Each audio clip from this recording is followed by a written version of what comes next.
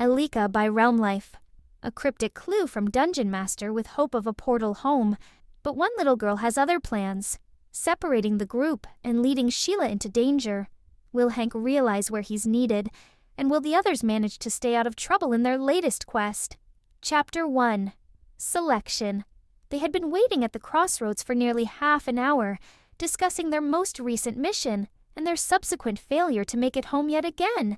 Bobby had recited the whole story of their last encounter to Uni, who had been cowering out of sight throughout most of the action, getting gradually louder and louder, until Sheila had intervened, telling him to keep it down. The barbarian had done as he was told, and the topic had then moved on to some of their previous adventures, and then back further as they discussed their lives before the realm. Sheila had said very little, happy to sit back and listen, glad that none of them seemed overly disappointed about still being stuck here. There was a lull in the conversation, the only noise being the sounds of nature surrounding them, the birds singing, insects buzzing or clicking, and the running water from the river. She knew it wouldn't last, and, right on cue, they began talking again. "Eric, what was it the Dungeon Master said again?" asked Presto. "Some garbage about lost and found," his friend snapped. "Eric," Diana warned, "play nice." He scowled, but answered the question in a dull monotone. "You must find that which is lost, but does not know that it is lost, and those who seek but do not know that they seek. Combined, the power to send you home exists, if you should choose to use it." "How can something be lost if it doesn't know it's lost?" queried Bobby. "Mia?" added Uni. "I don't know, Bobby," Sheila answered, "but I'm sure we'll figure it out." No one commented on this, and they all remained quiet for a short while until Eric broke the silence. "How much longer do we have to wait here anyway?" Diana glared at him, obviously frustrated at him repeatedly asking the same thing. Sheila sighed softly. "I'll go and see what's taking so long." She slowly got to her feet, brushed the dry bits of grass from her dress and cloak, and began walking back towards the town that they had exited a short while ago. Hank had been trying to leave for the last 10 minutes, but the mayor of Chand had continually delayed him. First with his repeated thanks at the help his town had received, then by the unnecessary apologies and expressions of regret about the portal's collapse. After politely refusing offers of staying longer for a 4th time, the ranger was able to shake the man's hand as he said his final farewell. He left the house carrying a large sack filled with supplies, and was pleasantly surprised to see the thief waiting for him. "Is anything wrong?" he asked. She shook her head. Some of the others were getting a little impatient, and so she didn't need to finish. He could easily guess which member of their group she was referring to. "Don't worry about it," she added. "Would you really expect anything else?" "With Eric, the day he stops complaining is the day I start worrying," he stated with a smile. She laughed at his reply and gave him a knowing look before they began moving, chatting cheerfully as they walked. Hank followed Sheila's lead as they made their way out of the small town to where she had left the others waiting. As they approached the river, he noticed a look of concern flash across her face. "Oh, Sheila?" She turned to him in confusion. "They were right there," she exclaimed. "Something must have happened," he said with a frown. "Unblumis." The ranger looked at her, and she immediately raised her hood, acting upon his unspoken warning that they should be careful. He handed her the bag he had been carrying, watching as it vanished from sight, and then continued walking until he reached the water's edge, trusting that Sheila would follow. "There doesn't seem to be any sign of a struggle," he voiced aloud, as much to reassure himself as the invisible thief. A movement caught his eye, and he turned to see a small girl. She appeared to be about the same age Bobby, and she was striding purposely towards him. She wore a simplistic green dress which matched her eyes, and her untidy blonde hair hung loosely around her face. Hank opened his mouth to address her, and Sheila saw the child as soon as she emerged from the reeds. She did not consider her to be a threat, but remained concealed, and watched as she approached the ranger, waiting to see what he would do. To her surprise, he did nothing. The girl was standing directly before him, staring at him, and he was just staring back, completely motionless. She silently walked up to the pair and saw the glazed look in Hank's eyes as she circled them. From the triumphant expression on the child's face, Sheila knew that it was obviously her doing. She turned her attention back to the ranger, and as she did so, the girl darted off, back to the spot Sheila had first seen her appear from. The thief stood still for a moment as she tried to decide what she should do next. Follow the child and confront her, or stay where she was with Hank. She tentatively placed her hand on the ranger's arm, and upon receiving no response, she tightened her hold, shaking him gently. Next, she tried whispering his name, but this too had no effect. This is getting me nowhere, she thought ruefully. She had no idea what had been done to him, how long it would last, or if he would be stuck like that until the child returned to release him. Sheila took one last look at Hank's immobile form before creeping carefully to where the girl had hidden. She wanted answers. First, she wanted to know what had happened to the ranger, and then she wanted information about her friend's disappearance, something which she was sure the child was also responsible for. Even though the thief knew where to look, it still took her a few seconds to catch sight of the girl. The green dress she wore blending in well with the tall grasses of the riverbank. Her eyes were fixed on the road leading from the town, and Sheila realized that the girl was watching for her return. She carefully shifted her position and quietly placed the food sack she was still carrying on the ground. She was now directly behind the child and, still cloaked, she reached forward and grabbed her. "What have you done to him?" she demanded. The girl screamed and struggled violently, forcing Sheila to take several steps back until she tripped over the bag she had deposited only a few moments ago. Her hood flew back as she fell, and the child took full advantage of the situation and twisted free. Sheila hastily sat up, and her eyes locked with those of the child. Hank blinked a few times to clear his head and looked around. He counted a total of 3 paths leading away from the area, excluding the one he had just taken from Chand. He half considered going back that way to stay a few more days, as the people had been so friendly. But he quickly dismissed the idea. He had a journey to continue. He took another look and appraised his options. The route towards the hills in the north did not appear to have been used very often, being very overgrown, so he promptly disregarded it. The second, heading northwest, was more worn, and it looked like someone had gone that way recently. He could make out 3 or 4 different sets of footprints, and even some small hoof prints in the dusty ground. The final trail to the south was the most used. He settled on that one and set a brisk pace as he continued his search. As he walked, he vaguely wondered what it was that he was looking for, but something told him that he would somehow know it when he found it. Sheila closed her eyes for a few seconds before slowly opening them again. She turned her head and caught sight of the small child she was seeking, half hidden in the reeds. "Elleeka, look at the state of you," she exclaimed, taking in the girl's wild appearance. "Come here." Elleeka approached and sat down directly in front of her as indicated. Sheila had pulled a hairbrush from her pocket and slowly worked it through the tangled blonde mess, carefully teasing out the knots. "I leave you alone for 5 minutes," she gently scolded as she finished. "I'm sorry," the girl mumbled. "Are you mad at me?" "No, I'm not mad," Sheila assured her. "I just wish you could stay out of trouble." Elleeka turned her head and grinned, at which Sheila shook her head and smiled. She then got to her feet and held out her hand to the child. "Come on, you. Let's go home." Elleeka quickly jumped up and, with the girl held firmly in one hand and a bag full of food in the other, Sheila began walking along the narrow hillside path to the north, picking her way through the long grasses and shrubs as she went. Chapter 2. Just Another Day. Sheila and Elleeka did not rush as they made their way up the hillside. They walked hand in hand, enjoying the warmth offered by the suns, and appeared perfectly content. The little girl was clearly very happy, as she skipped along, humming a tune as she went. Even with the stop they had made for lunch, it was only mid-afternoon when they reached the small, run-down cottage that they both called home. Sheila had been very quiet during their journey. She knew that the 2 of them had been away, but for some reason she couldn't seem to remember how long they had been gone, or for that matter, where they had been.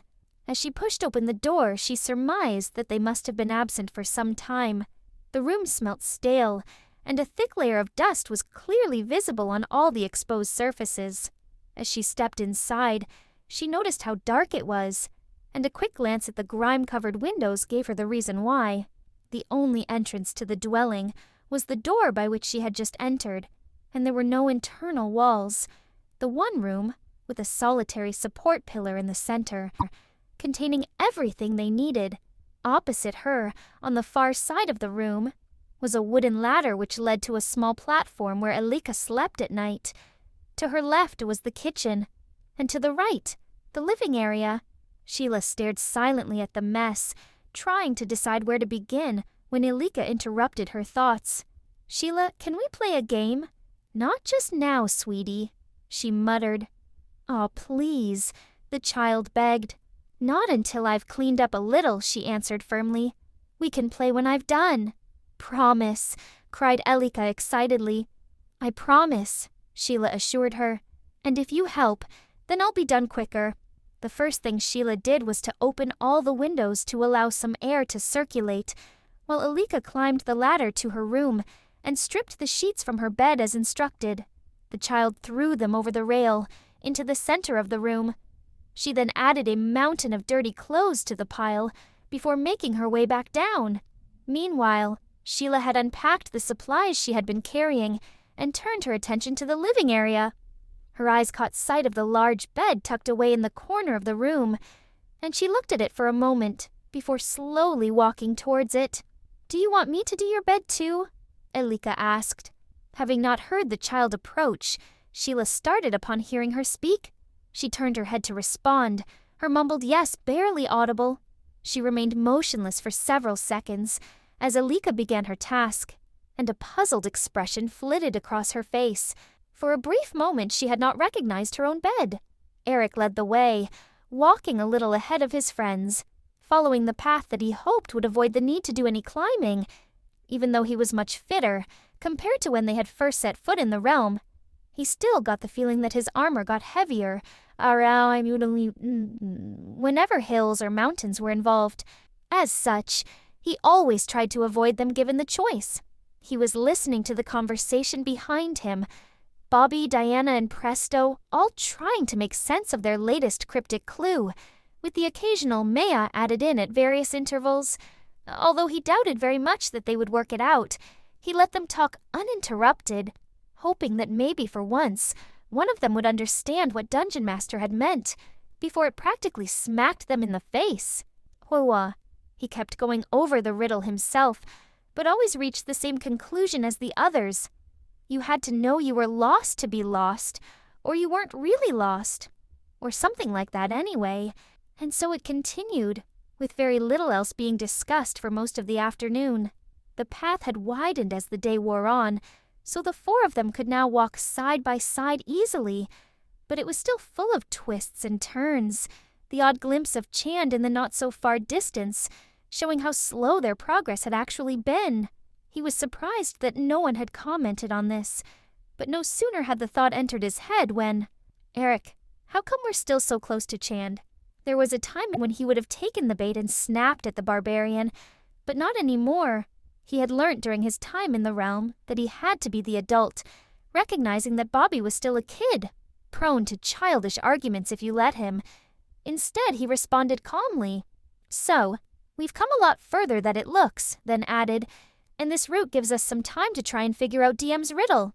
The barbarian nodded in acknowledgement. Eric also noted the smile he got from Diana for his reply, and smiled himself, always pleased when he managed to impress her. He had hoped that that would be the only awkward question he would be asked, but Bobby had not finished yet, his next being far more difficult. "Do you think we'll ever get home?" The desperation was obvious from the tone of his voice, and Eric was at a loss. What could he say? He knew what he should say, and most of the time he was able to respond as required, but for some reason he couldn't find the words. Thankfully, Diana stepped in, offering the comfort that the barbarian needed, reassuring him that he would see his parents and sister again soon. A bitter though crossed Eric's mind at the mention of Sheila. She was safe at home, along with Hank, while they were stuck here, It wasn't like it was their fault, but he couldn't help but envy their choice not to go on the Dungeons and Dragons ride. He frowned. He could remember nearly every detail of that day, but not the reason why they had not joined him and the others on the ride.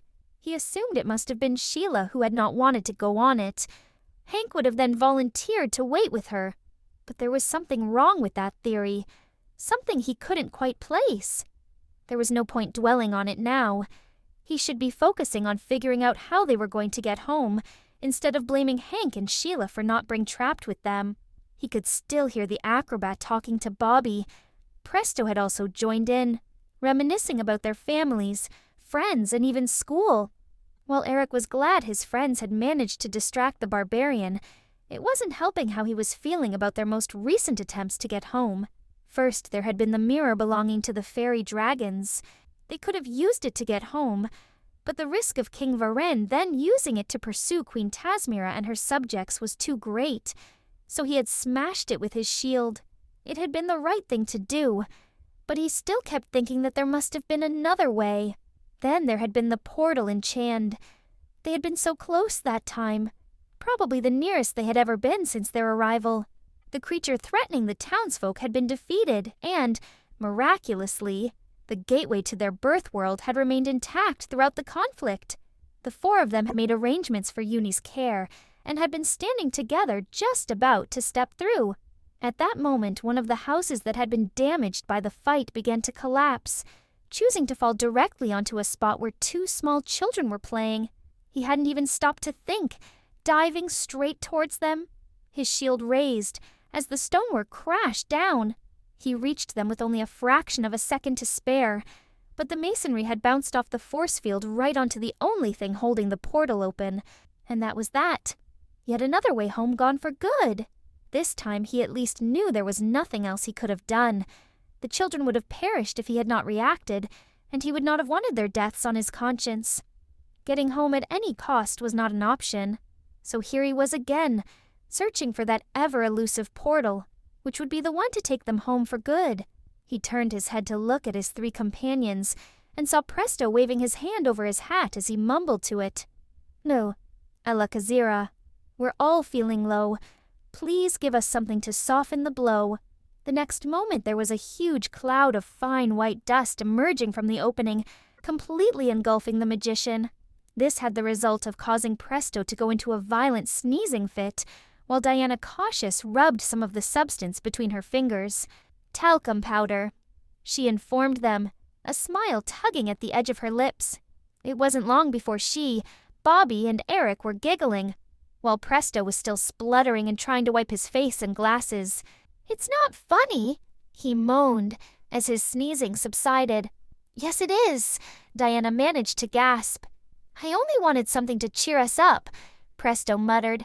"Idiot," Eric sighed, but on seeing how dejected the magician looked, he added, "But it did work, sort of." Presto looked up and grinned, an odd sight for someone covered from head to toe in talcum powder.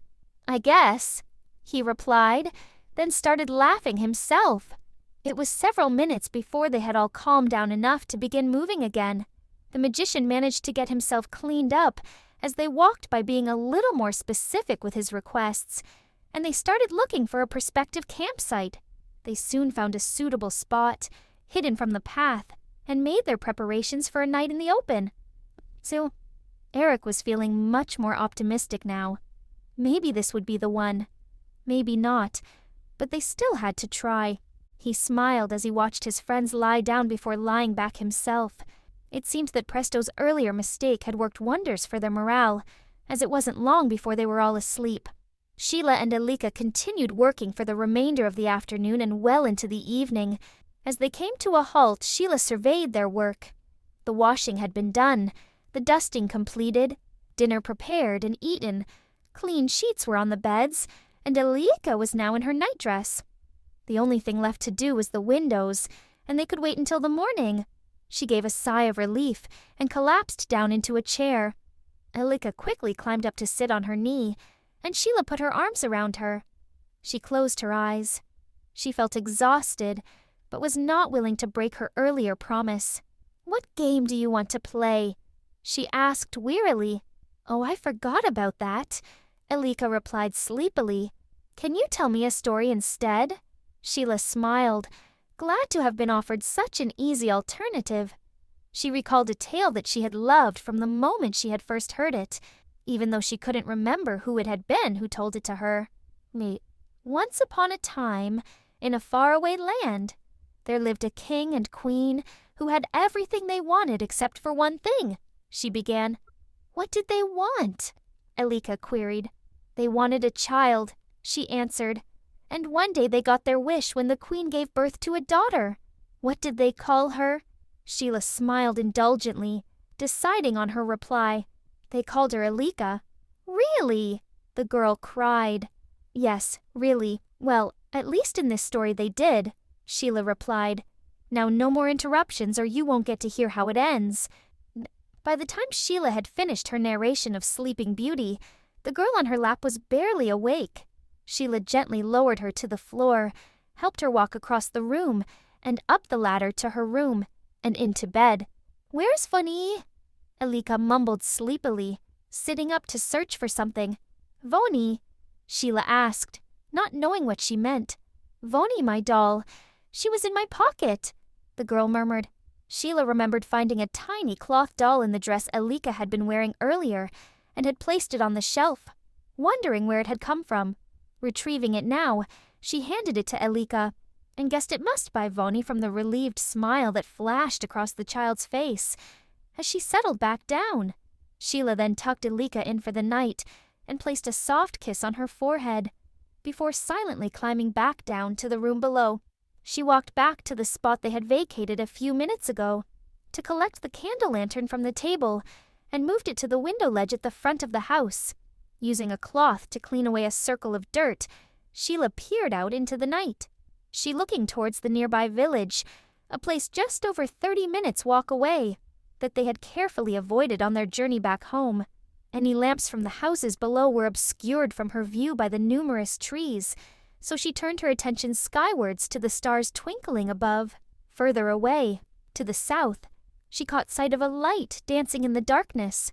She had not seen any buildings in that area when she had looked out earlier, so guessed that it might be a campfire rather than the light from someone's home. She found herself wondering about it. Was it a group of people or a lone traveler? She was drawn to the latter idea. A young man, all alone, searching for his princess. A princess with red hair and green eyes, maybe. She sighed softly and gave a whimsical smile. A princess with red hair, green eyes, and a little girl to take care of was not how it went in fairy tales. Well, a girl can dream, can't she? She thought to herself, and then added aloud, talking to the unknown figure in the darkness. Maybe you are my prince. She smiled again, grabbed the lantern and extinguished its light when she reached her bed, settling down for the night to dream of her mythical prince. Hank was sitting close to the small fire. He had been there for the last half hour, watching the stars appear in the night sky as the sunlight faded. The realm's moons were not visible tonight, hidden behind thick clouds, but that only served to make the lights in the distance appear brighter. One by one they vanished, until only one remained, a solitary beacon that had him transfixed. He couldn't be sure from this distance, but it seemed to him that this last light was not from Chand, but from some point farther up, on the hillside beyond. Perhaps it was someone out for a walk, but it didn't look like it was moving, so he surmised that it was simply a home set some way above the town. He shrugged his shoulders and, still watching the horizon, thought back to his journey from when he had left the crossroads that morning. It had been a quiet and uneventful day. He had set a brisk pace, but had covered a shorter distance than he had expected, due to the fact that he had been walking uphill the entire time. He had only seen a handful of people since he had set out, 2 or 3 who had been heading the opposite way, and later, a few fellow southbound travelers who he had overtaken. By now, they should have caught up with him, but he suspected that they would have detoured off the main trail to spend the night in an inn, rather than risk the open road. He had considered that option for himself, but chose instead to avoid any settlements, preferring the solitude for now. He had begun looking for a place to spend the night once the first sun had set, and discovered his current location as the third sun disappeared from view. He had quickly gathered wood for a fire in the remaining light before relaxing. Tired from a day's hard walking, he continued to watch the light in the distance, unable to take his eyes from it. It felt like it was calling to him somehow, beckoning him towards it. He laughed at the absurdity of the idea and forced himself to turn away. A moment later, he snapped his head back around to look again. It was as though someone had called out to him, like a siren's call, commanding that he obey. The light then flickered out, leaving the hillside shrouded in darkness. Damn, he muttered under his breath. He had just spent the entire day traveling away from that hill. Now he knew with absolute certainty that he should have been heading towards it, finding the source of the light and the person who had just called him. He lay down and closed his eyes, determined to get some rest and retrace his steps in the morning. Chapter 3. Playtime and a Picnic. 96, 97, 98. Elleeka counted breathlessly. "Keep going," Sheila encouraged, her fingers crossed behind her back as she watched. 99, 100, 101, 100 and oh! Elleeka stopped as her foot caught on the rope and tangled around her legs. "Well done," Sheila praised as she knelt down and tried, unsuccessfully, to pull the girl into a hug. "I did it! I did it!" Elleeka cried excitedly. "I did 100 without stopping." "I knew you could," Sheila replied, managing to finally give the child a cuddle. "It's your turn now," Elleeka stated, as she pulled away and held out the skipping rope to Sheila. "You know I'm not very good at this," she replied. "You promised," the girl reminded her. "Okay, but I won't get anywhere near 100, she commented, kicking off her shoes and taking the offered rope. The last time Sheila remembered using a skipping rope was when she had been about 10 years old, and it was only after 3 or 4 false starts that she finally got going. As she expected, she got nowhere near the 100 target, getting tangled up at 32 skips, much to Elleeka's delight. "I need a rest," she declared. "You have another go." Elleeka took the rope and set off skipping again, while Sheila sat a short distance away and watched. She began picking the daisies around her and started stringing them together. "What are you doing?" Elleeka asked, coming to sit beside her. "Making a necklace," Sheila replied, and reached forward to hang the completed chain around the girl's neck. "Oh, it's made of flowers," Elleeka exclaimed. "Can I have a go?" Sheila smiled as Elleeka watched, transfixed, while she was shown how to make a daisy chain. She quickly got the hang of it, and the pair sat quietly, each working on their own chains. Having been up early, completing the housework before dawn, followed by a busy morning of games with Elleeka, Sheila was making the most of the rest and, as her fingers worked, her mind began to wander. Her thoughts turned to her daydream from yesterday, of the mysterious stranger in the distance, with only his campfire for company. Having already decided that he was a young man, near her own age, she began adding extra details to her fantasy. Tall, dark, and handsome was her first, fleeting thought, but this was immediately amended to tall, fair, and handsome. She smiled to herself, picturing him in her mind, gazing at her with deep blue eyes and returning her smile. There was only one slight problem. He wasn't real, but that little fact hadn't stopped her from sneaking a quick peek out of the window just before dawn, hoping that the light would still be there. It had been no great surprise to find it gone, but she had not expected to feel quite so disappointed by its absence. However, despite knowing it was all imaginary, she resolved to still think about him. After all, it was not very probable that she would even see another person besides Elleeka this far north, let alone find love, so her dreams were all she had. She and Elleeka were isolated. Sheila was sure that the people of the nearby village had no reason to know of their existence, and she intended to keep it that way. Thinking of the village did have the effect of ending her more pleasant ideas. It was not a safe place to step foot in. The people who lived there were not friendly, at least as far as she remembered they weren't, and the village, along with its inhabitants, were to be avoided at all costs. "Sheila, can we have a picnic?" "What?" Sheila turned her head to face Elleeka, startled from her private contemplation by the little girl's question. "Can we have a picnic?" Elleeka repeated. Sheila considered her request briefly. They had plenty of supplies, and the suns were shining. It sounded like a perfect end to such an enjoyable day. "Okay," Sheila replied, getting to her feet and holding out her hand to Elleeka. "Let's go and get ready." "Yeah," Elleeka cried, springing up and taking the offered hand. "We can have pies and cakes and orange juice and sandwiches and strawberries and jelly and biscuits and sandwiches and—" "Whoa, slow down. We don't have half of those things," Sheila cut in. "And even if we did, there are only 2 of us. You'll have to make do with sandwiches, boiled eggs, apples, and juice." "Okay," Elleeka agreed cheerfully. "Come on, hurry up." She tugged free of Sheila's hand and ran towards the house. Sheila followed at a more leisurely pace and headed straight for the kitchen once inside. "Now, what would you like on your sandwiches?" Sheila asked, knowing full well what the answer would be. "Cherry jam!" Elleeka shouted, a big grin on her face. "Are you sure?" Sheila teased, already reaching for one of several jars from the cupboard. "Yep," Elleeka replied, nodding her head to emphasize her choice. Too excited to help, Elleeka chatted happily while Sheila prepared for their outing. "Can I go swimming?" Elleeka asked suddenly, already heading for the ladder to her room. "Not today," Sheila replied immediately. "Why?" Elleeka queried. "Because last time you wouldn't come out of the water, and I ended up having to go in and get you. That's why." "I'll be good this time," Elleeka stated. "It's too late in the day for swimming," Sheila added. "Your hair won't have time to dry before bedtime." "Please," Elleeka begged. "Not today," Sheila answered firmly. "We can go back to the pool tomorrow morning instead." "But," the girl began. "No buts, kiddo.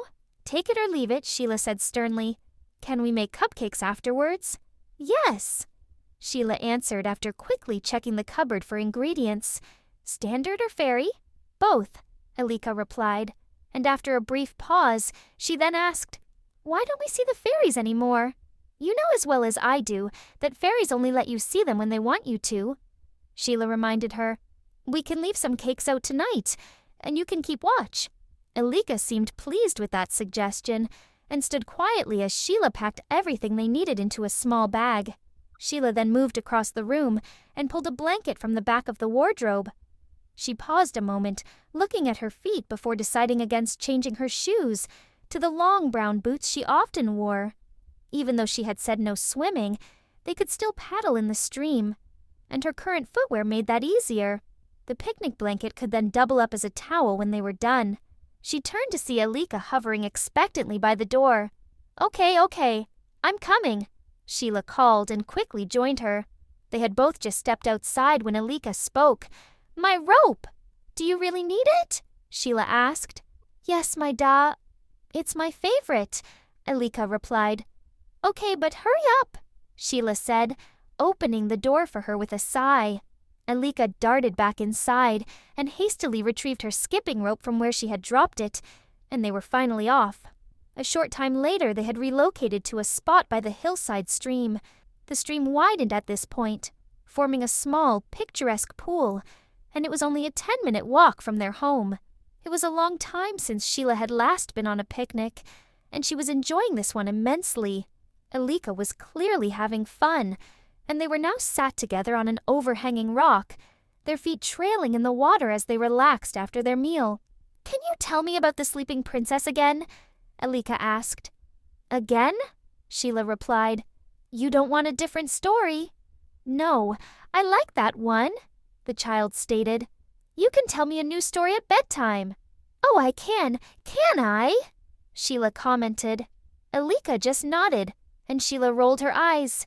"Okay, Sleeping Beauty it is then." Sheila got all the way through the tale without interruption, but Elleeka began asking questions as soon as it ended. How did the prince know about the princess after 100 years? "What do you mean, how did he know?" Sheila queried. "How did he know she was there? Who told him?" Elleeka clarified. "I'm not sure," Sheila replied, But I like to think the fairies told him in a dream. Elleeka appeared to consider this for a moment before answering. I think the fairies told him too, she agreed. Are all the stories you know about princes and princesses? Sheila smiled. No, not all of them. But they're the ones I like best, she admitted. Why do you like them the best? Elleeka asked. Oh, I don't know, Sheila replied. The romance, the chivalry, the enchantment. Her smile became more wistful, and she leaned back, coming to rest on the soft grass behind her. Elleeka copied her move, so that the pair lay side by side, looking at the sky, their legs dangling over the edge of the bank, their feet still in the water. The hero dashing to the rescue, Sheila continued. The first kiss, the happily ever after. Do they always kiss? Elleeka asked. Of course, Sheila replied, turning slightly to face the girl. The hero always gets to kiss the heroine, she whispered. It's a kind of unwritten law. Sheila watched as Elleeka seemed to think about this and smiled. The girl looked so serious, a barely audible "oh" being the only verbal response to this new information. Well, well, well, what do we have here? Both Sheila and Elleeka sat up quickly and turned to find 3 men heading towards them. Sheila's hand instinctively reached for the hood of the blue cloak that she always wore outdoors, but did not finish the move. While she would have easily been able to disappear had she been alone, there was Elleeka to consider, so she remained visible. Sheila had never seen anyone else this high up the hillside before, so had not been as alert as she usually tended to be. In fact, she had been so relaxed. She hadn't even heard the men's approach until they had actually spoken. As the men came to a halt, Sheila scrambled to her feet, practically dragging Elleeka up with her, and clutched the child's hand protectively. The man who had spoken was tall, of a heavy build, had light brown hair, and, like his companions, had a large hunting knife strapped to his waist. He also smelt strongly of beer, which would explain why he appeared to sway slightly as he stood. Sheila glanced at the other 2 men. One of them looked to be in a similar state of intoxication, and, although of a small stature, he was still much bigger than she was. He also bore a strong physical resemblance to the first, with the same light brown hair, a similar facial structure, and dark, leering eyes, so Sheila guessed they were brothers. The last man, with jet black hair, at least looked sober. He was the smallest of the 3, but something about the way he stood told Sheila that he was the one in charge. They had to be from the village, and, knowing that meant trouble, she decided a quick exit was called for. We were just leaving, Sheila said, her voice shaking more than she would have liked. She made a tentative step to her left, hoping to circle the men and collect their belongings, which were unfortunately behind the trio. Why the hurry? The first man slurred, taking a step to his right to block their path. Kiki. Sheila felt Elleeka squeeze her hand tightly, and she squeezed back gently, wanting to reassure her. Trying to stay calm herself, she kept her tone friendly as she responded, turning her gaze momentarily south as she did so, hoping to give the impression that they did not live so close by. It's getting late and we need to get home before nightfall. I thought witches liked the dark. The second man jeered. Please, we'll just collect our things and be on our way, Sheila stated. Not so fast, the dark-haired man growled, speaking for the first time. He glared at them. Sheila shuddered upon seeing what could only be described as pure hatred in his eyes, and Elleeka gave a little squeak of terror. You plague our crops, bewitch our people, torment our village, and you think we'll just let you be on your way? He sneered. Grab them. The 2 brothers darted forward, but Sheila was quicker. She ducked out of reach and pulled Elleeka out of harm's way at the same time. Run! Sheila called, unnecessarily, as both she and Elleeka headed for the woods. Sheila had counted on being able to talk their way out of trouble, making a dash for it being a last resort. As it was, they had had no choice, but running barefoot across rough ground was not a good idea. She gritted her teeth as stones and twigs cut into her feet, and Elleeka cried out in pain as they ran.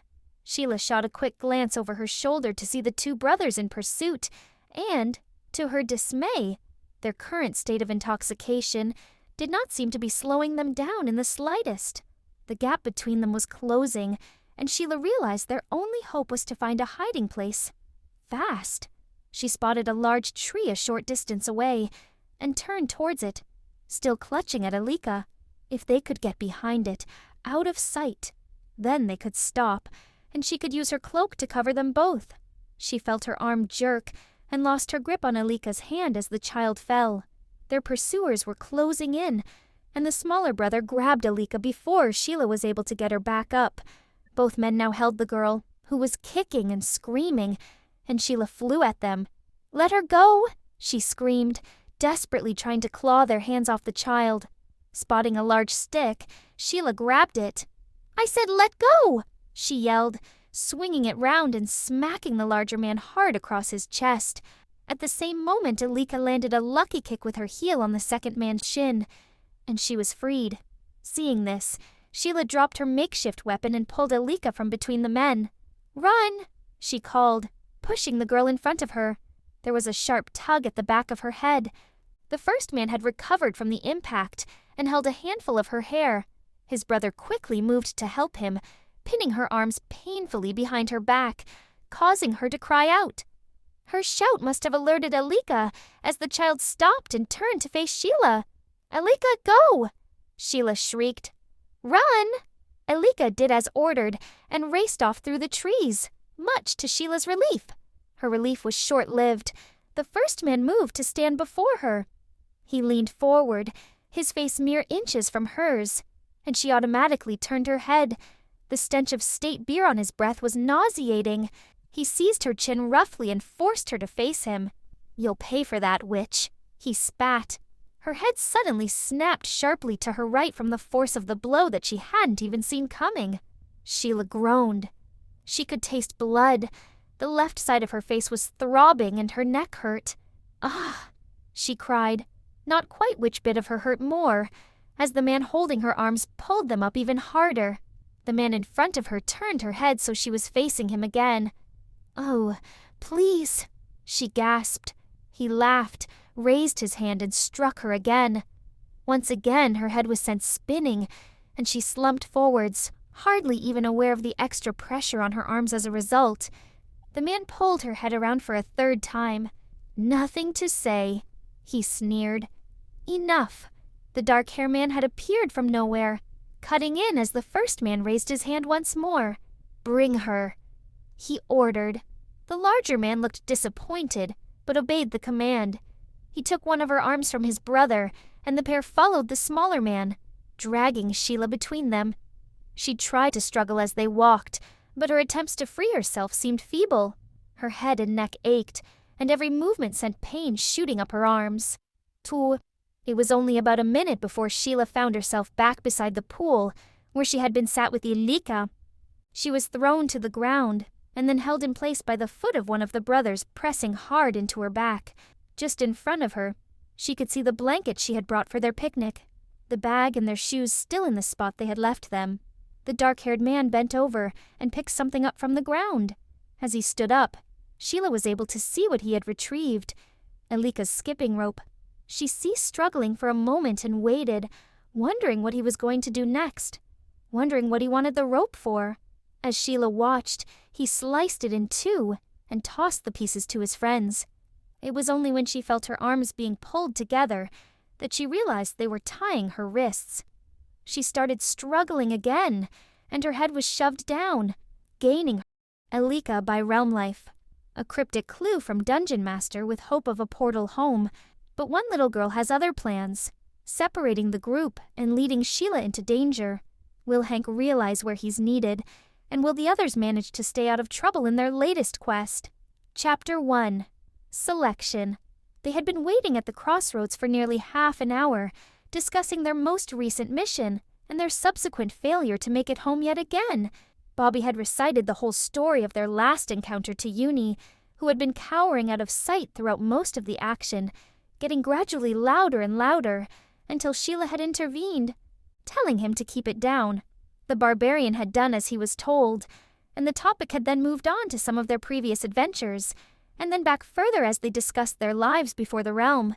Sheila had said very little, happy to sit back and listen, glad that none of them seemed overly disappointed about still being stuck here. There was a lull in the conversation, the only noise being the sounds of nature surrounding them, the birds singing, insects buzzing or clicking, and the running water from the river. She knew it wouldn't last, and, right on cue, they began talking again. "Eric, what was it the Dungeon Master said again?" asked Presto. "Some garbage about lost and found," his friend snapped.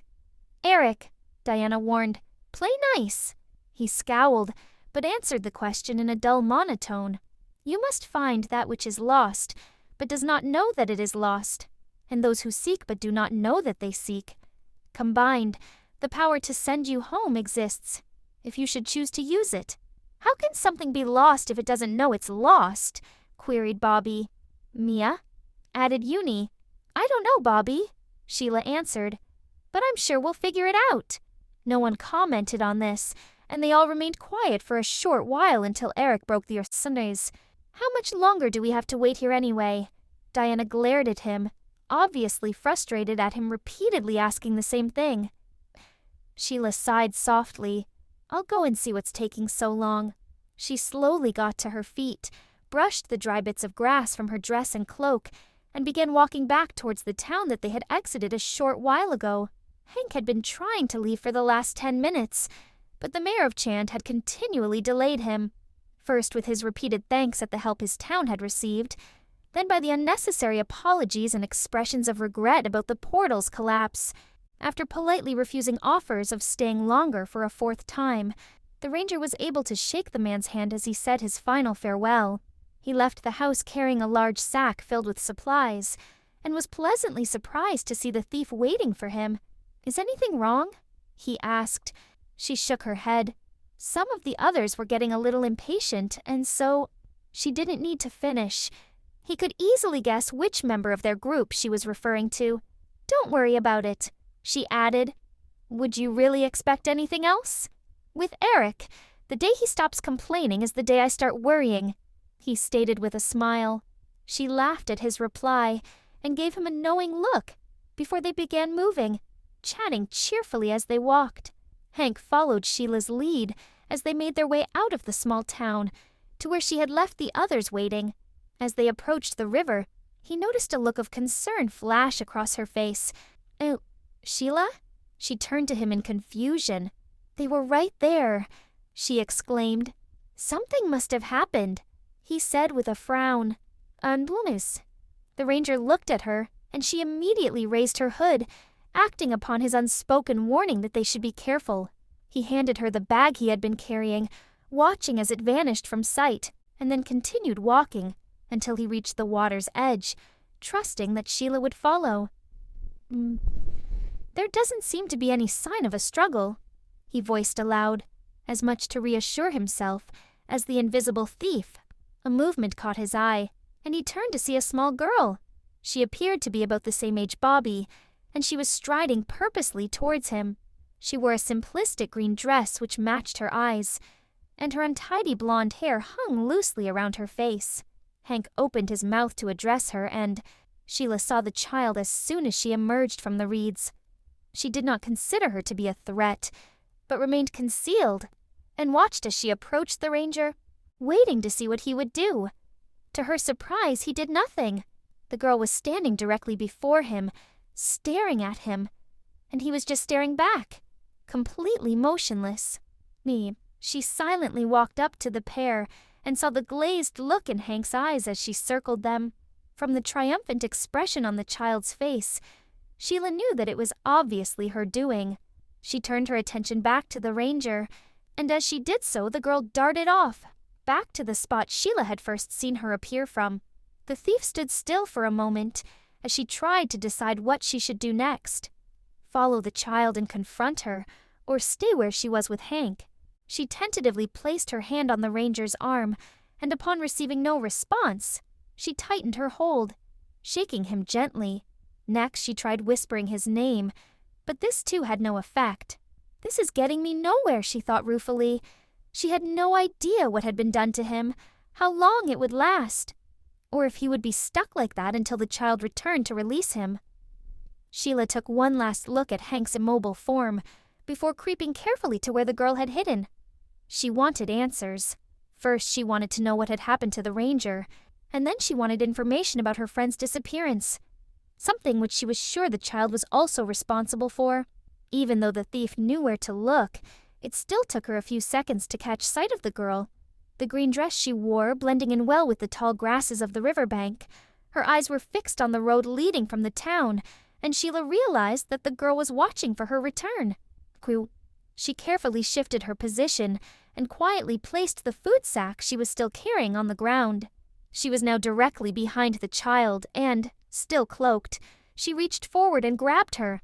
"What have you done to him?" she demanded.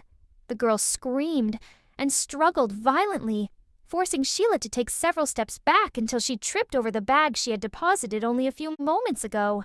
Her hood flew back as she fell, and the child took full advantage of the situation and twisted free. Sheila hastily sat up, and her eyes locked with those of the child. Hank blinked a few times to clear his head and looked around. He counted a total of 3 paths leading away from the area, excluding the one he had just taken from Chand. He half considered going back that way to stay a few more days, as the people had been so friendly. But he quickly dismissed the idea. He had a journey to continue. He took another look and appraised his options.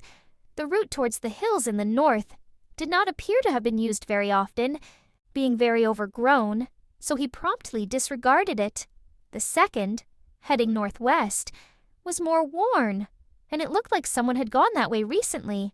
He could make out 3 or 4 different sets of footprints, and even some small hoof prints in the dusty ground.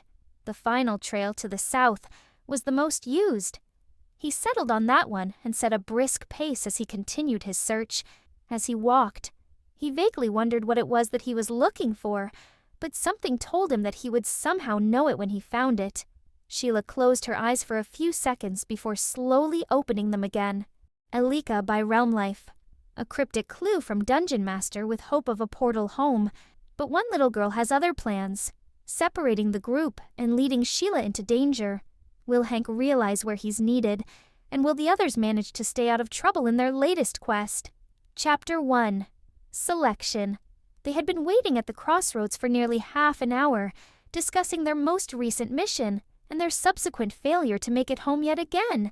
Bobby had recited the whole story of their last encounter to Uni, who had been cowering out of sight throughout most of the action, getting gradually louder and louder, until Sheila had intervened, telling him to keep it down. The barbarian had done as he was told, and the topic had then moved on to some of their previous adventures, and then back further as they discussed their lives before the realm. Sheila had said very little, happy to sit back and listen, glad that none of them seemed overly disappointed about still being stuck here.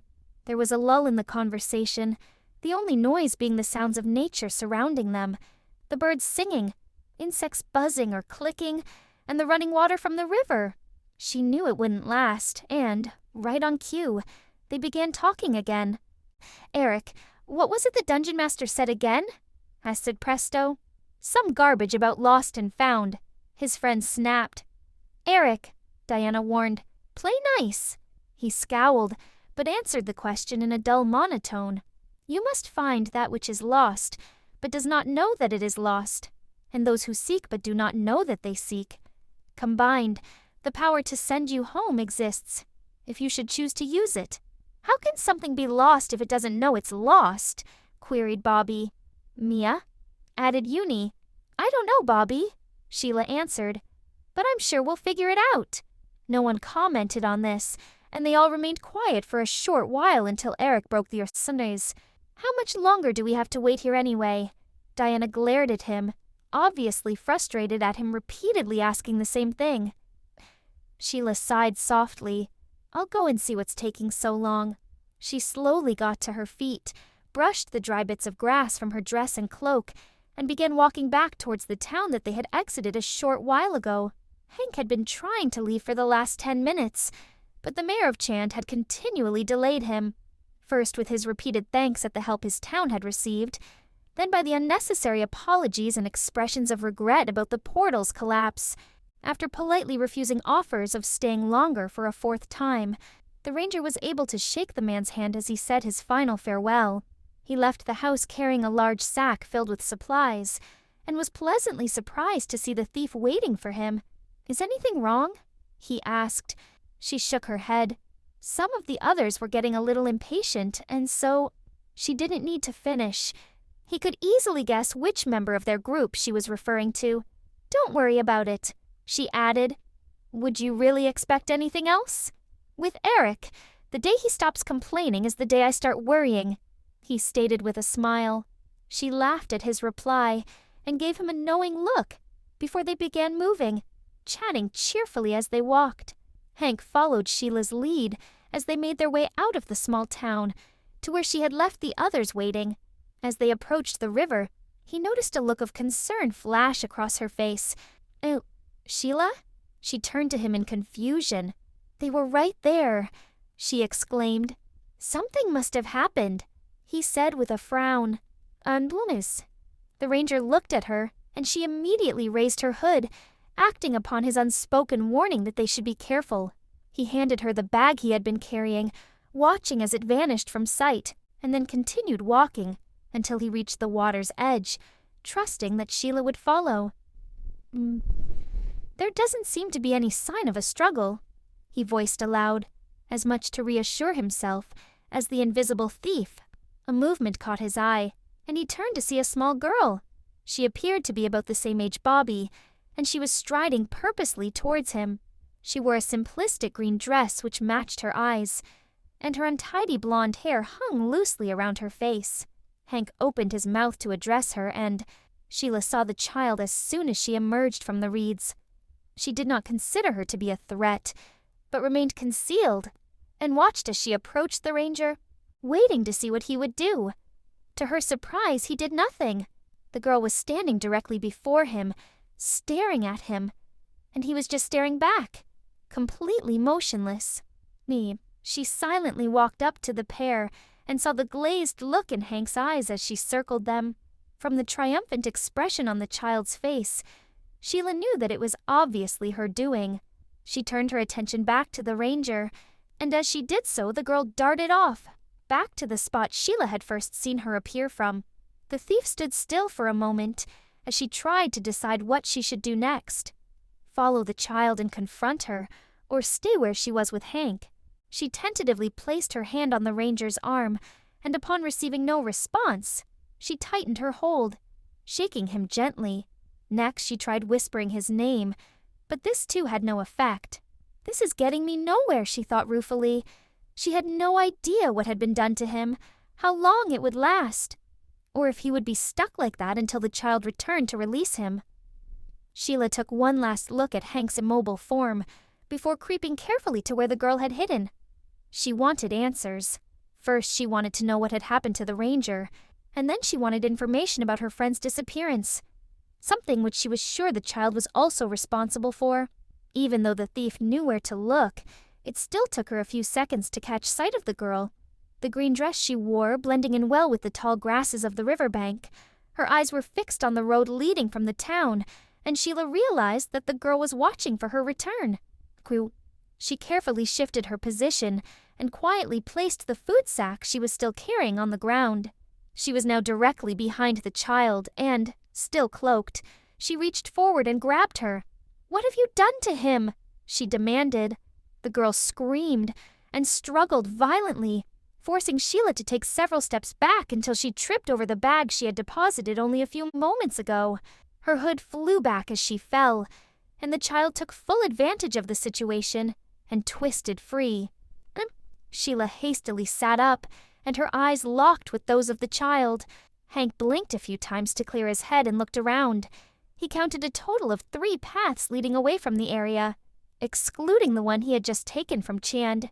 He half considered going back that way to stay a few more days, as the people had been so friendly. But he quickly dismissed the idea. He had a journey to continue. He took another look and appraised his options. The route towards the hills in the north did not appear to have been used very often, being very overgrown, so he promptly disregarded it. The second, heading northwest, was more worn, and it looked like someone had gone that way recently. He could make out 3 or 4 different sets of footprints, and even some small hoof prints in the dusty ground. The final trail to the south was the most used. He settled on that one and set a brisk pace as he continued his search. As he walked, he vaguely wondered what it was that he was looking for, but something told him that he would somehow know it when he found it. Sheila closed her eyes for a few seconds before slowly opening them again. She turned her head and caught sight of the small child she was seeking, half hidden in the reeds. "Elleeka, look at the state of you," she exclaimed, taking in the girl's wild appearance. "Come here." Elleeka approached and sat down directly in front of her as indicated. Sheila had pulled a hairbrush from her pocket and slowly worked it through the tangled blonde mess, carefully teasing out the knots. "I leave you alone for 5 minutes," she gently scolded as she finished. "I'm sorry," the girl mumbled. "Are you mad at me?" "No, I'm not mad," Sheila assured her. "I just wish you could stay out of trouble." Elleeka turned her head and grinned, at which Sheila shook her head and smiled. She then got to her feet and held out her hand to the child. "Come on, you. Let's go home." Elleeka quickly jumped up and, with the girl held firmly in one hand and a bag full of food in the other, Sheila began walking along the narrow hillside path to the north, picking her way through the long grasses and shrubs as she went. Chapter 2.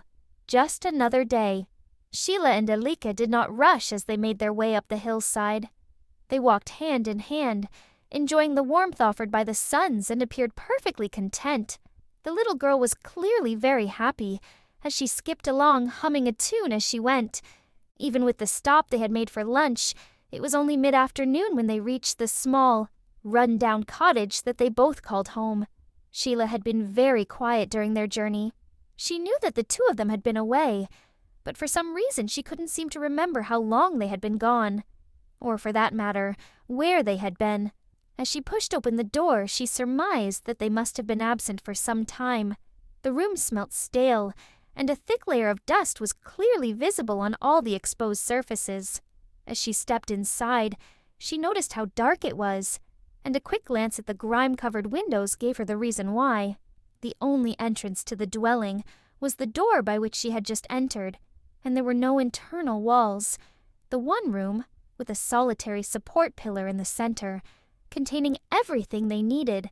Opposite her, on the far side of the room, was a wooden ladder which led to a small platform where Elleeka slept at night. To her left was the kitchen, and to the right, the living area. Sheila stared silently at the mess, trying to decide where to begin when Elleeka interrupted her thoughts. "Sheila, can we play a game?" "Not just now, sweetie," she muttered. "Aw, please," the child begged. "Not until I've cleaned up a little," she answered firmly. "We can play when I've done."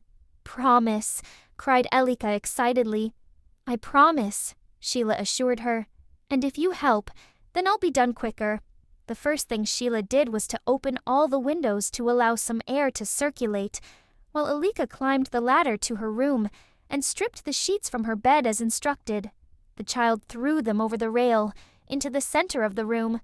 She then added a mountain of dirty clothes to the pile before making her way back down. Meanwhile, Sheila had unpacked the supplies she had been carrying and turned her attention to the living area. Her eyes caught sight of the large bed tucked away in the corner of the room, and she looked at it for a moment before slowly walking towards it. "Do you want me to do your bed too?" Elleeka asked. Having not heard the child approach, Sheila started upon hearing her speak.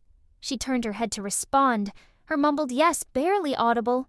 She remained motionless for several seconds as Elleeka began her task, and a puzzled expression flitted across her face.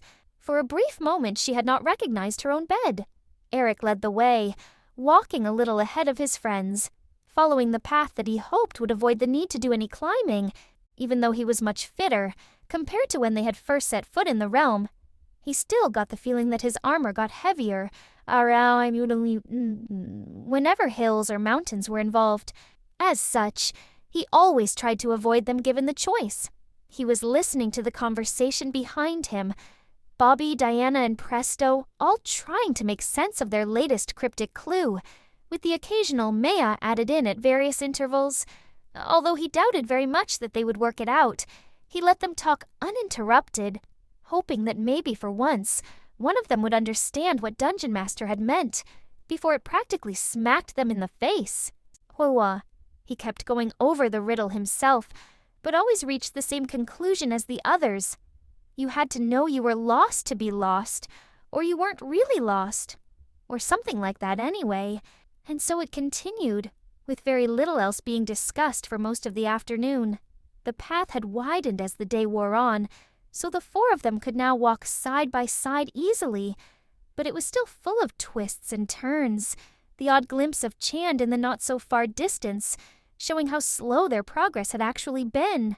He was surprised that no one had commented on this, but no sooner had the thought entered his head when, "Eric, how come we're still so close to Chand?" There was a time when he would have taken the bait and snapped at the barbarian, but not anymore. He had learnt during his time in the realm that he had to be the adult, recognizing that Bobby was still a kid, prone to childish arguments if you let him. Instead, he responded calmly, "So, we've come a lot further than it looks," then added, "and this route gives us some time to try and figure out DM's riddle." The barbarian nodded in acknowledgement. Eric also noted the smile he got from Diana for his reply, and smiled himself, always pleased when he managed to impress her. He had hoped that that would be the only awkward question he would be asked, but Bobby had not finished yet, his next being far more difficult. "Do you think we'll ever get home?" The desperation was obvious from the tone of his voice, and Eric was at a loss. What could he say? He knew what he should say, and most of the time he was able to respond as required, but for some reason he couldn't find the words. Thankfully, Diana stepped in, offering the comfort that the barbarian needed, reassuring him that he would see his parents and sister again soon. A bitter though crossed Eric's mind at the mention of Sheila.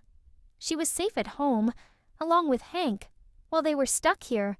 It wasn't like it was their fault, but he couldn't help but envy their choice not to go on the Dungeons and Dragons ride. He frowned. He could remember nearly every detail of that day, but not the reason why they had not joined him and the others on the ride. He assumed it must have been Sheila who had not wanted to go on it. Hank would have then volunteered to wait with her. But there was something wrong with that theory, something he couldn't quite place. There was no point dwelling on it now. He should be focusing on figuring out how they were going to get home, instead of blaming Hank and Sheila for not being trapped with them. He could still hear the acrobat talking to Bobby. Presto had also joined in, reminiscing about their families, friends, and even school. While Eric was glad his friends had managed to distract the barbarian, it wasn't helping how he was feeling about their most recent attempts to get home. First, there had been the mirror belonging to the fairy dragons. They could have used it to get home, but the risk of King Varen then using it to pursue Queen Tasmira and her subjects was too great, so he had smashed it with his shield. It had been the right thing to do, but he still kept thinking that there must have been another way. Then there had been the portal in Chand. They had been so close that time, probably the nearest they had ever been since their arrival. The creature threatening the townsfolk had been defeated, and, miraculously, the gateway to their birth world had remained intact throughout the conflict. The four of them had made arrangements for Uni's care, and had been standing together just about to step through. At that moment, one of the houses that had been damaged by the fight began to collapse, choosing to fall directly onto a spot where two small children were playing. He hadn't even stopped to think, diving straight towards them, his shield raised, as the stonework crashed down. He reached them with only a fraction of a second to spare, but the masonry had bounced off the force field right onto the only thing holding the portal open, and that was that. Yet another way home gone for good. This time he at least knew there was nothing else he could have done. The children would have perished if he had not reacted, and he would not have wanted their deaths on his conscience. Getting home at any cost was not an option, so here he was again, searching for that ever-elusive portal, which would be the one to take them home for good. He turned his head to look at his three companions, and saw Presto waving his hand over his hat as he mumbled to it. "No, Elleeka, we're all feeling low. Please give us something to soften the blow." The next moment there was a huge cloud of fine white dust emerging from the opening, completely engulfing the magician. This had the result of causing Presto to go into a violent sneezing fit, while Diana, cautious, rubbed some of the substance between her fingers. Talcum powder, she informed them, a smile tugging at the edge of her lips. It wasn't long before she, Bobby, and Eric were giggling, while Presto was still spluttering and trying to wipe his face and glasses. "It's not funny," he moaned as his sneezing subsided. "Yes, it is," Diana managed to gasp. "I only wanted something to cheer us up," Presto muttered. "Idiot," Eric sighed, but on seeing how dejected the magician looked, he added, "But it did work, sort of." Presto looked up and grinned, an odd sight for someone covered from head to toe in talcum powder. "I guess," he replied, then started laughing himself. It was several minutes before they had all calmed down enough to begin moving again. The magician managed to get himself cleaned up as they walked by being a little more specific with his requests, and they started looking for a prospective campsite. They soon found a suitable spot, hidden from the path, and made their preparations for a night in the open. So, Eric was feeling much more optimistic now. Maybe this would be the one. Maybe not, but they still had to try. He smiled as he watched his friends lie down before lying back himself. It seemed that Presto's earlier mistake had worked wonders for their morale, as it wasn't long before they were all asleep. Sheila and Elleeka continued working for the remainder of the afternoon and well into the evening. As they came to a halt, Sheila surveyed their work. The washing had been done, the dusting completed, dinner prepared and eaten, clean sheets were on the beds, and Elleeka was now in her nightdress. The only thing left to do was the windows, and they could wait until the morning. She gave a sigh of relief and collapsed down into a chair. Elleeka quickly climbed up to sit on her knee, and Sheila put her arms around her. She closed her eyes. She felt exhausted, but was not willing to break her earlier promise. "What game do you want to play?" she asked wearily. "Oh, I forgot about that," Elleeka replied sleepily. "Can you tell me a story instead?" Sheila smiled, glad to have been offered such an easy alternative. She recalled a tale that she had loved from the moment she had first heard it, even though she couldn't remember who it had been who told it to her. Once upon a time, in a faraway land, there lived a king and queen who had everything they wanted except for one thing, she began. "What did they want?" Elleeka queried. "They wanted a child," she answered. "And one day they got their wish when the queen gave birth to a daughter." "What did they call her?" Sheila smiled indulgently, deciding on her reply. "They called her Elleeka." "Really?" the girl cried. "Yes, really. Well, at least in this story they did," Sheila replied. "Now no more interruptions or you won't get to hear how it ends." By the time Sheila had finished her narration of Sleeping Beauty, the girl on her lap was barely awake. Sheila gently lowered her to the floor, helped her walk across the room, and up the ladder to her room, and into bed. "Where's Voni?" Elleeka mumbled sleepily, sitting up to search for something. "Voni?" Sheila asked, not knowing what she meant. "Voni, my doll. She was in my pocket," the girl murmured. Sheila remembered finding a tiny cloth doll in the dress Elleeka had been wearing earlier and had placed it on the shelf, wondering where it had come from. Retrieving it now, she handed it to Elleeka and guessed it must be Voni from the relieved smile that flashed across the child's face as she settled back down. Sheila then tucked Elleeka in for the night and placed a soft kiss on her forehead before silently climbing back down to the room below. She walked back to the spot they had vacated a few minutes ago to collect the candle lantern from the table and moved it to the window ledge at the front of the house. Using a cloth to clean away a circle of dirt, Sheila peered out into the night.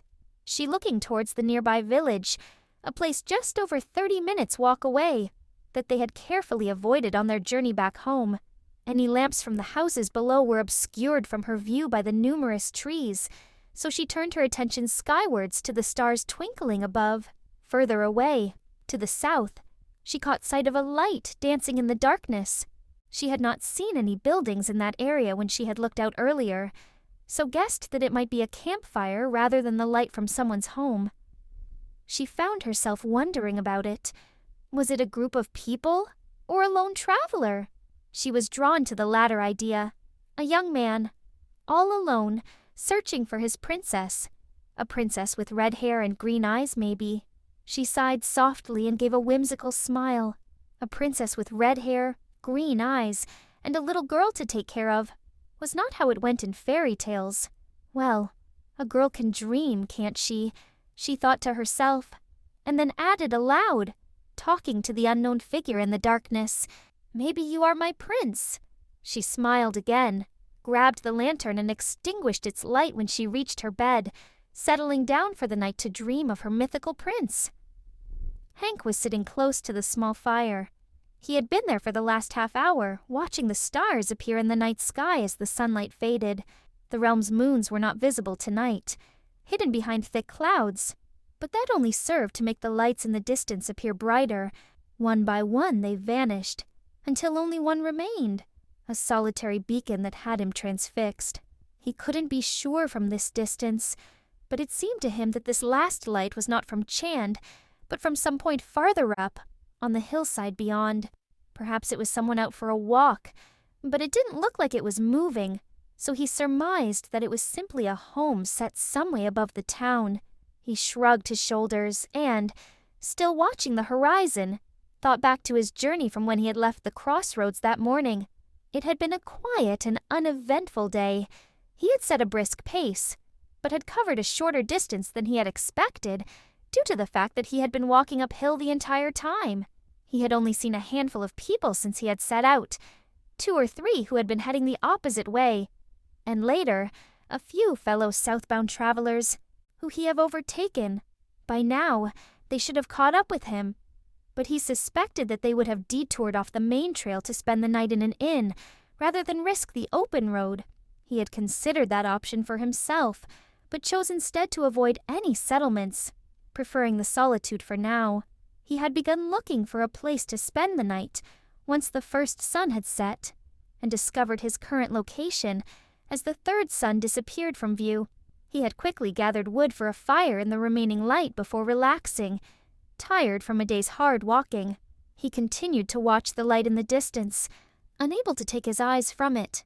It felt like it was calling to him somehow, beckoning him towards it. He laughed at the absurdity of the idea and forced himself to turn away. A moment later, he snapped his head back around to look again. It was as though someone had called out to him, like a siren's call, commanding that he obey. The light then flickered out, leaving the hillside shrouded in darkness. Damn, he muttered under his breath. He had just spent the entire day traveling away from that hill. Now he knew with absolute certainty that he should have been heading towards it, finding the source of the light and the person who had just called him. He lay down and closed his eyes, determined to get some rest and retrace his steps in the morning. Chapter 3.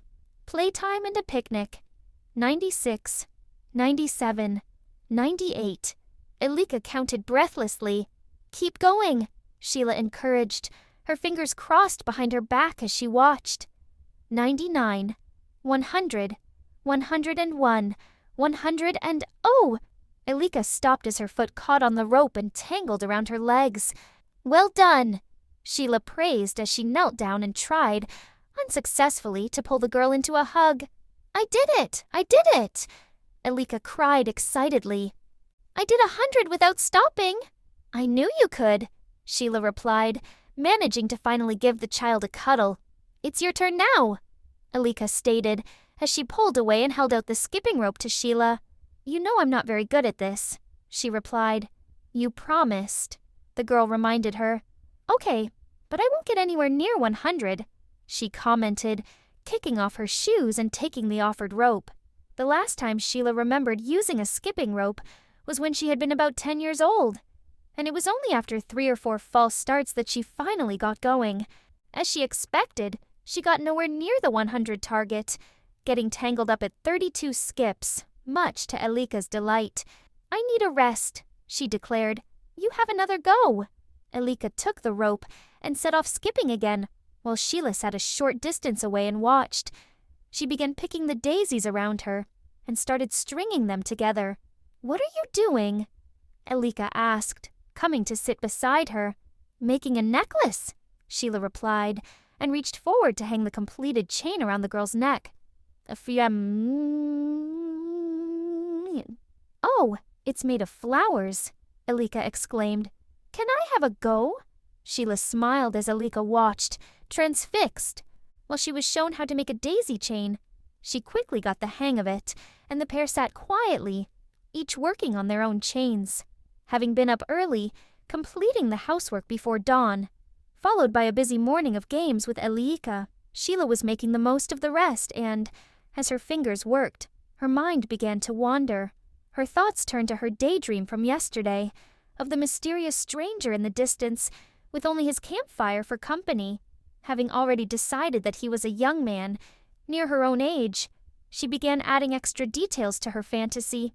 Tall, dark, and handsome was her first, fleeting thought.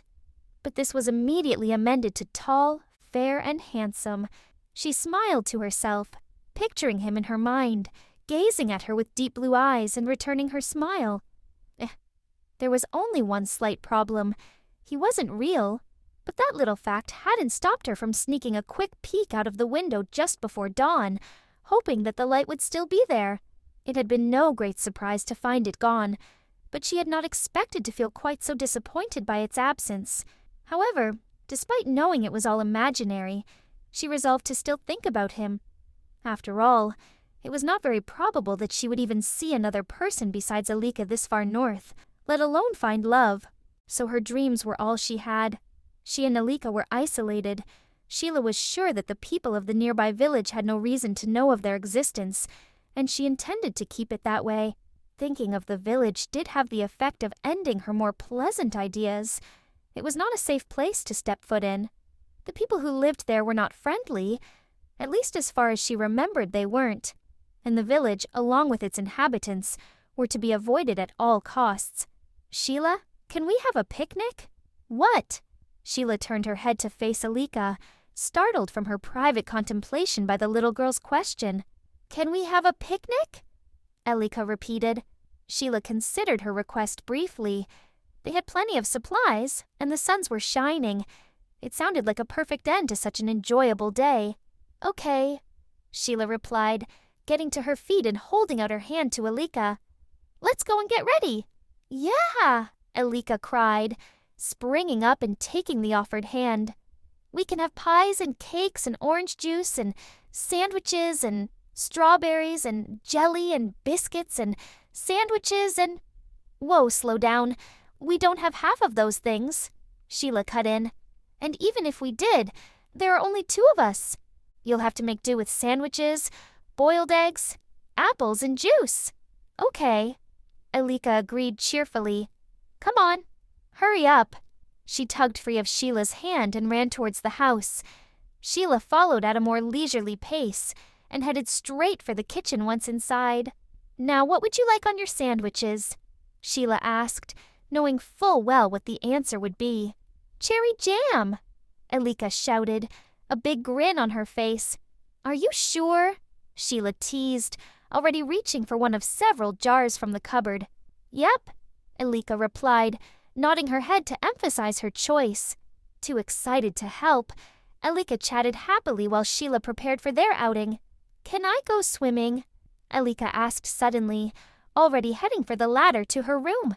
Not today, Sheila replied immediately. Why? Elleeka queried. Because last time you wouldn't come out of the water, and I ended up having to go in and get you. That's why. I'll be good this time, Elleeka stated. It's too late in the day for swimming, Sheila added. Your hair won't have time to dry before bedtime. Please, Elleeka begged. Not today, Sheila answered firmly. We can go back to the pool tomorrow morning instead. But, the girl began. No buts, kiddo. Take it or leave it, Sheila said sternly. Can we make cupcakes afterwards? Yes, Sheila answered after quickly checking the cupboard for ingredients. Standard or fairy? Both, Elleeka replied, and after a brief pause, she then asked, Why don't we see the fairies anymore? You know as well as I do that fairies only let you see them when they want you to. Sheila reminded her, We can leave some cakes out tonight, and you can keep watch. Elleeka seemed pleased with that suggestion and stood quietly as Sheila packed everything they needed into a small bag. Sheila then moved across the room and pulled a blanket from the back of the wardrobe. She paused a moment, looking at her feet before deciding against changing her shoes to the long brown boots she often wore. Even though she had said no swimming, they could still paddle in the stream, and her current footwear made that easier. The picnic blanket could then double up as a towel when they were done. She turned to see Elleeka hovering expectantly by the door. Okay, I'm coming," Sheila called and quickly joined her. They had both just stepped outside when Elleeka spoke. "My rope! Do you really need it?" Sheila asked. "Yes, my da. It's my favorite," Elleeka replied. "Okay, but hurry up," Sheila said, opening the door for her with a sigh. Elleeka darted back inside and hastily retrieved her skipping rope from where she had dropped it, and they were finally off. A short time later, they had relocated to a spot by the hillside stream. The stream widened at this point, forming a small, picturesque pool, and it was only a 10-minute walk from their home. It was a long time since Sheila had last been on a picnic, and she was enjoying this one immensely. Elleeka was clearly having fun, and they were now sat together on an overhanging rock, their feet trailing in the water as they relaxed after their meal. "Can you tell me about the sleeping princess again?" Elleeka asked. "Again?" Sheila replied. "You don't want a different story?" "No, I like that one," the child stated. "You can tell me a new story at bedtime." "Oh, I can I?" Sheila commented. Elleeka just nodded, and Sheila rolled her eyes. "Okay, Sleeping Beauty it is then." Sheila got all the way through the tale without interruption, but Elleeka began asking questions as soon as it ended. How did the prince know about the princess after 100 years? "What do you mean, how did he know?" Sheila queried. "How did he know she was there? Who told him?" Elleeka clarified. "I'm not sure," Sheila replied, "but I like to think the fairies told him in a dream." Elleeka appeared to consider this for a moment before answering. "I think the fairies told him too," she agreed. "Are all the stories you know about princes and princesses?" Sheila smiled. "No, not all of them, but they're the ones I like best," she admitted. "Why do you like them the best?" Elleeka asked. "Oh, I don't know," Sheila replied. "The romance, the chivalry, the enchantment." Her smile became more wistful, and she leaned back, coming to rest on the soft grass behind her. Elleeka copied her move, so that the pair lay side by side, looking at the sky, their legs dangling over the edge of the bank, their feet still in the water. "The hero dashing to the rescue," Sheila continued. "The first kiss, the happily ever after." "Do they always kiss?" Elleeka asked. "Of course," Sheila replied, turning slightly to face the girl. "The hero always gets to kiss the heroine," she whispered. "It's a kind of unwritten law." Sheila watched as Elleeka seemed to think about this and smiled. The girl looked so serious, a barely audible "oh" being the only verbal response to this new information. Well, what do we have here?" Both Sheila and Elleeka sat up quickly and turned to find 3 men heading towards them. Sheila's hand instinctively reached for the hood of the blue cloak that she always wore outdoors, but did not finish the move. While she would have easily been able to disappear had she been alone, there was Elleeka to consider, so she remained visible. Sheila had never seen anyone else this high up the hillside before, so had not been as alert as she usually tended to be. In fact, she had been so relaxed. She hadn't even heard the men's approach until they had actually spoken. As the men came to a halt, Sheila scrambled to her feet, practically dragging Elleeka up with her, and clutched the child's hand protectively. The man who had spoken was tall, of a heavy build, had light brown hair, and, like his companions, had a large hunting knife strapped to his waist. He also smelt strongly of beer, which would explain why he appeared to sway slightly as he stood. Sheila glanced at the other 2 men. One of them looked to be in a similar state of intoxication, and, although of a small stature, he was still much bigger than she was. He also bore a strong physical resemblance to the first, with the same light brown hair, a similar facial structure, and dark, leering eyes. so Sheila guessed they were brothers. The last man, with jet black hair, at least looked sober. He was the smallest of the three, but something about the way he stood told Sheila that he was the one in charge. They had to be from the village, and, knowing that meant trouble, she decided a quick exit was called for. "We were just leaving," Sheila said, her voice shaking more than she would have liked. She made a tentative step to her left, hoping to circle the men and collect their belongings, which were unfortunately behind the trio. "Why the hurry?" The first man slurred, taking a step to his right to block their path. "Kiki." Sheila felt Elleeka squeeze her hand tightly, and she squeezed back gently, wanting to reassure her. Trying to stay calm herself, she kept her tone friendly as she responded, turning her gaze momentarily south as she did so, hoping to give the impression that they did not live so close by. "It's getting late and we need to get home before nightfall. I thought witches liked the dark." The second man jeered. "Please, we'll just collect our things and be on our way," Sheila stated. "Not so fast," the dark-haired man growled, speaking for the first time. He glared at them. Sheila shuddered upon seeing what could only be described as pure hatred in his eyes, and Elleeka gave a little squeak of terror. "You plague our crops, bewitch our people, torment our village, and you think we'll just let you be on your way?" he sneered. "Grab them." The two brothers darted forward, but Sheila was quicker. She ducked out of reach and pulled Elleeka out of harm's way at the same time. "Run!" Sheila called, unnecessarily, as both she and Elleeka headed for the woods. Sheila had counted on being able to talk their way out of trouble, making a dash for it being a last resort. As it was, they had had no choice, but running barefoot across rough ground was not a good idea.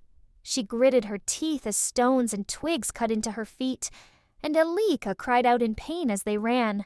Sheila shot a quick glance over her shoulder to see the two brothers in pursuit, and, to her dismay, their current state of intoxication did not seem to be slowing them down in the slightest.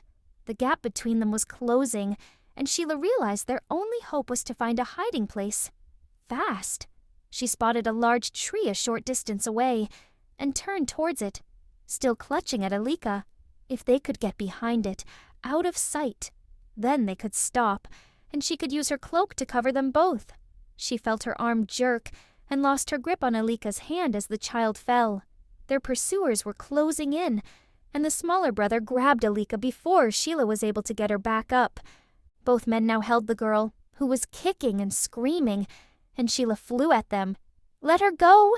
she screamed, desperately trying to claw their hands off the child. Spotting a large stick, Sheila grabbed it. "I said let go!" she yelled, swinging it round and smacking the larger man hard across his chest. At the same moment, Elleeka landed a lucky kick with her heel on the second man's shin, and she was freed. Seeing this, Sheila dropped her makeshift weapon and pulled Elleeka from between the men. "Run!" she called, pushing the girl in front of her. There was a sharp tug at the back of her head. The first man had recovered from the impact and held a handful of her hair. His brother quickly moved to help him, pinning her arms painfully behind her back, causing her to cry out. Her shout must have alerted Elleeka as the child stopped and turned to face Sheila. "Elleeka, go!" Sheila shrieked. "Run!" Elleeka did as ordered and raced off through the trees, much to Sheila's relief. Her relief was short-lived. The first man moved to stand before her. He leaned forward, his face mere inches from hers, and she automatically turned her head. The stench of state beer on his breath was nauseating. He seized her chin roughly and forced her to face him. "You'll pay for that, witch," he spat. Her head suddenly snapped sharply to her right from the force of the blow that she hadn't even seen coming. Sheila groaned. She could taste blood. The left side of her face was throbbing and her neck hurt. "Ah!" she cried, not quite which bit of her hurt more, as the man holding her arms pulled them up even harder. The man in front of her turned her head so she was facing him again. "Oh, please," she gasped. He laughed, raised his hand, and struck her again. Once again, her head was sent spinning, and she slumped forwards, hardly even aware of the extra pressure on her arms as a result. The man pulled her head around for a third time. "Nothing to say," he sneered. Enough! The dark-haired man had appeared from nowhere, cutting in as the first man raised his hand once more. Bring her, he ordered. The larger man looked disappointed, but obeyed the command. He took one of her arms from his brother, and the pair followed the smaller man, dragging Sheila between them. She tried to struggle as they walked, but her attempts to free herself seemed feeble. Her head and neck ached, and every movement sent pain shooting up her arms. It was only about a minute before Sheila found herself back beside the pool, where she had been sat with Elleeka. She was thrown to the ground, and then held in place by the foot of one of the brothers pressing hard into her back. Just in front of her, she could see the blanket she had brought for their picnic, the bag and their shoes still in the spot they had left them. The dark-haired man bent over and picked something up from the ground. As he stood up, Sheila was able to see what he had retrieved, Elleeka's skipping rope. She ceased struggling for a moment and waited, wondering what he was going to do next, wondering what he wanted the rope for. As Sheila watched, he sliced it in two and tossed the pieces to his friends. It was only when she felt her arms being pulled together that she realized they were tying her wrists. She started struggling again, and her head was shoved down, gaining her a mouthful of dirt for her trouble. The rope was cutting into her skin, and she felt rough hands grab her ankles as they too were lashed together. She tried to push her fear to the back of her mind. With Elleeka out of their reach, a split second to flick up her hood was all she needed, but that plan counted on her hands being free, not pinned painfully behind her. She cried out as her hair was grabbed for a second time and pulled upwards, forcing her to her knees.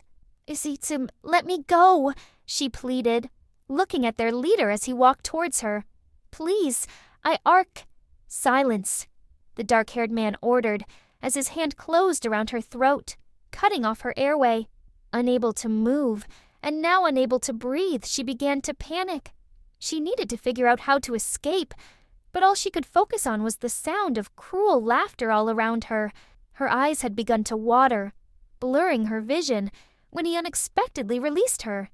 Sheila tried again to move, but the brothers were standing on either side of her, each clutching an arm tightly, holding her firmly in place. Sir, you have cast your spells on our people, confusing them, the man before her stated. No, Sheila gasped in disbelief. You cursed our crops, ordering the ground to rain down and cover them, the man continued. No, I didn't, Sheila protested. You stole food from our village, he persisted, ignoring Sheila's attempts to defend herself. And you sent a demon to terrorize us. Sheila had no idea what he was talking about. All she did know was none of these things were her doing. You are guilty of witchcraft. No, Sheila croaked. I'm not a witch. He bent forwards, and Sheila noticed the small medallion he was wearing for the first time. It was simplistic in design, circular in shape, with a single line through an image of a 5-pointed star. What little hope she had left vanished. The symbol represented the URLA tribe, an obscure and dangerous group, with few people in the realm even knowing of its existence, and the medallion identified the tribe chieftain. Sheila had encountered the tribe somewhere before, but could not remember when or where. Not that that mattered now. From what little she did know, she realized her situation was hopeless. They believed her to be the source of their troubles, and there was nothing she, or anyone else, could say that would convince them otherwise. They despised magic and sorcery, and were very stubborn, unwilling to listen to reason. In addition, they were extremely suspicious of outsiders, and went to great lengths to avoid anyone from discovering their whereabouts. She doubted that the people of Chand would even realize they had members of the URLA in such close proximity. You are guilty of witchcraft, the dark-haired man repeated, and will face the consequences. The punishment is death. The two brothers, acting on this, dragged her the short distance to the waterside. They stopped at the edge of the pool, and she stared into the clear water. Sheila wasn't sure whether to be scared or relieved. She knew she was about to be executed, but compared with the alternative, on occasion, the URLA had been known to keep their victims alive for weeks, torturing them, allowing the whole tribe to extract their revenge before finally killing them. At least her death was to be quick. One of the brothers grabbed a handful of hair and she managed a quick intake of breath before her head was shoved beneath the surface. The water was cold, and she had to fight the urge to gasp. The small amount of air she had managed to snatch was not going to last her long, and she held her breath until it became unbearable. Everything seemed to have slowed down. The water was hurting her eyes and ears, and her head was spinning.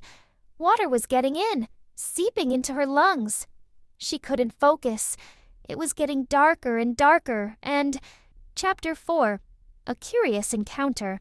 Something wasn't right. He didn't feel cold, so it wasn't that. But something was definitely wrong. He lay perfectly still, trying to figure it out for several seconds, before he finally realized what the problem was. His mattress? That was it. It was too hard, and it smelled weird. It smelled like grass. Grass. He opened his eyes and groaned. He had been dreaming of home, dreaming that he had been in his own bed, safe and comfortable, not sharing a small patch of grass with 3 friends and a baby unicorn. He sat up, put his glasses on, and looked around. Diana was the only one up, no great surprise there, and she smiled as soon as she spotted him. Presto grinned and rubbed the back of his neck, feeling stiff from a night on solid ground, but made no move towards her, not wanting to interrupt her exercise. Even though he had smiled, he wasn't feeling particularly cheerful that morning. He was homesick, certainly not for the first time, but it was always worse after he had been dreaming of life before the realm. He desperately wanted to talk to someone about home, but found his options very limited. He glanced back towards the acrobat, feeling she was the best choice available, but she was completely focused on some impossible-looking stretch of some kind, and he chose not to break her concentration. Turning to his left, he saw Eric was still sound asleep, and the magician was sure the cavalier would not appreciate being woken up, because he wanted to chat, which left the barbarian. Even though Bobby was now awake, speaking to him about how he was feeling wasn't really an option. He was too young to offer the support Presto needed, and the barbarian was probably feeling even worse than he did when it came to homesickness. He remembered their discussion yesterday, where Bobby had clearly been missing his family and friends, and knew that bringing the subject up with him again would be a mistake. Safety. Thinking about Bobby's melancholy naturally made him think of his own family. He missed his parents, but he hated to admit that his time in the realm had made him realize he barely knew them. His mother was an oceanographer, dedicated to her work, and his dad was equally committed to his own research as a seismologist. Both of them worked long, unsociable hours, and, although he knew they loved him, they had very little time left over for him. However, dwelling on his less-than-ideal relationship with his parents was not doing anything to help his mood, so he began thinking about absent friends instead.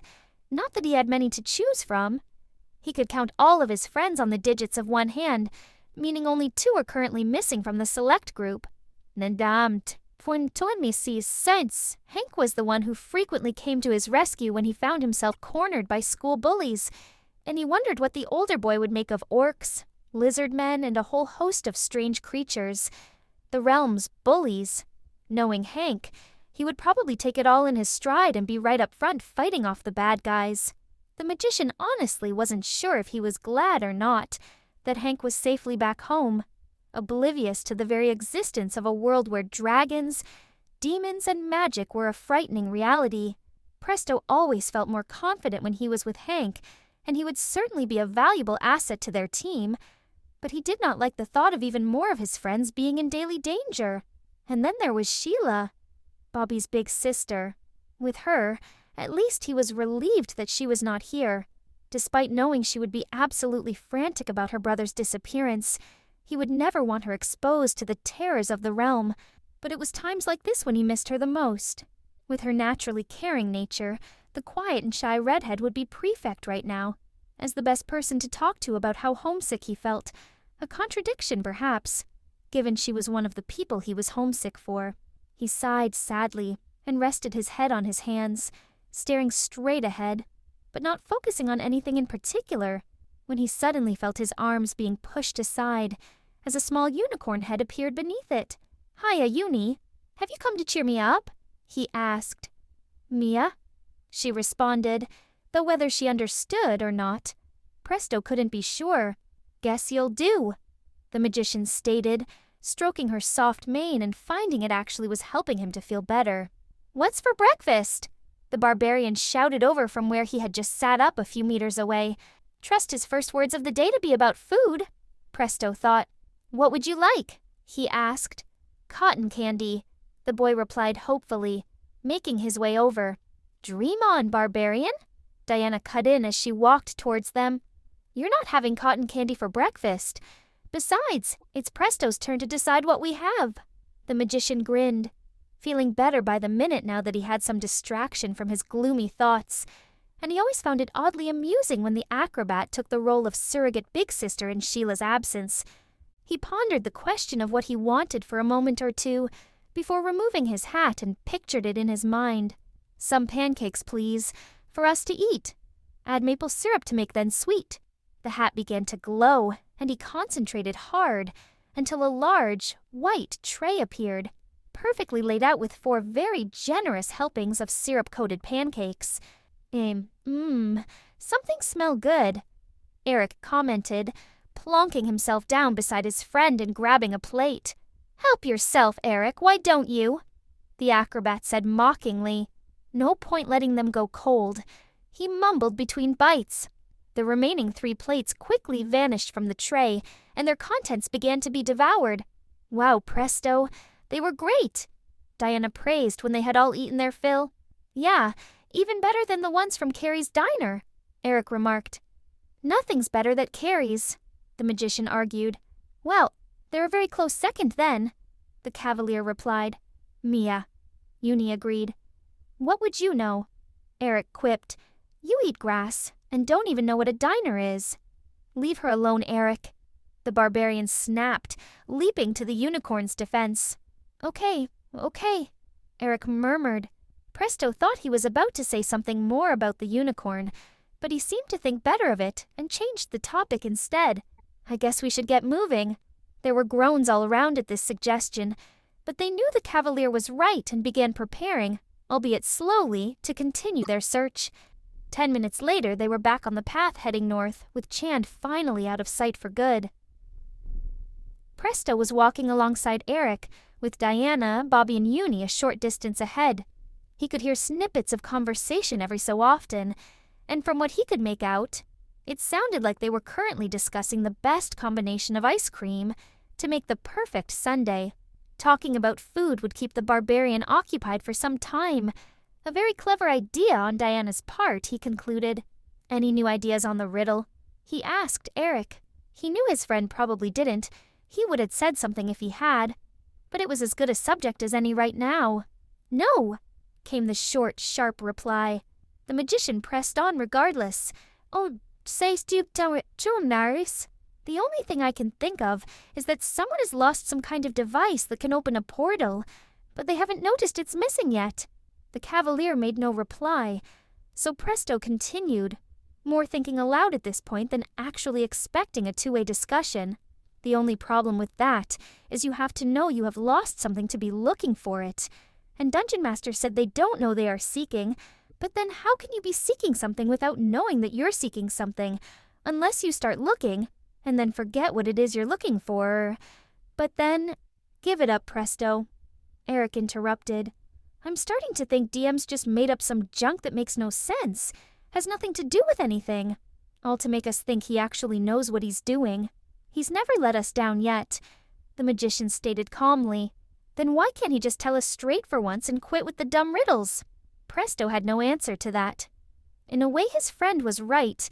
It would be simpler if the old wizard was less cryptic with his assistance, but that clearly wasn't the way Dungeon Master did things. And the really irritating thing was, the riddles always did make sense.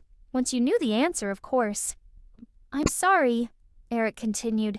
"It's just his clues are so frustrating," Presto offered. "And annoying and baffling and vague and annoying." "Yep," Presto agreed. "We'll figure it out," Eric assured him after a long pause. "Eventually," Presto remarked. "I just wish—" He stopped, his attention caught by a strawberry blonde, middle-aged woman coming from the opposite direction. The others didn't seem to have noticed anything odd, having acknowledged her with nothing more than a polite good morning. But he sensed it, and he was certain Eric sensed it too. She was looking at him and the cavalier with intense, unblinking green eyes, and Presto knew magic was a part of her. He could almost feel the power emanating from her. As they drew level, the woman was still staring at the two of them, as though she was aware of their thoughts and feelings until, at the last moment, she nodded her head in greeting before turning away and continuing on the path to Chand. That was weird. The magician whispered. "I'll say," Eric agreed. "I wonder who or what she was." "Dunno, but I hope we never get on the wrong side of her," Presto remarked. The pair set off again, having unconsciously stopped as the stranger had passed them. After a few more minutes of walking, Eric addressed his friends. "No. Presto, did she seem familiar to you?" "No." "Why?" he replied, realizing that for some reason Bee could not actually remember what she had looked like. "Do you think you've seen her before?" "No, I've never seen her before," Eric confirmed. "I'd have remembered if I had, but, I don't know. There was just something about her." Seeing the cavalier wanted time to reflect on their curious encounter, and finding it odd that he had managed to forget the woman's physical appearance after such a short period of time, Presto chose not to continue the conversation, and they walked on in silence. Eric had been walking for several hours without speaking, something he was beginning to do more and more often, especially when he had a lot of thinking to do. The magician had long since given up trying to get him to talk, having joined Diana, Bobby, and Uni up front some time ago. His mind kept flitting between worrying about his friends, the responsibility he had for their safety, and trying in vain to figure out an unfathomable riddle, though hoping all the same that this really would be the one to lead them home. However, mostly his thoughts were occupied by the woman they had seen that morning. She had seemed familiar somehow, yet unfamiliar at the same time. He couldn't understand it, and he didn't like things he didn't understand. And it was bugging him, knowing she had reminded him of someone, but not knowing who. Eric?" "Wah, Diana." He stopped abruptly, having nearly collided with the acrobat. "Are you okay?" she inquired, as they both continued walking. "Yeah, I'm fine," he replied. "Guess I should watch where I'm going, right?" "It's usually safer that way," she commented with a smile. He scowled, but not in an unfriendly way, and Diana laughed. "What's on your mind?" she asked, "and don't say nothing. Just trying to figure out what we need to do to find this portal," he informed her with a sigh. "And?" she prompted. "And nothing. I told you not to say nothing," she remarked. "I know something else is bothering you. You're too perceptive for your own good," he grunted. "I'm single-minded when I want to be too," she informed him. "Now spill it." "It's that woman we passed earlier," he admitted. She looked at him in surprise. "I'd almost forgotten about her." She stared. "You didn't notice anything odd about her?" "No. From what I remember, she seemed ordinary enough to me." "I take it you disagree," she replied.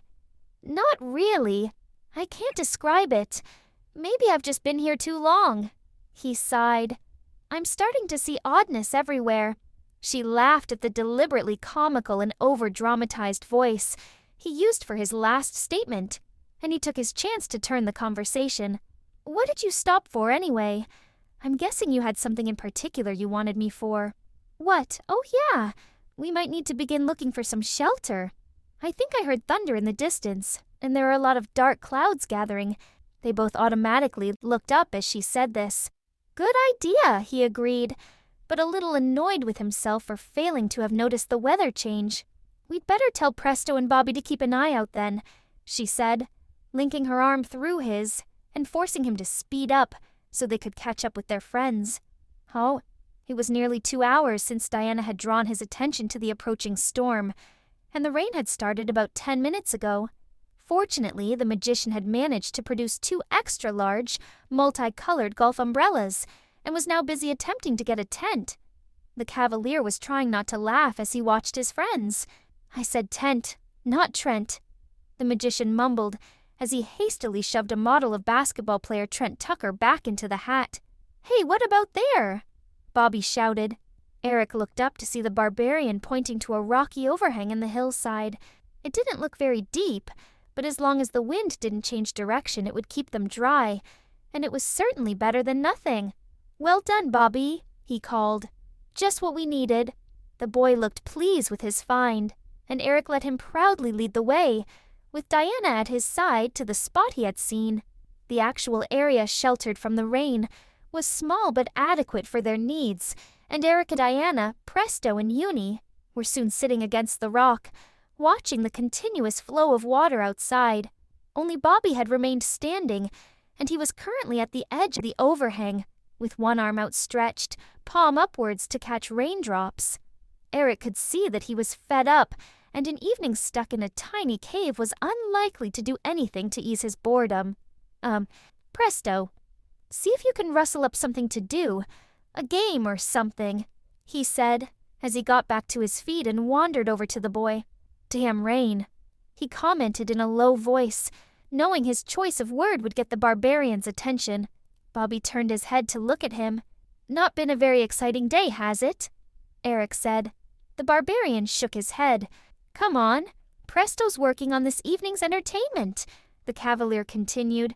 "He's not going to do card tricks, is he?" Bobby asked. "He'd better not be." Eric groaned, making the barbarian snigger. They were turned away from the opening when the sound of banging and scrapping outside stopped them, and they both stuck their heads out to see what was happening. Upon seeing stones sliding down the hillside, the cavalier shoved Bobby back inside, but was unable to get out of their path himself. His shield was too far away to be of any use, lying out of reach at the back of their shelter, and he knew he was in trouble. Then, in that last second before the rocks crashed down on him, it came to him, the answer to the puzzle that had eluded him all day. While the resemblance hadn't been striking, the woman shared some strong similarities, such as facial structure, the shape and shade of her eyes, and the same smooth, pale skin tone as his friend Sheila. Chapter 5. Intervention. Hank's eyes snapped open as he sat up abruptly. He had an odd feeling of being watched, and his bow was ready as he looked around cautiously. His eye was drawn to the hillside he had been scrutinizing the night before, and he instantly spotted the tiny, flickering light about 2/3 of the way up the slope. A few seconds later, it was gone. It was not possible for someone that far away to have seen him, but he knew their presence was what had woken him so suddenly, and he lowered his weapon as he relaxed. He had not planned on quite such an early start to the day. The first sun was only just peeking over the horizon, but he now had a new sense of urgency, telling him to get moving. If he hadn't been sure before, he was now.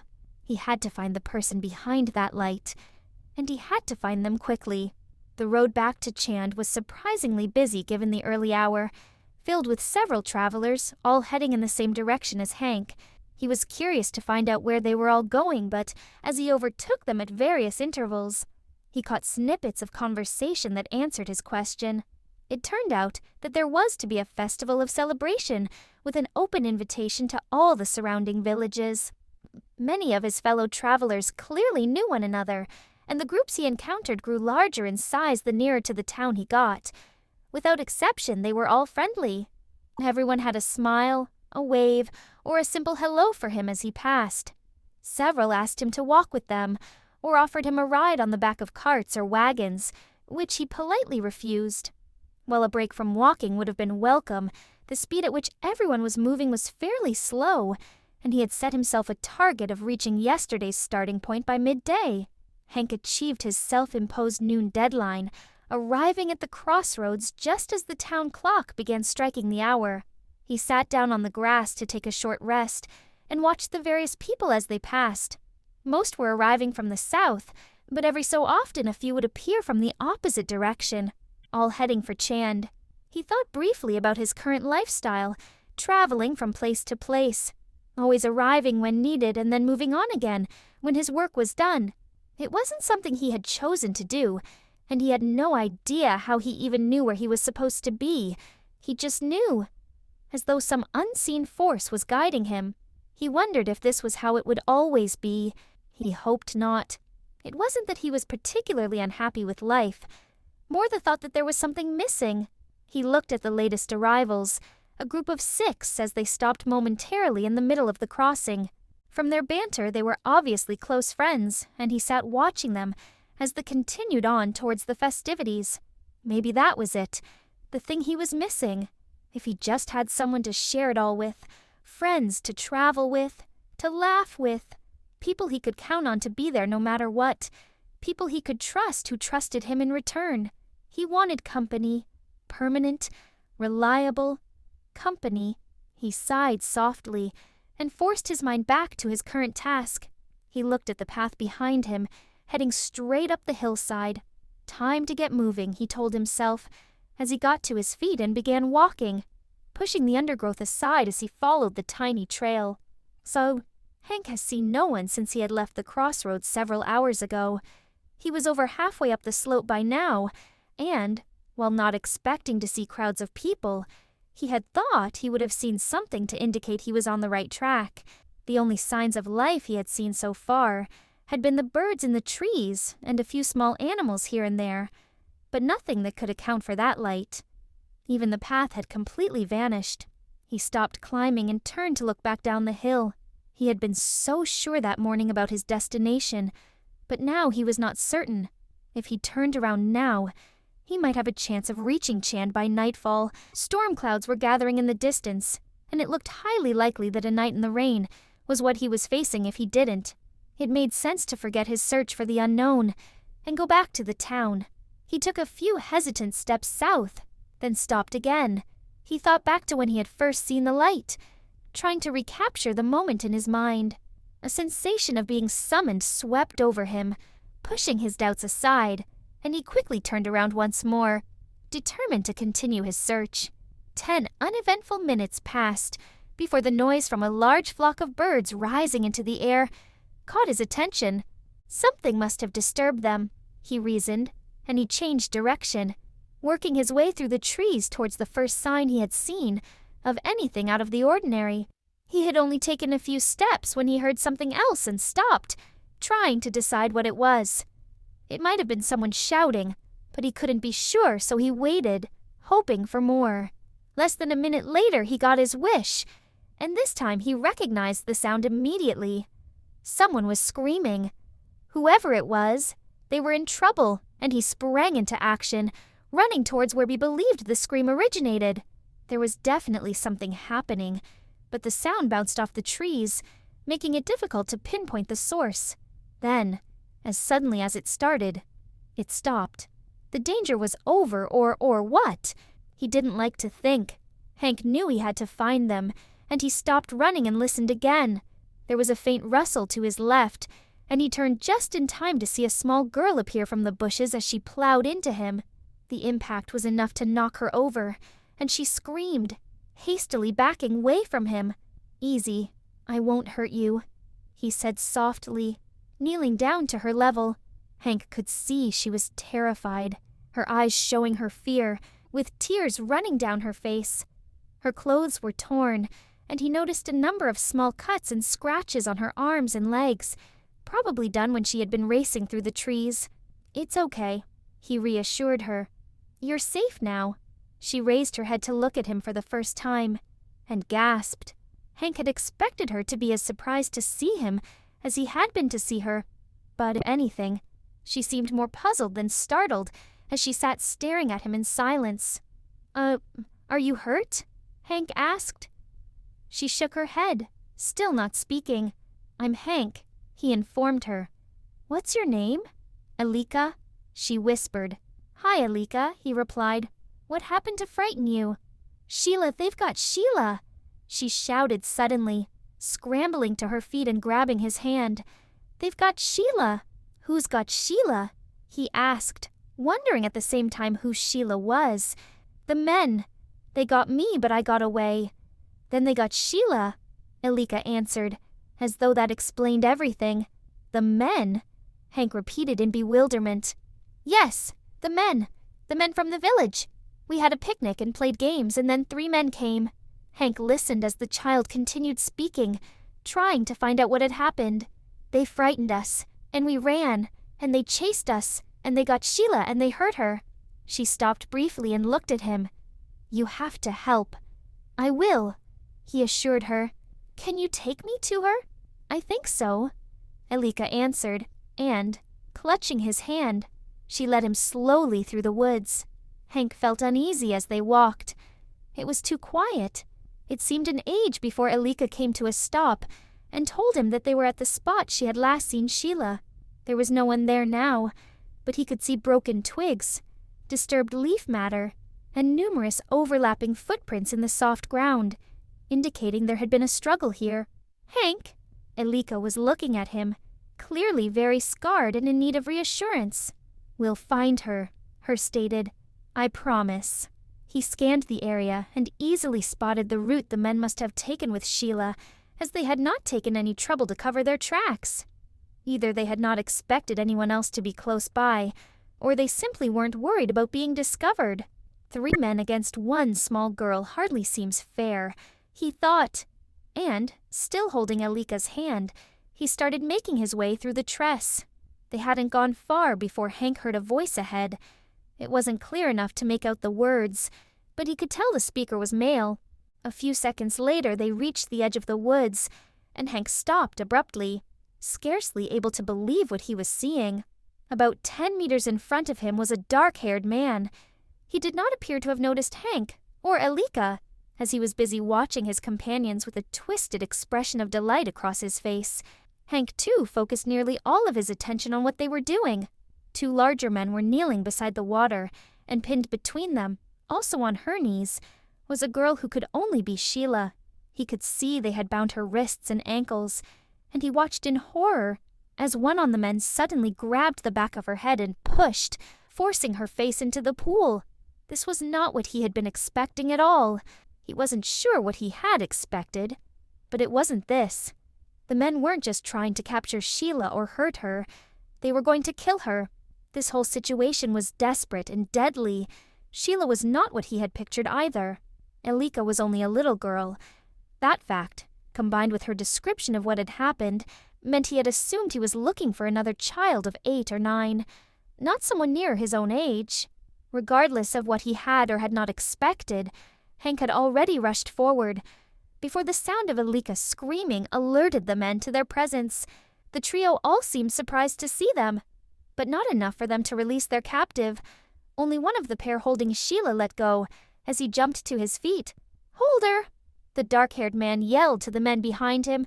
"Keep her under!"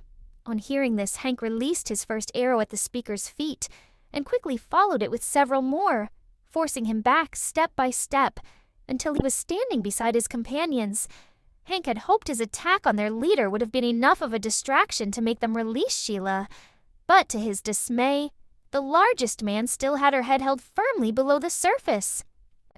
He had to do something, fast. He could see Sheila struggling, but she was clearly weakening and would not be able to last much longer. At least now he was able to get a clear shot at the man holding her. It wasn't without risk, but he couldn't see any other available option. Hank carefully took aim at the man's shoulder. He couldn't remember the last time he had had to concentrate so hard on a single arrow. He had to get this right. Just enough energy to be painful, forcing him to let go, but not enough to cause any permanent damage. He let out the breath he had scarcely been aware of holding, and fired. The arrow hit its mark, and the man lost his grip on Sheila as he fell, landing flat on his back in the shallow water with a yelp of pain. Sheila, however, did not move, her face remaining below the surface, despite the hand holding her having gone. Hank could see she was still struggling, trying to find the strength to lift her head, but the ground sloped down towards the pool, making it a difficult maneuver even without the inability to breathe. Hank didn't waste any time as he continued firing, arrow after arrow, driving the men back as he made his way forwards. Upon reaching the water's edge, he quickly bent down, slipped an arm around Sheila's waist, pulled her up, and laid her down to one side. The gasp he heard as soon as her head was free was a huge relief, but he couldn't relax yet, and he had another arrow poised and ready a moment later, having never taken his eyes off the trio before him. "Go!"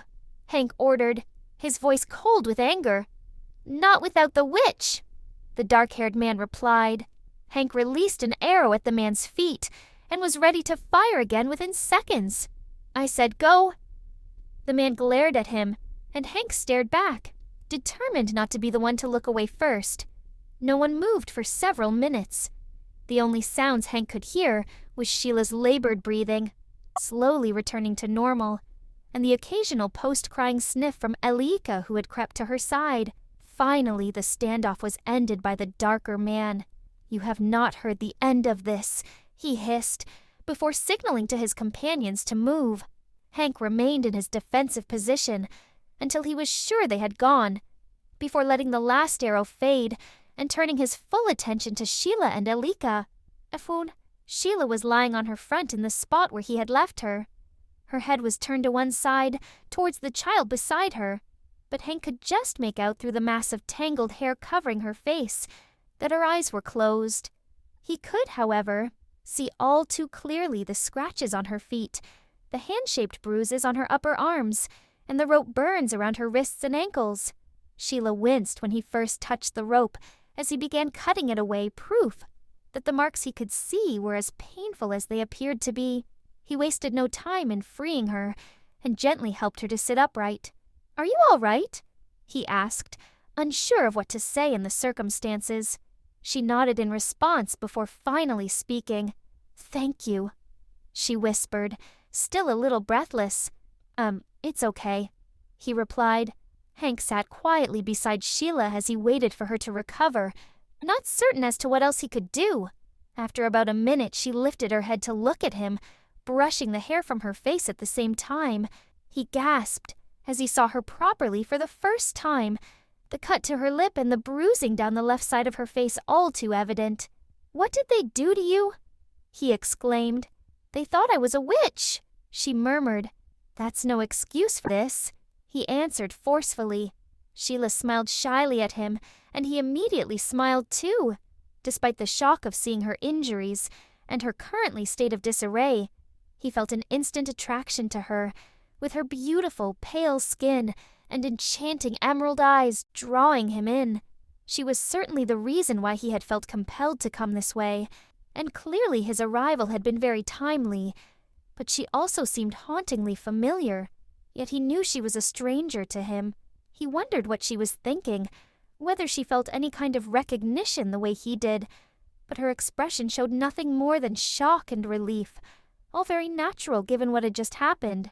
Hank realized he was staring, but he didn't want to turn away from her, and his mind raced as he desperately tried to think of something sensible to say. Just as the silence between them was beginning to become uncomfortable, Elleeka came to the rescue. "Sheila, I got help." Sheila turned and smiled at the girl as she took her hand. "Yes, you did. Thank you." She then turned back towards Hank. Thank you so much. I don't even know your name." "This is Hank," Elleeka told her before Hank had chance to answer for himself. "He was in the woods, and I found him, and then we found you, and then—" "Elleeka, slow down," Sheila interrupted. "But we did, and the men were hurting you, but Hank stopped them, and then he chased them away. But they hurt you." Hank watched in silence as Elleeka's fast-paced narrative came to an abrupt halt. The little girl looked as though she was close to tears again, the shock of what had just nearly happened hitting now that it was all over. He glanced at Sheila to see that she had obviously noticed this too, as she now pulled Elleeka gently towards her to cuddle her. "It's all right, sweetie," Sheila assured her. "I'm okay, thanks to you. And Hank." As Sheila said Hank's name, she raised her head to look at him and smiled. The same shy, alluring smile he had seen only a few minutes ago. "Ça, are you really okay?" he asked quietly. Sheila nodded, but her face paled, and her smile faded at Elleeka's next question. "What if the men come back?" "I don't think they will," Hank replied. "But I suggest we don't hang around here too long." "Good idea," Sheila agreed as she stared to get to her feet. Hank stopped her. "Let me get your things," he volunteered. He first fetched the 2 pairs of shoes from the blanket a few meters away, and handed them to Sheila and Elleeka respectively. He then quickly placed the rest of their belongings inside the small picnic bag, while Sheila and Elleeka brushed the dirt from their feet before slipping on their shoes. Finally, Hank helped Sheila to her feet, Elleeka having already jumped up without assistance. "Do you have far to go?" he inquired. "No," Sheila replied. "We live quite close to here." Hank had not expected her to say yes, but he was more concerned than he had admitted about the possibility raised by Elleeka of the trio returning. It seemed that he had not convinced Sheila with his words either, as she appeared equally worried and nervous. He didn't want to scare Elleeka by voicing his doubts aloud, but he had no intention of leaving them alone, and not only because of the danger they could still be in. He suddenly realized that he was staring at Sheila again. She was looking at him too, with equal intensity, so he quickly spoke to avoid an uneasy silence. Can. Will you let me walk back with you?" he asked, mentally kicking himself for how awkward he sounded. To his relief, Sheila didn't appear to notice, or at least didn't let it show if she did, as she smiled warmly to accept his offer. Elleeka, however, was far more vocal on the subject, quickly letting her own wishes be no. "Hank can come and stay with us, and we can have lots of fun, and he can make me a swing and we can—" "Elleeka!" Sheila cut in sharply, stopping the girl mid-flow. Hank noticed that Sheila's face had, like his own, colored slightly as she hastily continued. "I'm sure Hank has other places he needs to be." "But he doesn't," the girl replied. "Do you, Hank?" She was now looking at him, obviously expecting an answer to her question. Not exactly," he replied cautiously. He didn't want to embarrass Sheila or himself further, but he couldn't lie to them by pretending he should be leaving. Besides, he didn't particularly want to go anywhere else at the moment. The idea of staying with Sheila and Elleeka, even for a short while, being a welcome one. But he could not just accept the invitation of a small child, no matter how persistent she was being. "See, Sheila, he doesn't have anywhere to go. He can come with us," she pleaded. A long, loud roll of thunder briefly halted the conversation, as all three of them looked skywards. The dark clouds Hank had noticed early had moved much closer, and an imminent downpour now looked extremely likely. However, the fast-approaching storm did serve to bring their discussion to a conclusion. "Hank, you'll need somewhere to shelter from this," Sheila stated as the rumbling stopped. "I don't want to intrude," he automatically responded, despite knowing she was right. "You wouldn't be intruding," she assured him. "You're sure? Hank, you just saved my life. The very least I can do is to offer you somewhere to stay in a storm. So yes, I'm sure," she confirmed.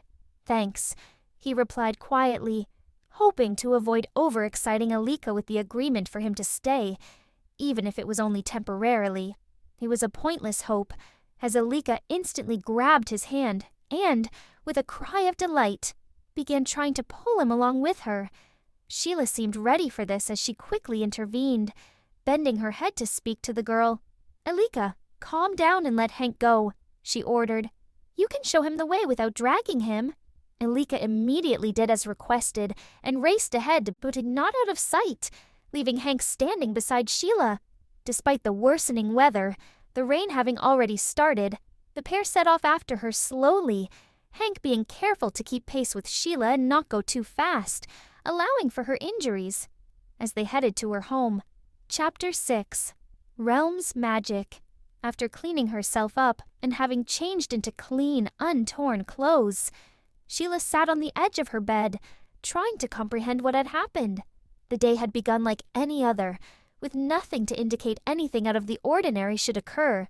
She had been caught complete off guard by the villagers' attack, and, upon learning they were an Urla tribe, had assumed her death was a certainty.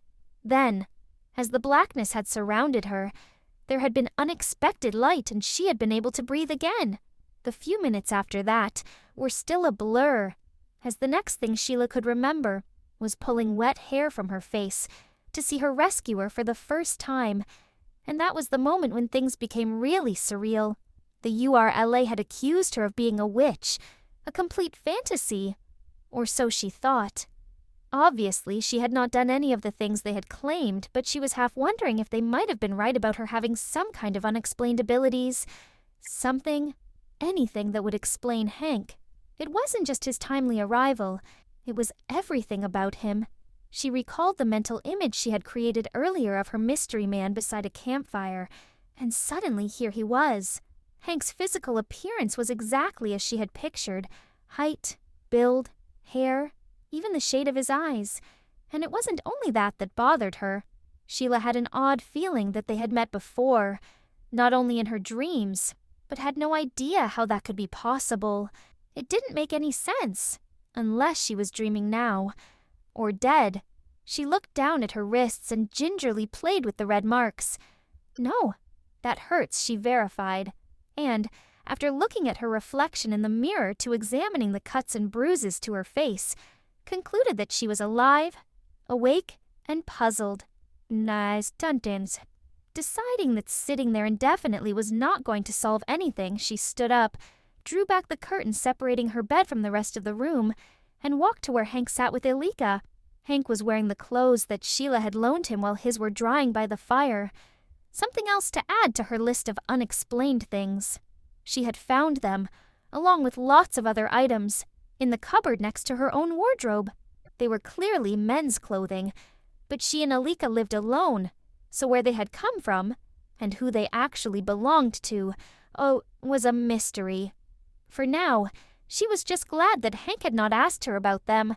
Hank's made a magic potion, Elleeka claimed. What? Sheila replied incredulously. A magic potion. She confirmed. He put something in the water, and it made everything better. Hank had finished what he was doing by now and turned to face Sheila. K-mill seeds, he informed her. I've got some for you to use too. K-mill, Sheila repeated, surprised but impressed. Yes, they were a gift from a village elder. But they're magic, right? Elleeka cut in. In a way, Hank replied. Realm's magic. Sheila had heard of the seeds and knew of their properties, but had never had need of them herself, and could not recall ever seeing them in use. It required a seed from each of the 3 varieties, one for each moon, to be added to water. This in itself was not as straightforward as it sounded, as the 3 plants needed did not grow in the same location. The first was found only high up on the tallest of the realm's eastern mountains, the second in the southern salt plains, and only the third being found relatively easily on the banks of many rivers and streams. The appearance of the resulting liquid remained virtually unchanged, taking on a slightly silvery, gray tinge. Nothing more.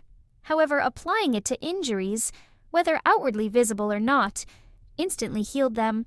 Hence it was commonly referred to as Realm's or Moon's magic. Hank, you shouldn't be wasting K-mill seeds on me, Sheila complained. While glad that Elleeka's wounds had been tended to, she felt it an extravagance to be using them herself. Too late, Hank replied. I've already mixed them. Sheila realized that Hank was determined that she would be using the K-mill, but still protested a little as she sat beside him. It's a waste, she moaned. I'll heal in time. Not if your cuts get infected, he answered. Besides, I want you to use them. It really does help. Okay, you win, Sheila replied, as she handed him one of her wrists.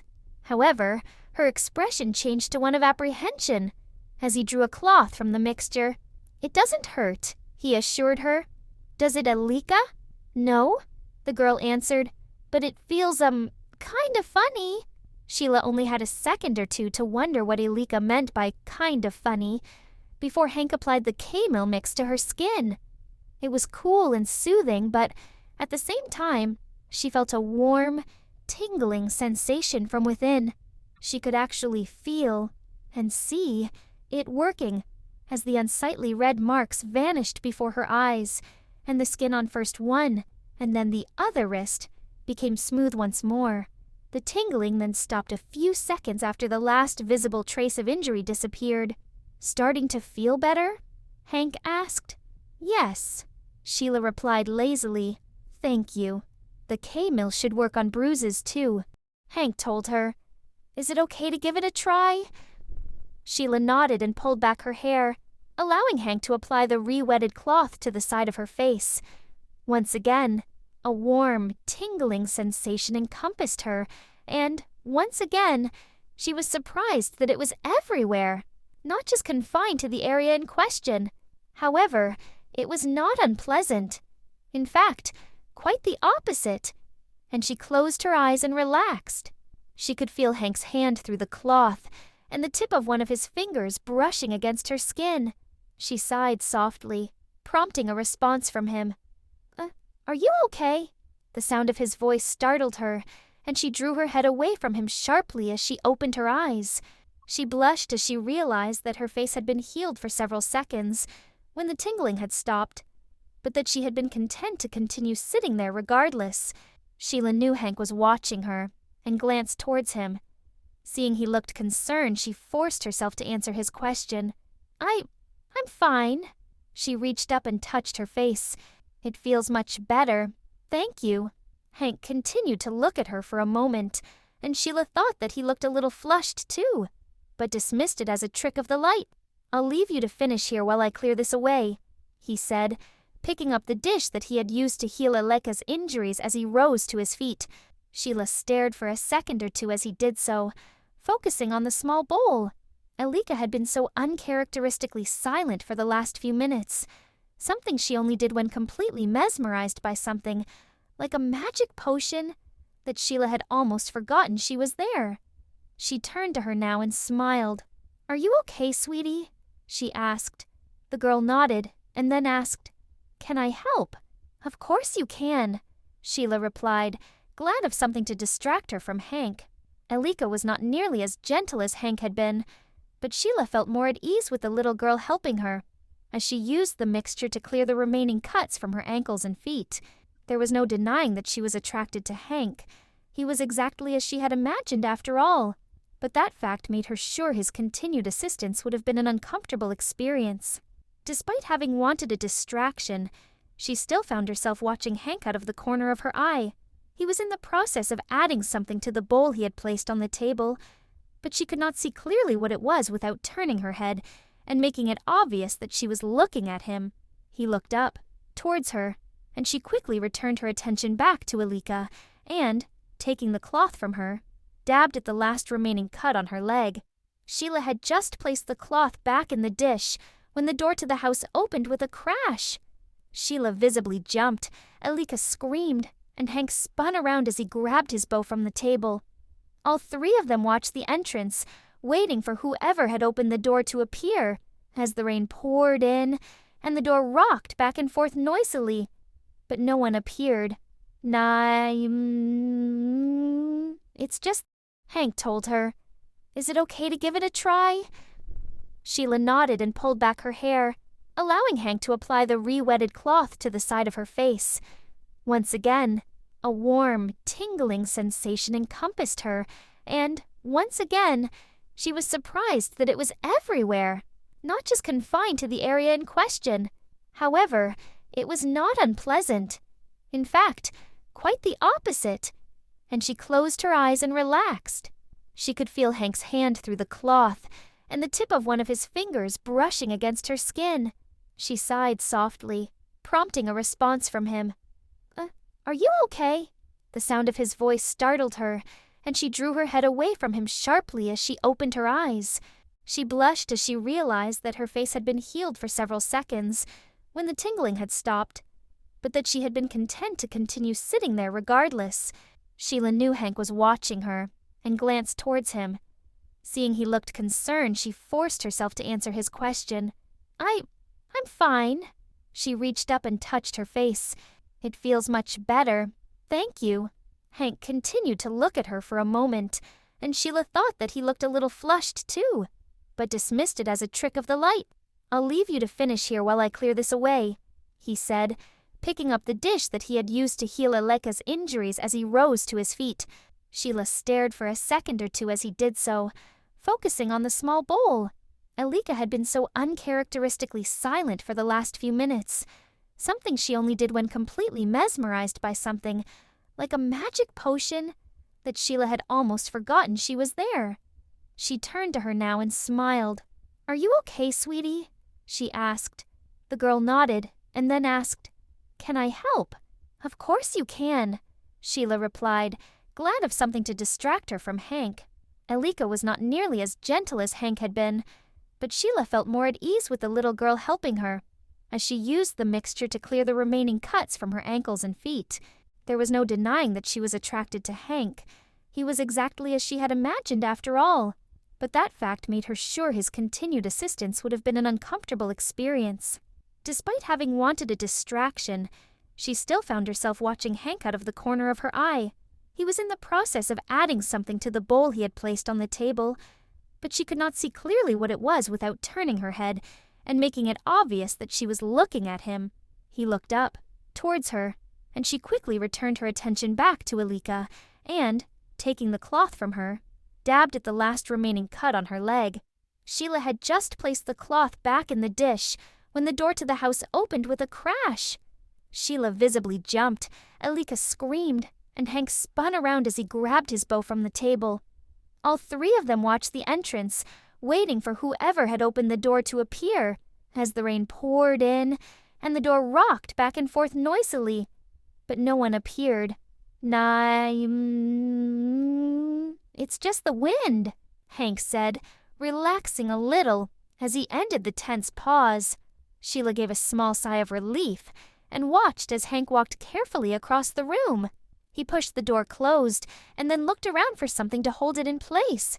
There was no lock or bolt on the door itself, and Sheila had moved to grab a chair when Elleeka ran over to help. "The storm bar's here," she informed him, moving a curtain besides the door as she spoke to reveal a large wooden beam. "We only use it when it's really, really yucky outside," she added. Hank chuckled slightly at the little girl's choice of words to describe the weather, but mirrored her in his reply.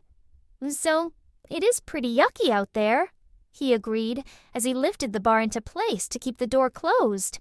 Elleeka then pulled the curtain across the door as an extra barrier against the draft before grabbing Hank's hand. "The bang scared me," she admitted.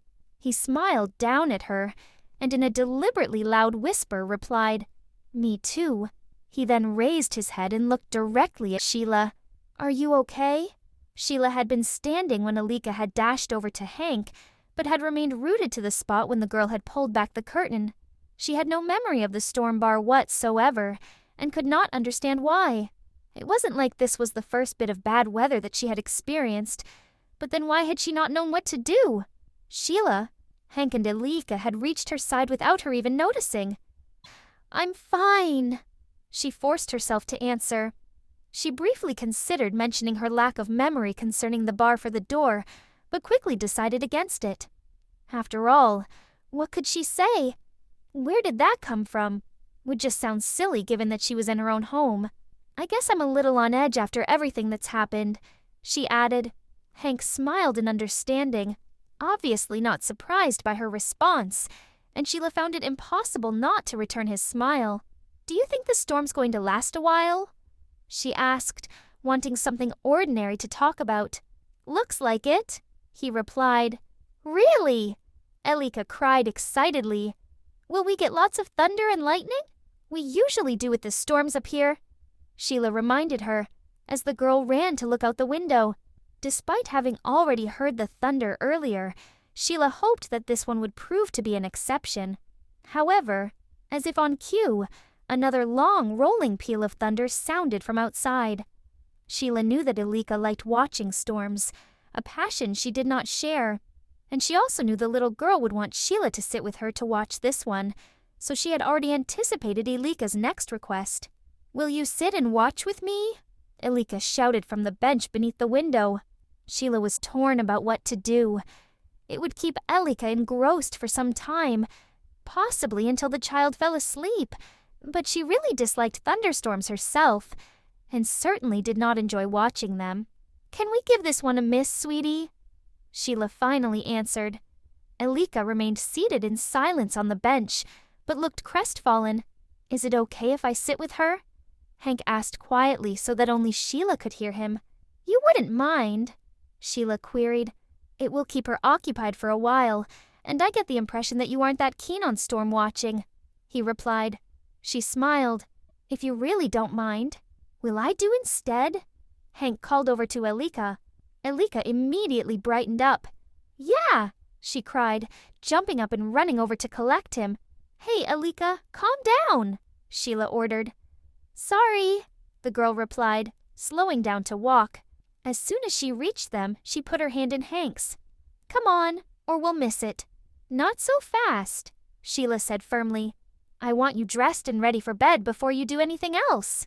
But, no buts. Night dress now, Sheila interrupted, before Elleeka could begin protesting. You won't miss much if you get a move on.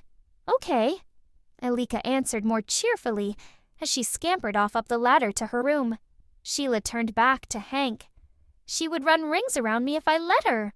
Why doesn't that surprise me? He replied with a grin. I bet she keeps you busy. Just a bit, Sheila agreed with a smile. Another thunderclap sounded, closer this time. Do you want any help with anything before she reappears? Hank asked as the rumbling faded. Keeping Elleeka entertained for a while is help enough, she replied. Thank you. I'll just sort out the K-mill then, he said, as he reached for the bowl that Sheila had been using. He added a single leaf to it, and Sheila watched, as first the liquid was absorbed, and then the leaf folded in on itself, before disintegrating into a fine powder. I take it that you're not supposed to just tip it away then, Sheila stated. It's safer to make sure it's inactive, he confirmed. I'm ready, shouted Elleeka, as she jumped off from the second rung of the ladder. She was by their side in seconds, and once again grabbed Hank by the hand. Hurry up, Hank! He allowed Elleeka to lead him to the window, but his eyes met Sheila's as she did so, and they shared a knowing look before he turned away. Sheila stood watching them for a few minutes after they had sat down, before finally making a start on clearing away the remnants of their picnic. She took her time, not feeling inclined to work as quickly as she normally did, and frequently paused to keep glancing at Hank and Elleeka. When Sheila had finished tidying up, she stopped again to look at the storm watchers. She was pleased to see that they appeared to be getting on well together. Elleeka had moved progressively closer to Hank each time Sheila had looked over, until she was leaning against him, and was now chatting happily as they continued staring out of the window. Sheila smiled and stood a moment or two longer, before turning away to make her way up the steps to Elleeka's room. She picked up the discarded clothes that the girl has thrown on the floor, turned the bed back, straightened up a few items on the shelf, and then returned down the ladder to ground level. Elleeka had moved again during Sheila's brief absence, having climbed onto Hank's knee, and neither one of them was currently focusing on the weather. It was also Hank doing the talking, rather than Elleeka, and from the way he had the child's attention, Sheila guessed she has talked him into telling her a story. As Sheila watched, she saw Elleeka trying to stifle a yawn, which meant it would not be too long before she fell asleep. Sheila had not yet sorted out anywhere for Hank to sleep, and she set about this next, choosing an area near to the fireplace, and beneath the raised platform of Elleeka's room. It didn't take her long to arrange enough blankets and cushions into a suitable makeshift bed, but when Sheila next looked up, she saw that Hank was watching her. He smiled as soon as she noticed, a smile she immediately returned as she placed the last blanket in place, before walking over to where he and Elleeka sat. She's asleep, Hank said softly as Sheila approached. It's a shame we'll have to wake her to get her to bed, Sheila commented, taking a seat beside him. No need for that, Hank replied. I'll carry her up. She'll be too heavy, Sheila argued. I'll be fine, he assured her. I just need to move her a little first. As Sheila looked on, he carefully adjusted the position of the child on his lap until her arms were around his neck and her head resting on his shoulder.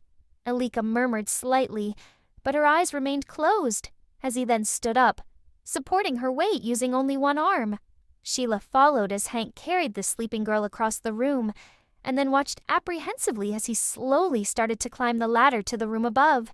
She held her breath, worried about any number of things going wrong, until he safely reached the top.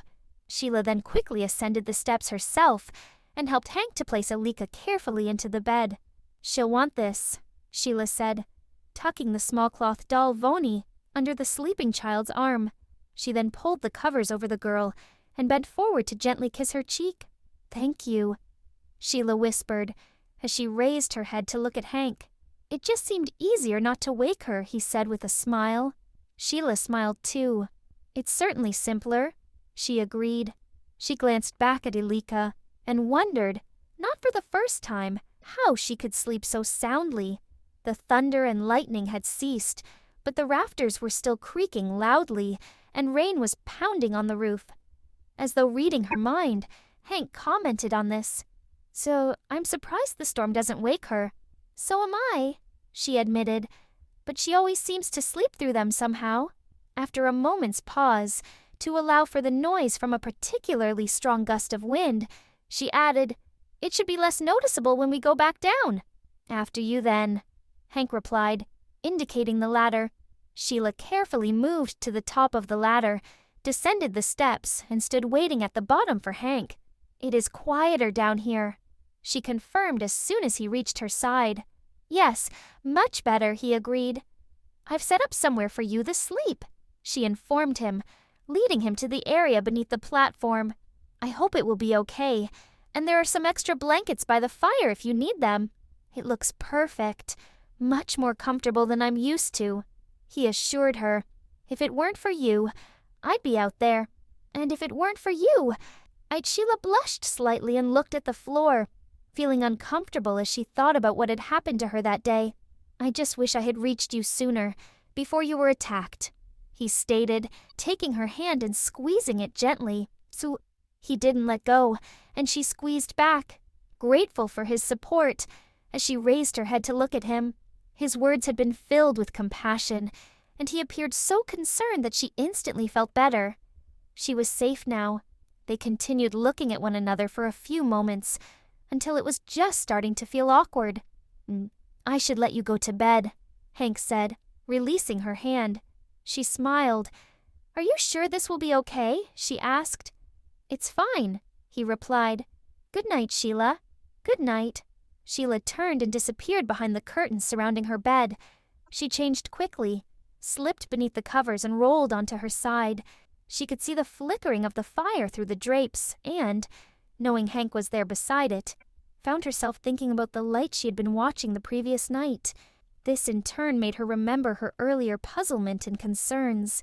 However, despite her increasing list of questions, Sheila found Hank's presence comforting. It wasn't enough to completely drive away her worries, but she felt secure knowing he was only a few meters away, and it was this reassurance that enabled her to find sleep, even if the last lingering thought in her head was, Urla, don't give up. Chapter 7. Embarrassment and Tears. Bobby was sitting against the wall with his legs curled up to his chest, and one arm wrapped them.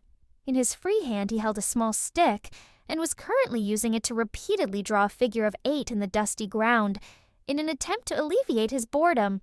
He had tried to play tic-tac-toe for a while, but he hadn't been able to get Uni to understand the rules, and she was now lying at his side looking as fed up as he did. Presto and Diana had insisted they stay here all the day thigh after what had happened last night, and were currently sat on either side of the unfortunate cavalier. It had been a narrow escape. When Eric had pushed him aside, the acrobat must have realized something was wrong, as she had leapt forwards and used her javelin to deflect the largest of the rocks. The cavalier had still been hit. He had been out cold for a few minutes afterwards, but he could easily have been killed. Diana and Presto had taken turns throughout the night at keeping an eye on the cavalier, and he had asked if he could help too. After all, Eric had been hurt saving him from being buried alive. At first they had said no, but he had argued that he was old enough, and Diana has eventually promised him the last shift. True to her word, she has woken him before dawn, but she had ended up sitting up with him because she couldn't get back to sleep. That had been several hours ago, and it was starting to get dark again. The magician had been over a short while ago to assure him that Eric was going to be fine, and the cavalier himself had joked that it took more than a little bit of rock to keep him down. But Bobby still felt pretty bad about the whole thing. It didn't help that he hadn't always liked Eric. In fact, he has disliked him with a passion when they first met, only finding pleasure in seeing how easy it was to wind the older boy up when in his company. Being in the realm had changed things, and Eric was different too. He wasn't so easy to make fun of anymore, and Bobby found he didn't want to do that anyway. Eric always looked out for him, and the barbarian's opinion of him had changed over time. He could now see what his sister had seen in him all along. Eric wasn't that bad, and he could even be fun on occasions. He sighed as he thought of his sister. She would be so worried about him. She worried about him enough when she knew where he was. What she would be like now he dreaded to think. And what would she have said to their parents? Sheila had been looking after him that day, taken him with her to the amusement park, even though she had already planned to go with her friends, and he had gone and disappeared on her. She was bound to be blaming herself, and he couldn't even let her know he was okay. He really missed her. He missed everything about home. His parents, his friends, his room, even his chores and being nagged to take the trash out. His mom was always there for him, first thing in the morning with breakfast on the table, waiting when he got home from school with a quick snack, and checking on him every night, making sure he turned his light off on time. His dad spent loads of time with him too, not like some of the other kids' dads, taking him to local baseball games, and as a special treat, they had gone to a World Series game last season, but he always found it was his big sister he missed the most. Sheila was always putting him first, canceling plans so she could take him somewhere fun instead, arranging her schedule around him, taking him to baseball practice and dropping him off, or picking him up from friends' houses. Okay, so she could be a bit mushy sometimes, and a bit overprotective. But he missed that too. He missed her smile, her laugh, and even her soppy cuddles. He let the stick fall to the floor as he moved his hand to rub the tears from his eyes. He wasn't going to cry. Crying was for babies. He closed his eyes and hugged his knees tighter to himself with both arms, wishing he was at home. Punt. He heard a sound and found Diana standing in front of him when he opened his eyes. "You'll get cold," she stated, as she sat down beside him and draped a blanket over his shoulders. She kept her arm around him, and he secretly hoped that she wouldn't be moving it any time soon. Not that he would ever admit that out loud. "I miss my little brother," she said. "Do you think Sheila will mind me borrowing you until we get back home?" Bobby smiled. He liked Diana, and she would make a good big sister. Not as good as Sheila, but nice all the same. "No, she won't mind," he mumbled, leaning closer to the acrobat. He was really tired now, and as he started to fall asleep, he thought of home. They would make it this time, and the first thing he would do when they got back was to give his sister a big, soppy cuddle. Hank could hardly believe it was so late. The time had simply seemed to fly by, even though they had spent nearly every moment of it indoors. He couldn't remember the last time he had had such an enjoyable day. Between him and Sheila, they had kept Elleeka occupied. He had also found out more about them and told them extra details about his own life in return. He now knew that Sheila owned a cloak that could turn her invisible, and they had discovered that he spent his days traveling from place to place, never knowing where he would feel it necessary to go next. Elleeka, in her own straight-to-the-point style, had seized upon this information, and it had been arranged that he could stop with them until he was needed elsewhere. How long that would be was anyone's guess, but he hoped he would be staying with Elleeka and, more to the point, her guardian for some considerable time. And there was something special about Sheila. He had felt an instant attraction for her when they had first met, and the more time he spent with her, the stronger that attraction became. She was sweet, quiet, smart, sensitive and caring. Then there was her slim, petite figure, her beautiful warm smile, and the delightful way her eyes would sparkle whenever she laughed. He smiled as he thought about her. He had just spent the last hour with her all to himself, Elleeka being sound asleep above them. She had asked more about his travels, and they somehow ended up discussing dragons. He had been pleasantly surprised that she didn't automatically assume they were all evil creatures, like most of the people he had encountered. She was aware that, while many dragons were extremely dangerous and would attack without provocation, there were quite a few that could be classed as neutral, ones that if left alone would not do any harm. She had even known that there were a handful of species that were friendly. So he turned his head towards the curtain that Sheila had disappeared behind a few minutes ago. He could see her outlined through the fabric as she stood in front of her light, and he lay watching her. She raised her arms above her head and then lowered them to her side before moving her hips from side to side. He suddenly realized what she was doing, and his face turned crimson as he hastily rolled over to face the opposite direction. It might only have been her silhouette that he could actually see, and it hadn't been intentional, but he had been watching her get undressed and felt rather ashamed of himself. He quickly searched his mind for something to think about other than Sheila's curves. He settled on dragons and began mentally listing the names of as many species as possible. A few minutes later, the room darkened as Sheila's lantern was extinguished, and he lay in darkness until finally falling asleep, still counting dragons. Chapter 8. Swings and Surprises. Sheila opened her eyes, moved to the edge of the bed, and slid her legs out from beneath the sheets. She gave a sharp intake of breath as her bare feet made contact with the cold stone floor as she stood up and had to resist the temptation to dive back under the covers. It was still very early, but there was enough light to make her lantern unnecessary, and she quickly slipped into a pretty blue summer dress that was very flattering to her figure. She made her way silently to the kitchen, pausing momentarily by the fireplace on the way to look at Hank as he slept. Even though Elleeka's bluntness could be rather awkward at times, Sheila had been grateful for it yesterday, as it meant Hank was still here, something she was very pleased about. She prepared a plate of sweet pastries for breakfast, with extra cherry jam on the side for Elleeka, and had just poured a drink when she heard the sound of movement behind her. Turning her head, she smiled at Hank as he walked towards her. "Ah, I didn't mean to wake you," she said softly. "You didn't," he assured her, smiling warmly. "I get up early most mornings." She noticed the way he was looking at her, seeing the admiration in his eyes, and while pleased her choice of attire had had the desired effect, she had to look away to hide her blushes. "Jinpa?" she asked, turning back towards him and holding out a mug of the hot, dark, and slightly bitter liquid. Yes, please," he replied, taking the offered beverage and sitting on a tall stool. Sheila poured a second cup, sat on a neighboring stool, and leaned against the countertop. "It looks like it will be a nice day," Hank commented, glancing out of the window. "I hope so," Sheila replied. "As I seem to remember you promised Elleeka you'd make her a swing today." "I did, didn't I?" he murmured.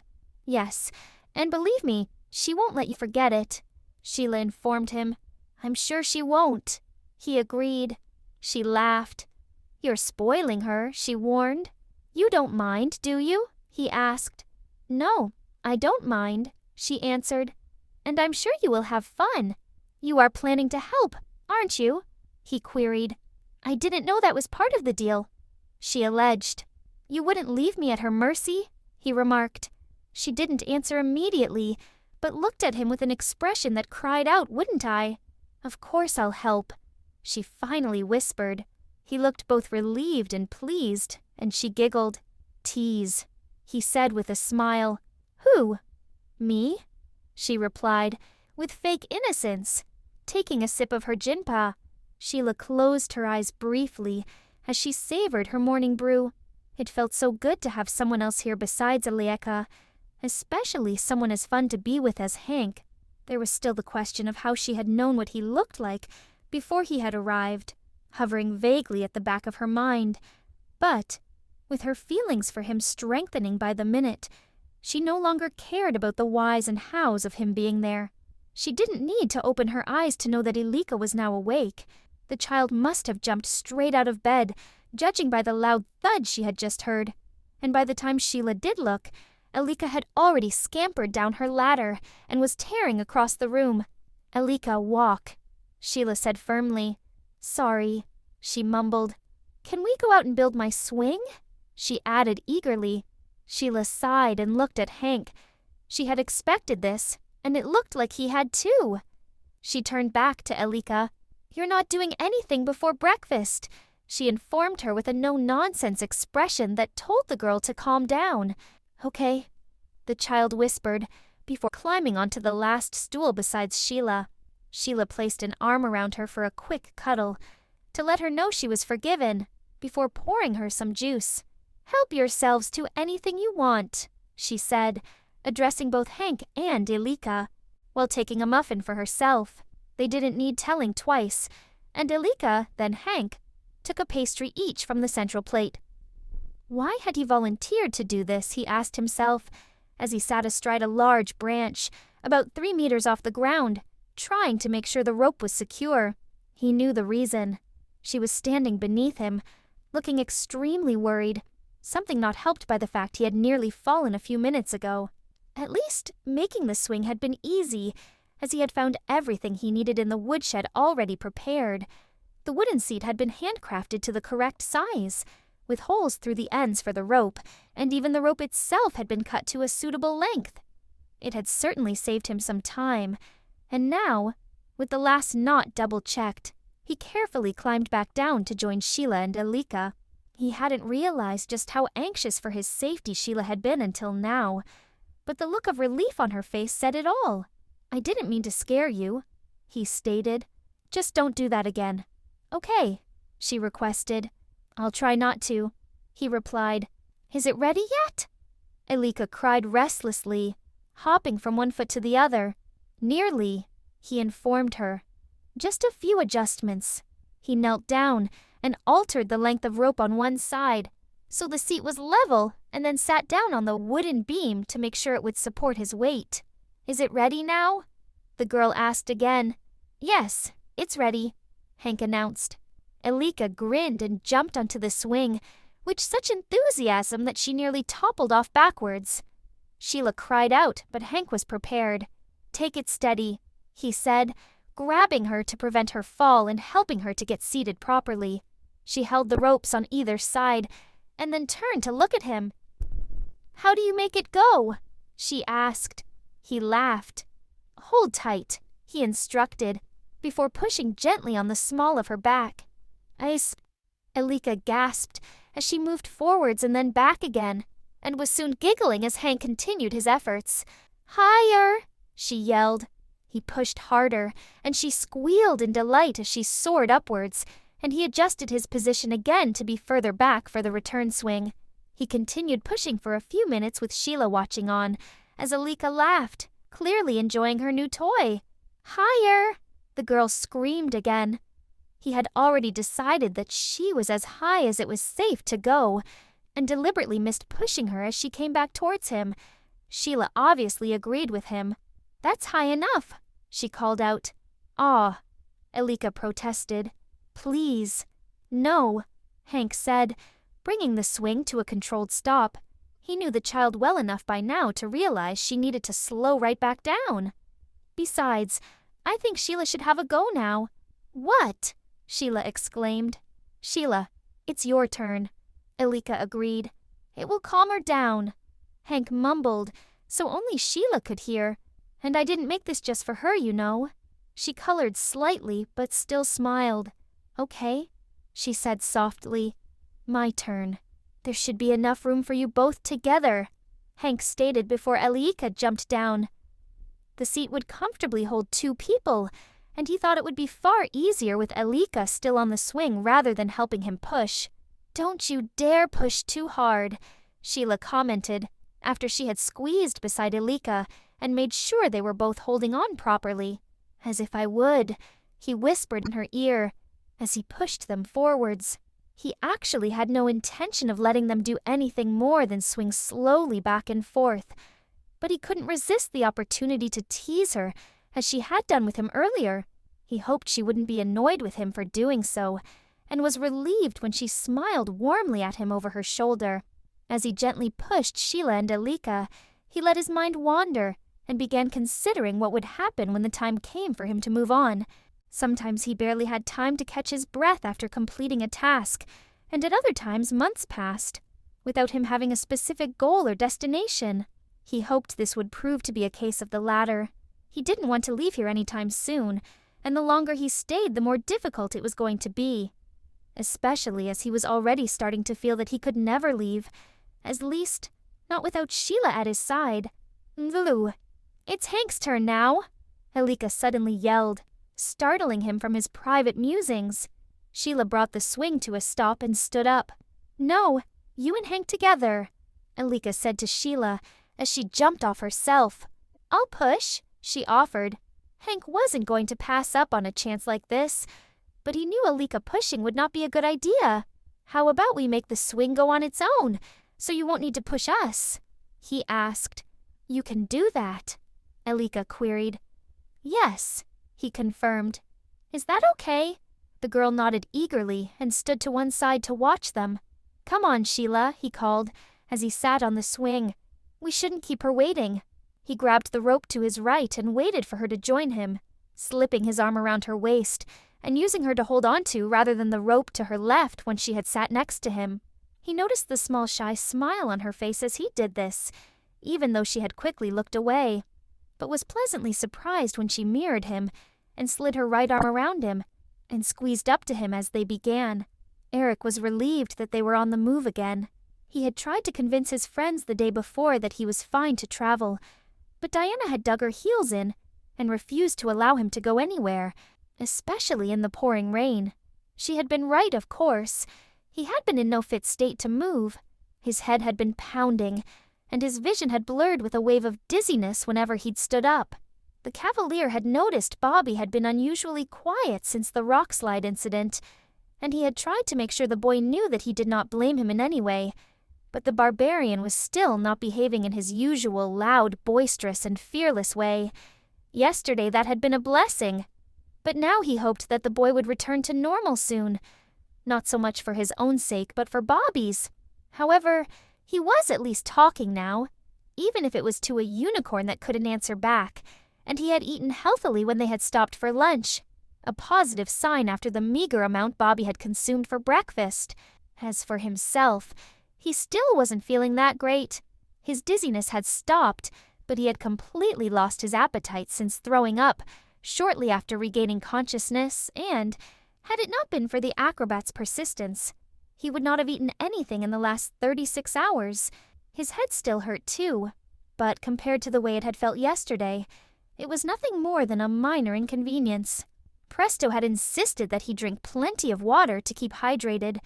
While this was probably beneficial in keeping his headache in check, it was having other side effects, necessitating infrequent trips off the track behind bushes, trees, or whatever else he could find.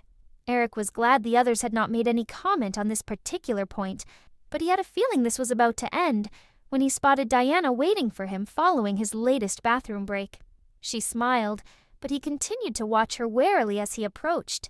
"Don't look so worried," she commented, linking her arm through his as he drew level.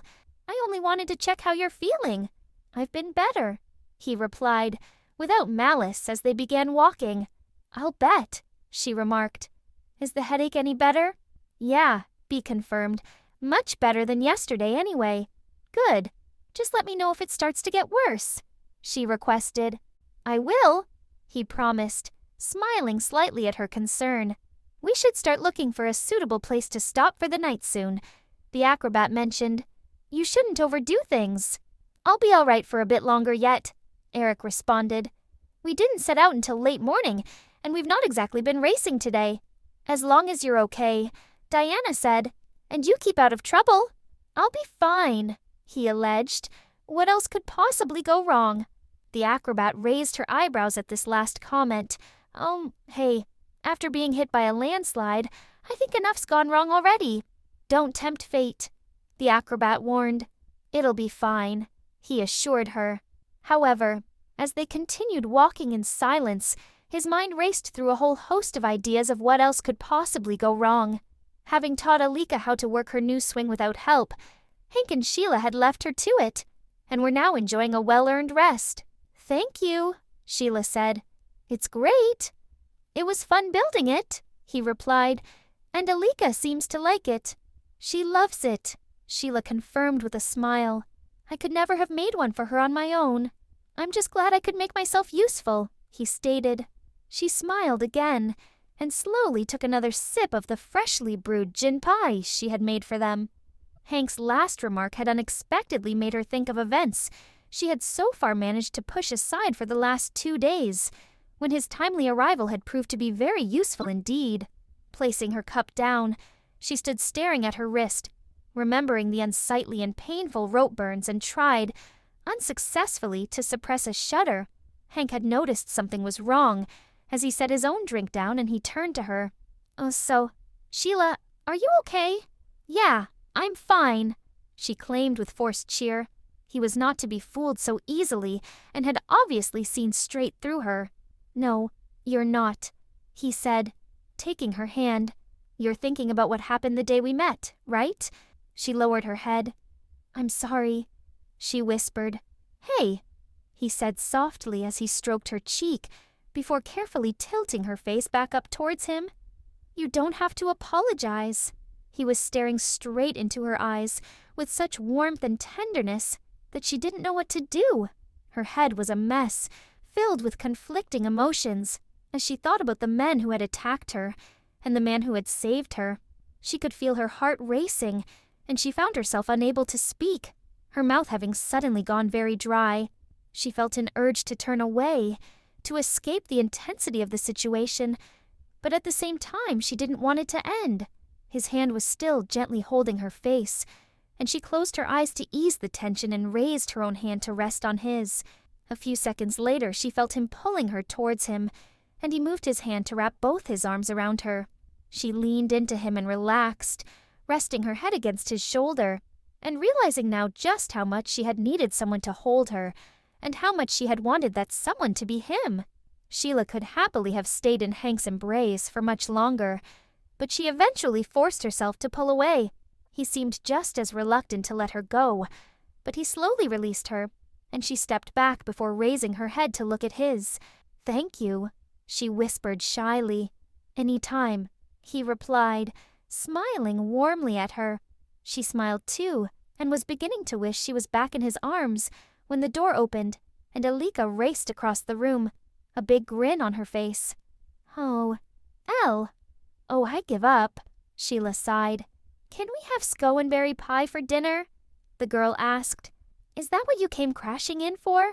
Sheila inquired in amazement. Yes, she confirmed. It's really, really yummy, and you make the bestest pies ever. Sheila had to bite her lip to stop herself from laughing, but Hank was having less luck, and he hastily moved away to close the door that Elleeka had left open. The girl was looking eagerly at Sheila, but her request was not one without issues. We haven't got any scoenberries, Sheila informed her. But they grow near here, Elleeka quickly responded. I'll go and get some. Not so fast, Sheila snapped, grabbing the back of the girl's top as she turned to leave. I don't want you wandering off in the woods on your own. Elleeka frowned but had an answer after a second or two. You or Hank could go with me. Hank had rejoined them at this point, and he smiled at Sheila to let her know he would go with Elleeka if she wanted. Okay, you can go with Hank while I make the pastry, Sheila agreed. Yeah, Elleeka cried, grabbing Hank's hand and heading for the door. You'll be needing this, Sheila called, as she followed them with a basket in her hand. Elleeka grinned and took the offered container. See you soon, Hank said as he was dragged outside. Sheila smiled and stood in the doorway, watching them leave until they disappeared amongst the trees. She closed the door and cheerfully set to work in the kitchen. It didn't take her long to make the required amount of sweet pastry, and she then lined a dish, ready for the main ingredient, before preparing the pie top. The accompanying sauce was next, and she was busy whisking the mixture when she heard the door latch. She looked up, surprised that Hank and Elleeka should be returning so soon, and gasped. The bowl she was holding fell to the floor and smashed. Stood in the doorway was a group she had hoped never to see again, consisting of a dark-haired man with cruel, hate-filled eyes, and two larger men with a matching shade of light brown hair. Chapter 9. Fight or Flight. Her eyes darted around the room, looking for any means of escape, knowing her only chance was to get out of the house and run. The door was blocked, so she quickly opted for the kitchen window, shoving the whole contents of the countertop roughly to one side as she climbed onto it. She managed to open the window, but a thick, dirty arm grabbed her roughly around the waist and yanked her away. You won't escape this time, witch, the larger of the brothers snapped, slamming her roughly onto the wooden surface. Sheila cried out in pain, but she knew she had to fight, and she grasped the first thing her fingers touched and threw it at the man who held her. A huge cloud of white dust flew in the air as flour went everywhere, including all over her.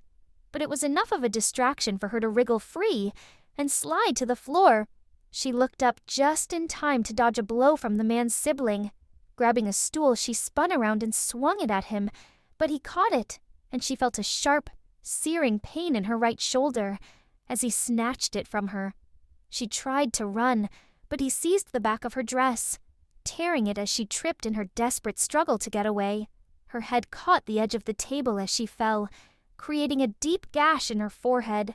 Reaching up, she grabbed the back of a chair to pull herself back to her feet, only to be met with a hard punch, straight to her stomach, from the man she had coated in flour, knocking the wind out of her and causing her to collapse, gasping for breath.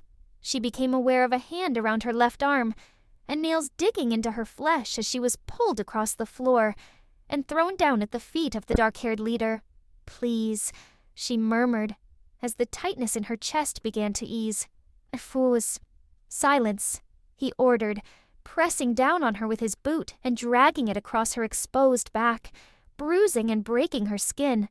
Her head was suddenly pulled back, and she found herself looking into the sneering face of the largest man, seconds before he emptied the remaining contents of the flour bag over her face. She could hear his cold laughter as she coughed and spluttered and her eyes began stinging. "Over the beam!" the leader shouted. Sheila had no idea what he meant, but she didn't have long to think about it as something rough was placed around her neck, and she then screamed in agony from the renewed pain in her shoulder as her right arm was pulled back sharply. It was only when the rope began cutting into her skin, as it was pulled upwards, that she realized what was happening, and she stumbled to her feet as it continued to tighten while frantically clawing at the noose with her fingers. There was an enormous crash, and, even with her limited vision, she could see repeated flashes of bright light, one after another. Almost immediately, the tension in the rope relaxed, and Sheila found herself slumped on the floor once again. "Kill her," the dark-haired man ordered before suddenly yelping in pain. A voice she knew and welcomed was added to the chaos surrounding her. "Elleeka, stay behind me. Hank," she whispered as she pulled herself up and sat leaning on the room's central pillar for support, while wiping flour from her eyes and face. One of the brothers, she couldn't be sure which, cried out as the force from an arrow sent him crashing onto the table, which then collapsed beneath him. "Take him and leave," Hank demanded. His voice sounded odd, as though devoid of all emotion, but Sheila somehow knew that he was barely in control of his anger and was seething beneath the surface. The next few seconds seemed like an eternity. No one was moving. She could see Hank glaring at the three intruders, and Elleeka was just behind him, looking absolutely terrified. She could feel pain in her stomach, shoulder, back, head, legs, arms, everywhere, and the stillness made it all the more intense. The brief pause ended when the URLA chieftain pulled his dazed and confused companion to his feet and dragged him to the door. Hank's waiting arrow was pointing straight at them the whole time, and he followed them, waiting at the doorway, presumably to make sure they had really left, before letting the energy fade. He banged the door closed, placed the bar across it to secure it, then dashed to her side and fell to his knees. "What have they done?" he said, his voice shaking slightly. "Hank," she sobbed. She threw herself at him, and he wrapped his arms around her. The contact hurt, making her wince, and she felt him beginning to pull away. "Don't let go," she pleaded. Despite the pain, she needed him to hold her, and she clutched at him, her whole body shaking. "Shush, it's okay," he assured her. "It's okay now."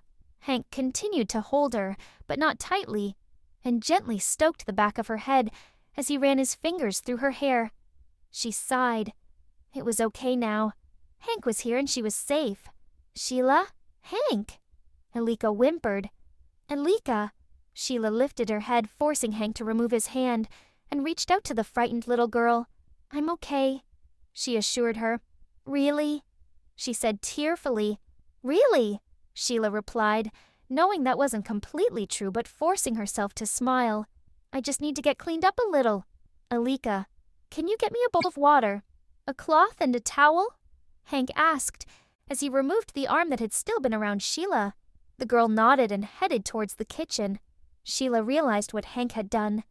Elleeka had needed something to distract her, and giving her a specific task was a perfect way of doing so. She turned towards Hank and found him staring at her. "Thank you for saving me," she said quietly. "Again, I should never have left you," he stated. "You couldn't have known they'd come here," she reasoned.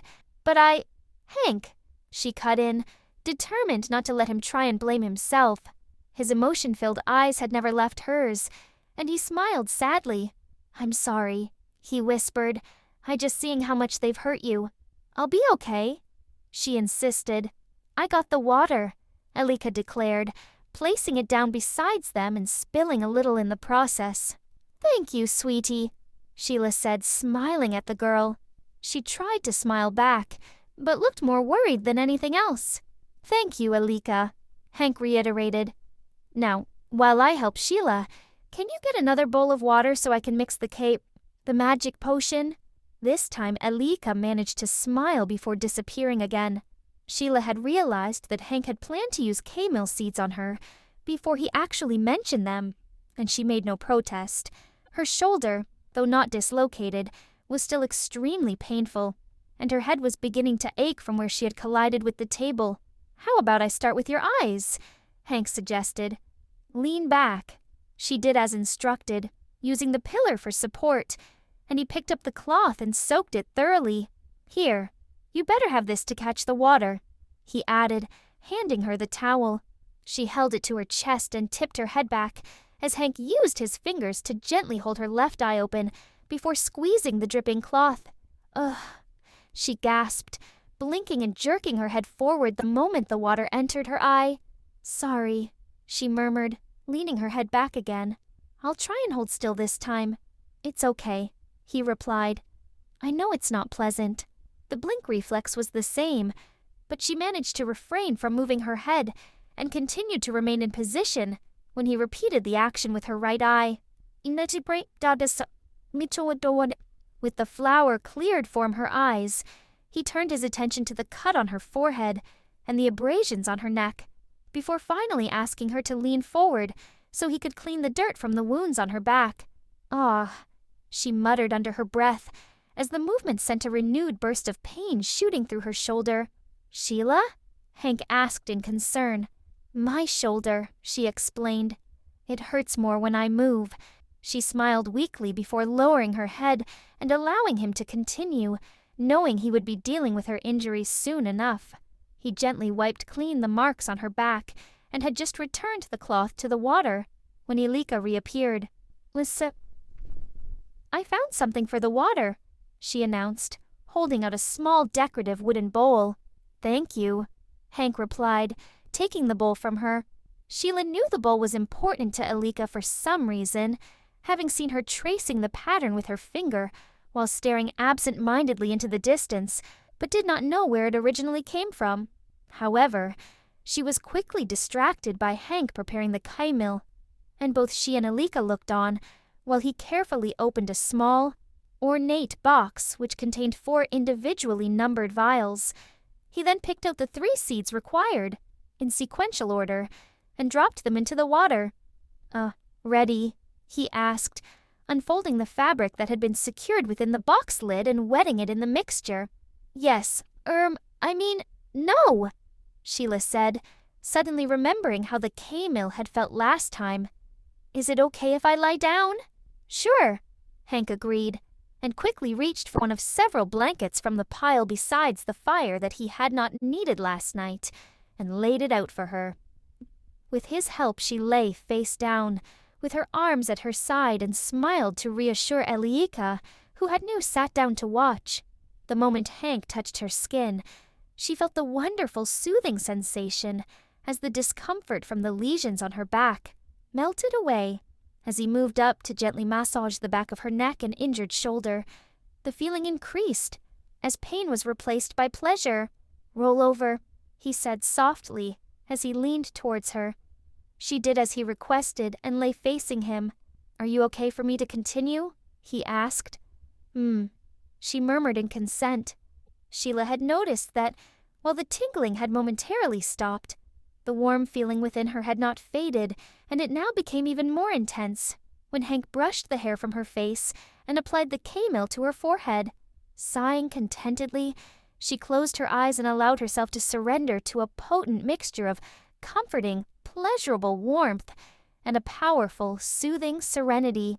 She was vaguely aware of Hank's hands on her face and neck, but she made no attempt to move, enjoying the sensation of his touch.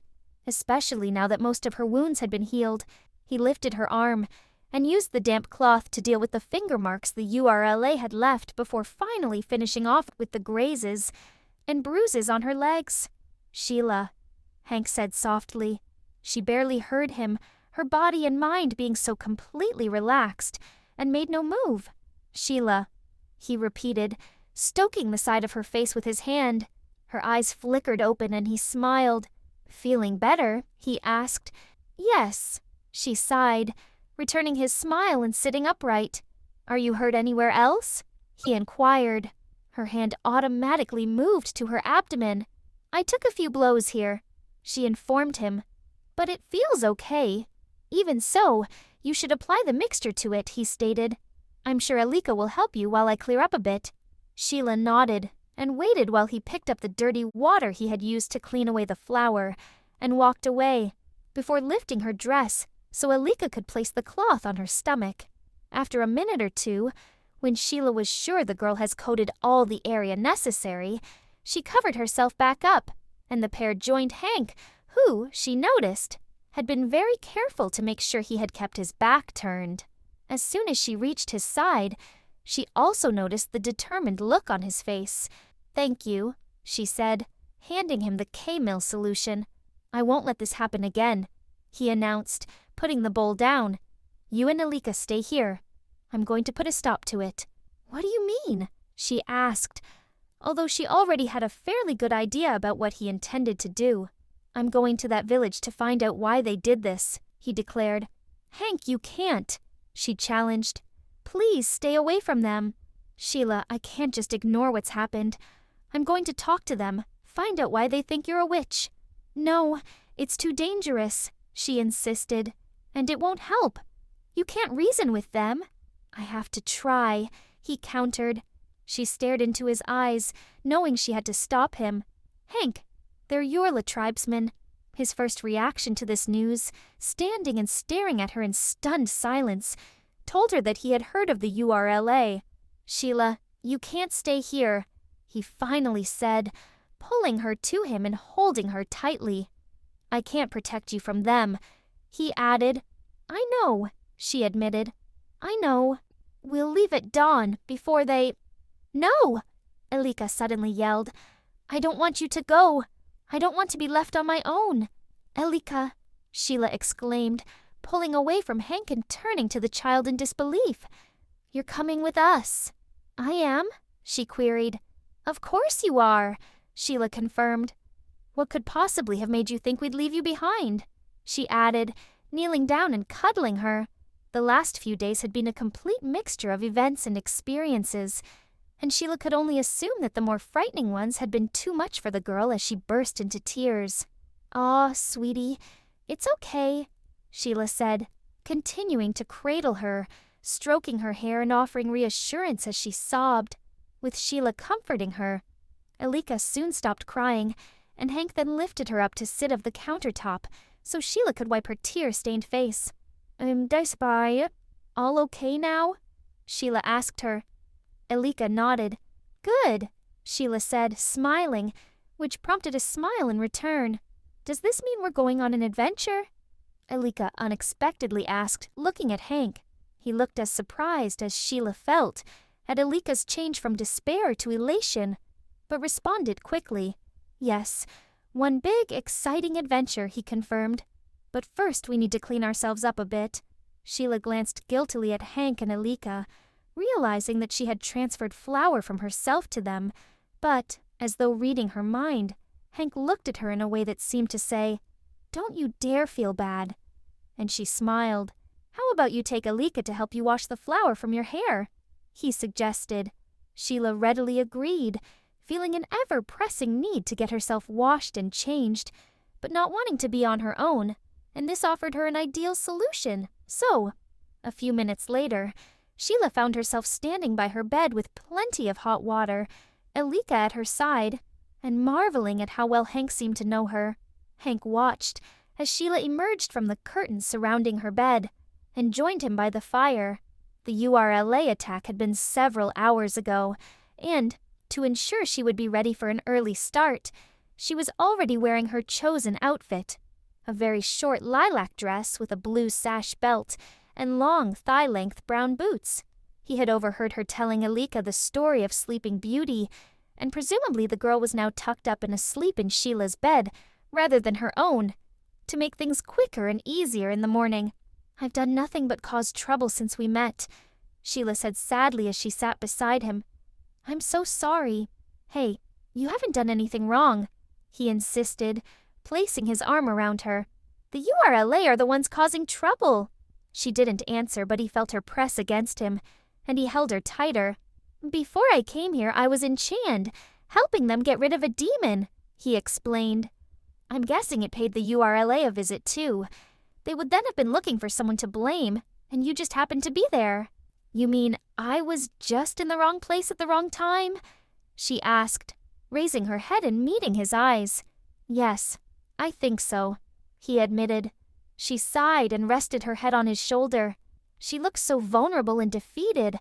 All he wanted was to be with her, keep her safe, and instead she was being forced to leave her home, fleeing for her life because of a chance encounter. He wanted to tell her that everything was going to be okay, but words seemed inadequate, and he somehow knew it wasn't words that Sheila needed. Hank leaned back and lay down, bringing Sheila with him, and wrapped his other arm around her. She made no protest, nor any move to resist him, and actually rolled towards him. He held her close and caressed her back with his thumb, while listening to the soft, rhythmic sound of her breathing. After a few minutes, he noticed the subtle change that informed him she had fallen asleep. He smiled and kissed her gently on her forehead, before laying his head back, while continuing to hold her, determined to keep her safe no matter what the URLIPC had planned next. Hank was now wide awake and staring at the ceiling.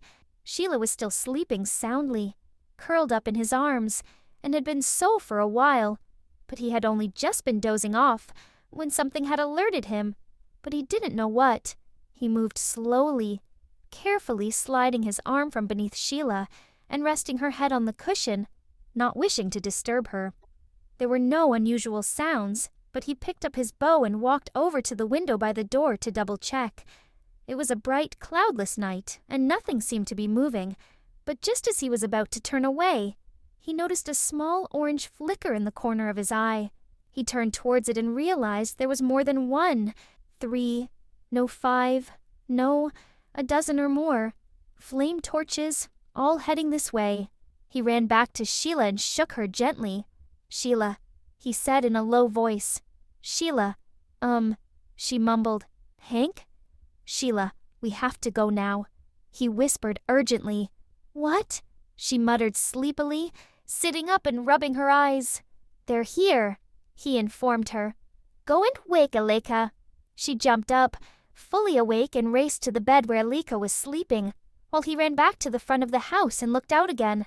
The first of the URLA were already in view, and he turned to find Sheila behind him, hastily fastening her cloak around her neck, and a bleary-eyed Elleeka was sat on the edge of the bed trying to put on her shoes.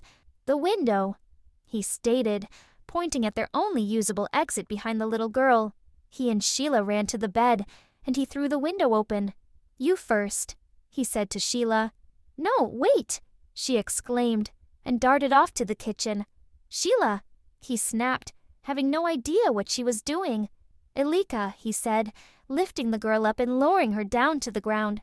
He climbed onto the ledge, swung his legs over, and joined Elleeka outside. "Sheila, come on," he hissed. "Got it," Sheila said, and ran back towards him. She sat on the ledge and then slipped, startled by the kitchen window smashing, and Hank dropped his bow to catch her, preventing her fall. "What were you thinking?" he whispered, retrieving his bow. "I was getting this," she explained, holding up the small bag they had prepared earlier, but had almost left behind in the rush to escape. Hank sighed. The bag would be useful, but it didn't contain anything worth the risk she had just taken. However, now was not the time to debate it. The flames from the torch that had broken the window were already beginning to take hold. It was time to leave. "Let's go," he whispered. The three of them quickly scaled the slope at the back of the house. To Hank's relief, they managed the brief climb without being seen, and they now stood amongst the trees at the top to observe the URLA while catching their breath. The house was now completely surrounded, and the tribesmen were hurling flaming rags and torches through the windows and onto the roof of the already well-ablaze building.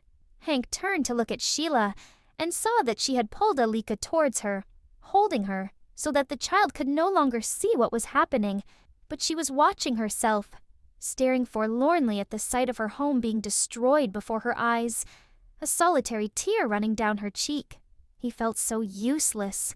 He could do nothing except stand by and look on helplessly as everything Sheila had went up in smoke. "We need to go," he said quietly, placing an arm around Sheila's shoulders. "Yeah," she agreed dejectedly. "Over there," Sheila gasped, and Elleeka squealed as the cry rang out. They had been spotted, and Hank knew there was only one thing they could do with so many URLA around. Run. Chapter 10. Fear and Capture. Her heart was pounding so hard, she thought it would explode, and breathing was becoming more and more difficult by the second. She needed to stop, but the URLA were closing in, so she forced herself to keep going. Hank was at her side, clutching Elleeka's hand to ensure the girl did not get separated from them during the pursuit. "Over there," Hank called, changing direction. Sheila followed his lead, and they suddenly reached a deep, wide ravine, forcing them to stop. "Wait here," Hank said. "Hide under your cloak with Elleeka. Cross over when they've gone," he added, pointing to a fallen tree that spanned the gap. "What about you?" Sheila asked. "I'll lead them off, then double back," he replied as he began running, giving her no choice in accepting his plan. "Elleeka," she whispered, pulling the girl to her as she sat down. She needed to make sure she was holding Elleeka completely off the ground to cover her properly, and the only way Sheila could do that was to support the girl on her outstretched legs. "Hold this. Sit still, close your eyes, and keep quiet," Sheila ordered, shoving their supplies onto Elleeka's lap and pulling up her hood. Elleeka's eyes being closed would make no difference to her invisibility, but Sheila could see how frightened she was, and worried that she would cry out if she saw the URLA approaching, giving away their position. She was glad she had taken such a precaution, as she nearly screamed herself when they came into view.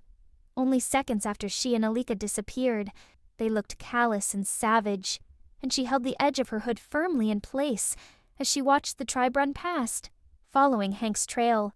Once the last man had gone, she forced herself to wait, counting slowly to 60 before lowering her hood and getting Elleeka to move.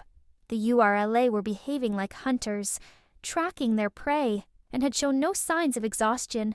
It was her they were after, and she worried about what would happen to Hank if they caught him, well aware they would use any means necessary to try and extract information about her whereabouts. Knowing that he would never tell them, no matter what they did, made it even worse. The URLA were torture specialists, and he would be at their mercy. As anxious as she was about Hank, she had to get Elleeka to safety first, and she practically dragged the girl to the fallen tree to take a closer look. Thankfully, the tree had a thick trunk, at least at its base, and she helped Elleeka before climbing up herself, and the pair crossed, relatively quickly, to the other side.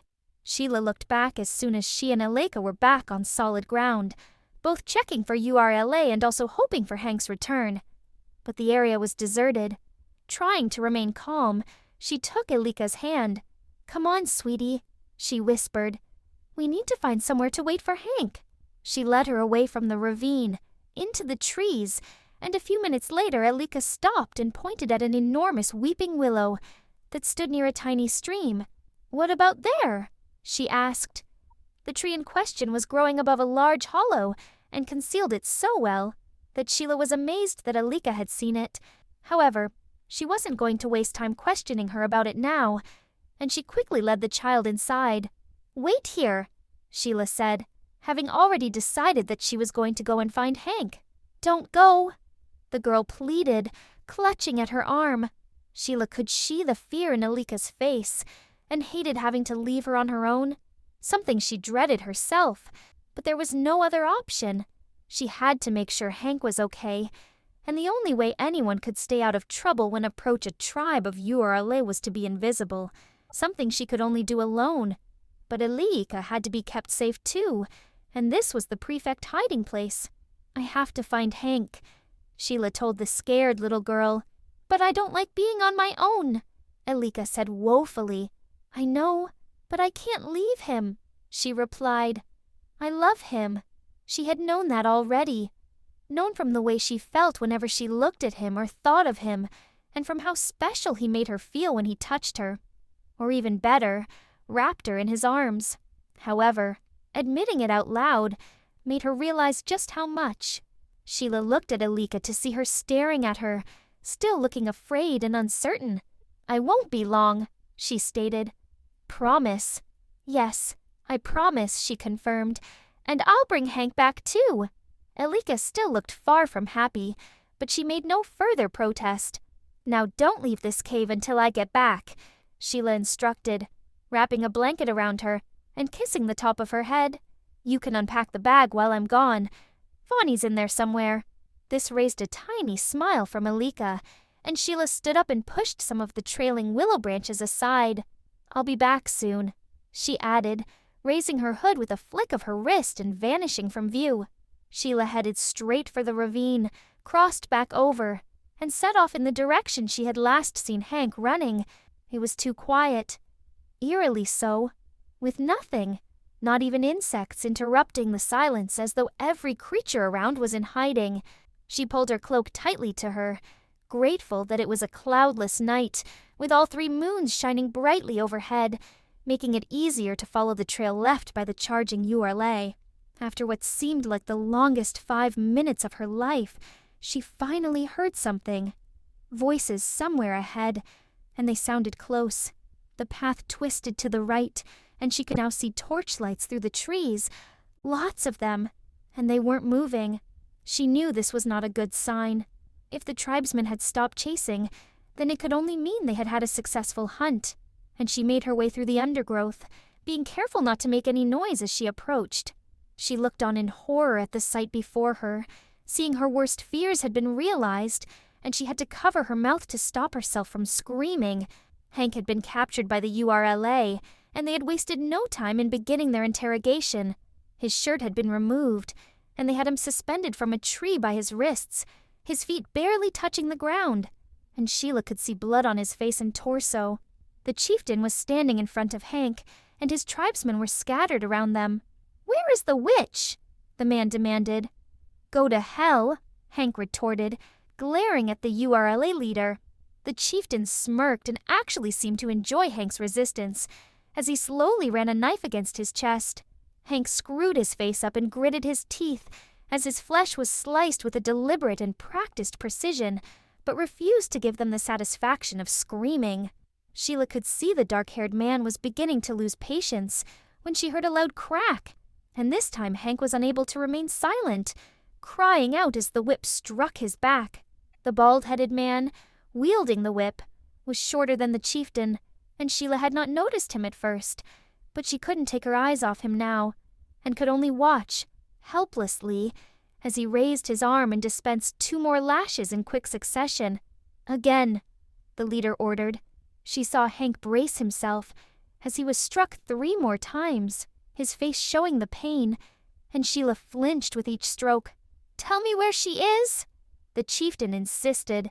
"Never," Hank snapped. His defiance earned him a further 3 lashes, and Sheila desperately tried to think of something she could do to help him, anything that would somehow get the tribe to release him, or at least stop hurting him, without getting caught herself. "I want the witch," the man reiterated. Witch. The URLA wanted a witch. The URLA were suspicious and hated, no feared magic. But could something like that work? It was crazy, but she didn't have any better ideas. So if it was a witch they wanted, then that's what she would give them. Sheila walked towards Hank and the chieftain and stopped a short distance away. She took a deep, calming breath, knowing she had to make this convincing. "Release him!" she yelled, almost startling herself from how forceful she sounded. Hank's head snapped up, and the tribesman looked unsettled at hearing a disembodied voice. "Show yourself," the dark-haired man growled. "Release him now," she repeated, "or suffer the consequences." The URLA continued to look apprehensive as they fidgeted nervously, and even the chieftain seemed to momentarily waver, but he was obviously not prepared to surrender his prisoner yet, his next move making that clear. "Show yourself or he dies," he snarled, holding a knife to Hank's throat. Her heart sank. If she did not remove her hood, then he would kill the man she loved. If she did, the URLA would have no reason to keep Hank alive, and would kill him anyway.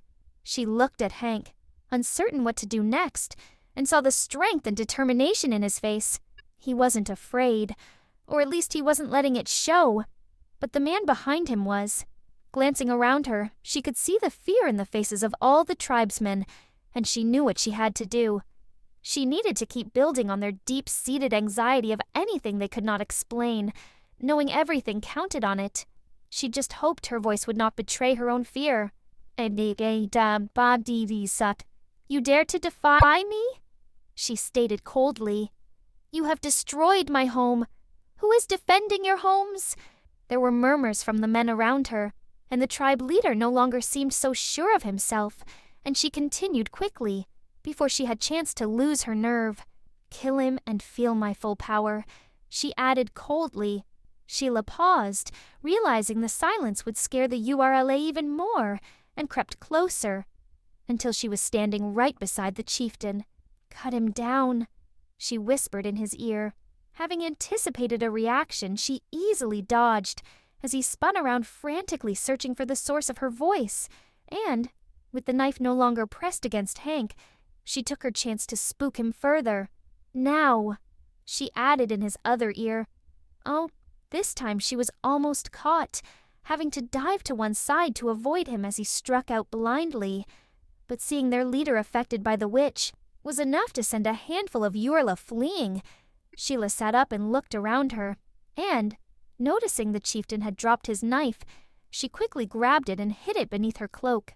"And that's release," she called out, slicing through the rope that secured Hank.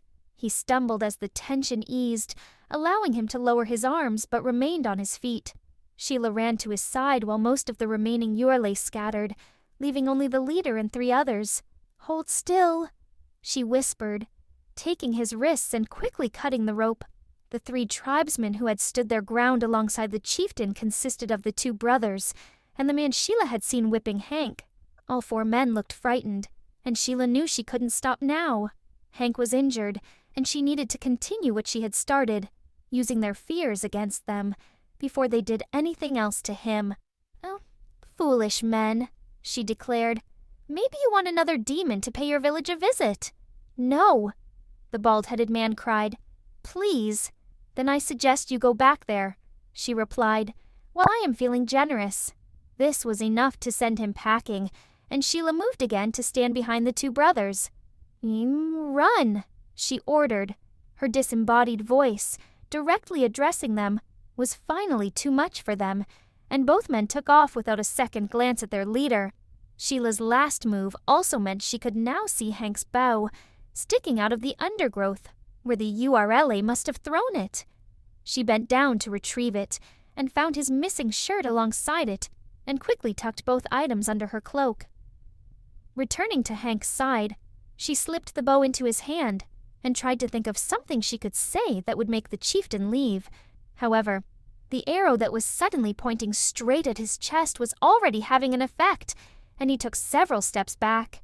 Sheila lowered her hood, and the man before her stumbled and fell upon seeing her suddenly materialize from thin air.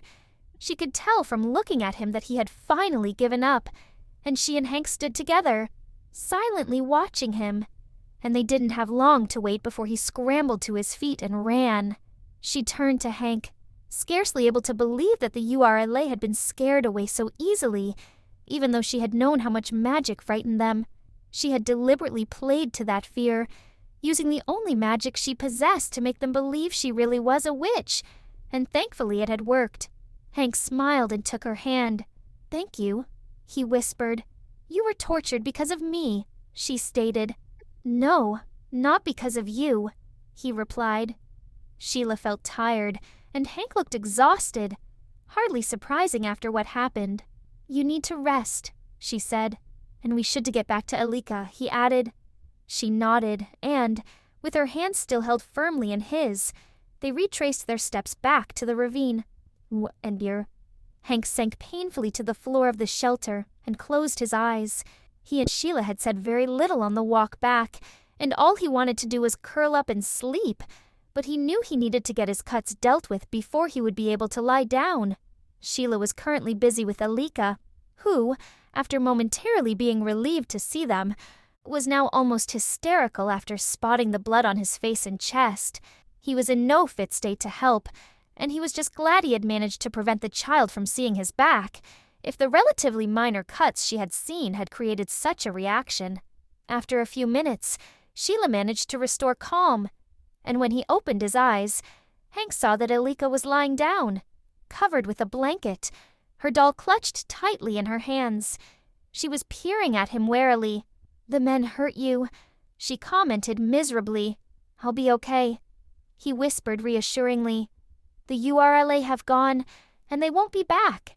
Sheila looked at him as he spoke, her eyes meeting his, showing both hope and uncertainty. "You really think so?" she asked. "Yes, I really think so," he confirmed. "You did a great job at scaring them off, and even if they do come looking for us again, they won't be able to cross the ravine." "No, I guess not," Sheila replied, frowning slightly. Hank smiled, despite the pain he was in. As soon as he and Sheila had crossed safely, he had used his bow to blast away the tree, sending it crashing into the depths below, ensuring they could not be followed. Sheila had disapproved, not of the act itself, but of him doing so while still injured. In some ways she had been right, as it had taken nearly all his remaining strength to pull the arrow, and he had needed her support to make it from there to their current location. However, it had been worth the effort to make certain they would be safe, and it seemed that deep down Sheila agreed with him as she returned his smile reluctantly. "I'll get some water," Sheila stated, reaching inside the bag she had retrieved from the house, as they had escaped, and extracting Elleeka's prized wooden bowl. Hank watched as she disappeared through the trailing willow branches before turning his head back towards Elleeka.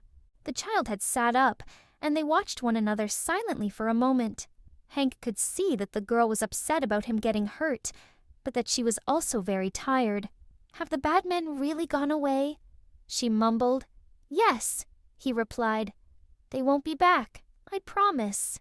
She smiled and lay back down again, her eyes flickering closed. "Are you going to use the magic potion?" She muttered sleepily. "Yes, he is," Sheila replied as she reappeared. Hank didn't need Sheila to tell him this. He was in too much pain to consider not using the K-mill seeds on his injuries, when he had a plentiful supply in his pocket. He pulled out the little box as Sheila knelt down in front of him. "I need to clean your cuts first," she said softly. "Good idea," he replied, putting the box on the ground and reaching out to take the cloth from her. "I'll do it," she insisted, looking straight into his eyes and gently wiping the blood from his face. "Thanks," he whispered.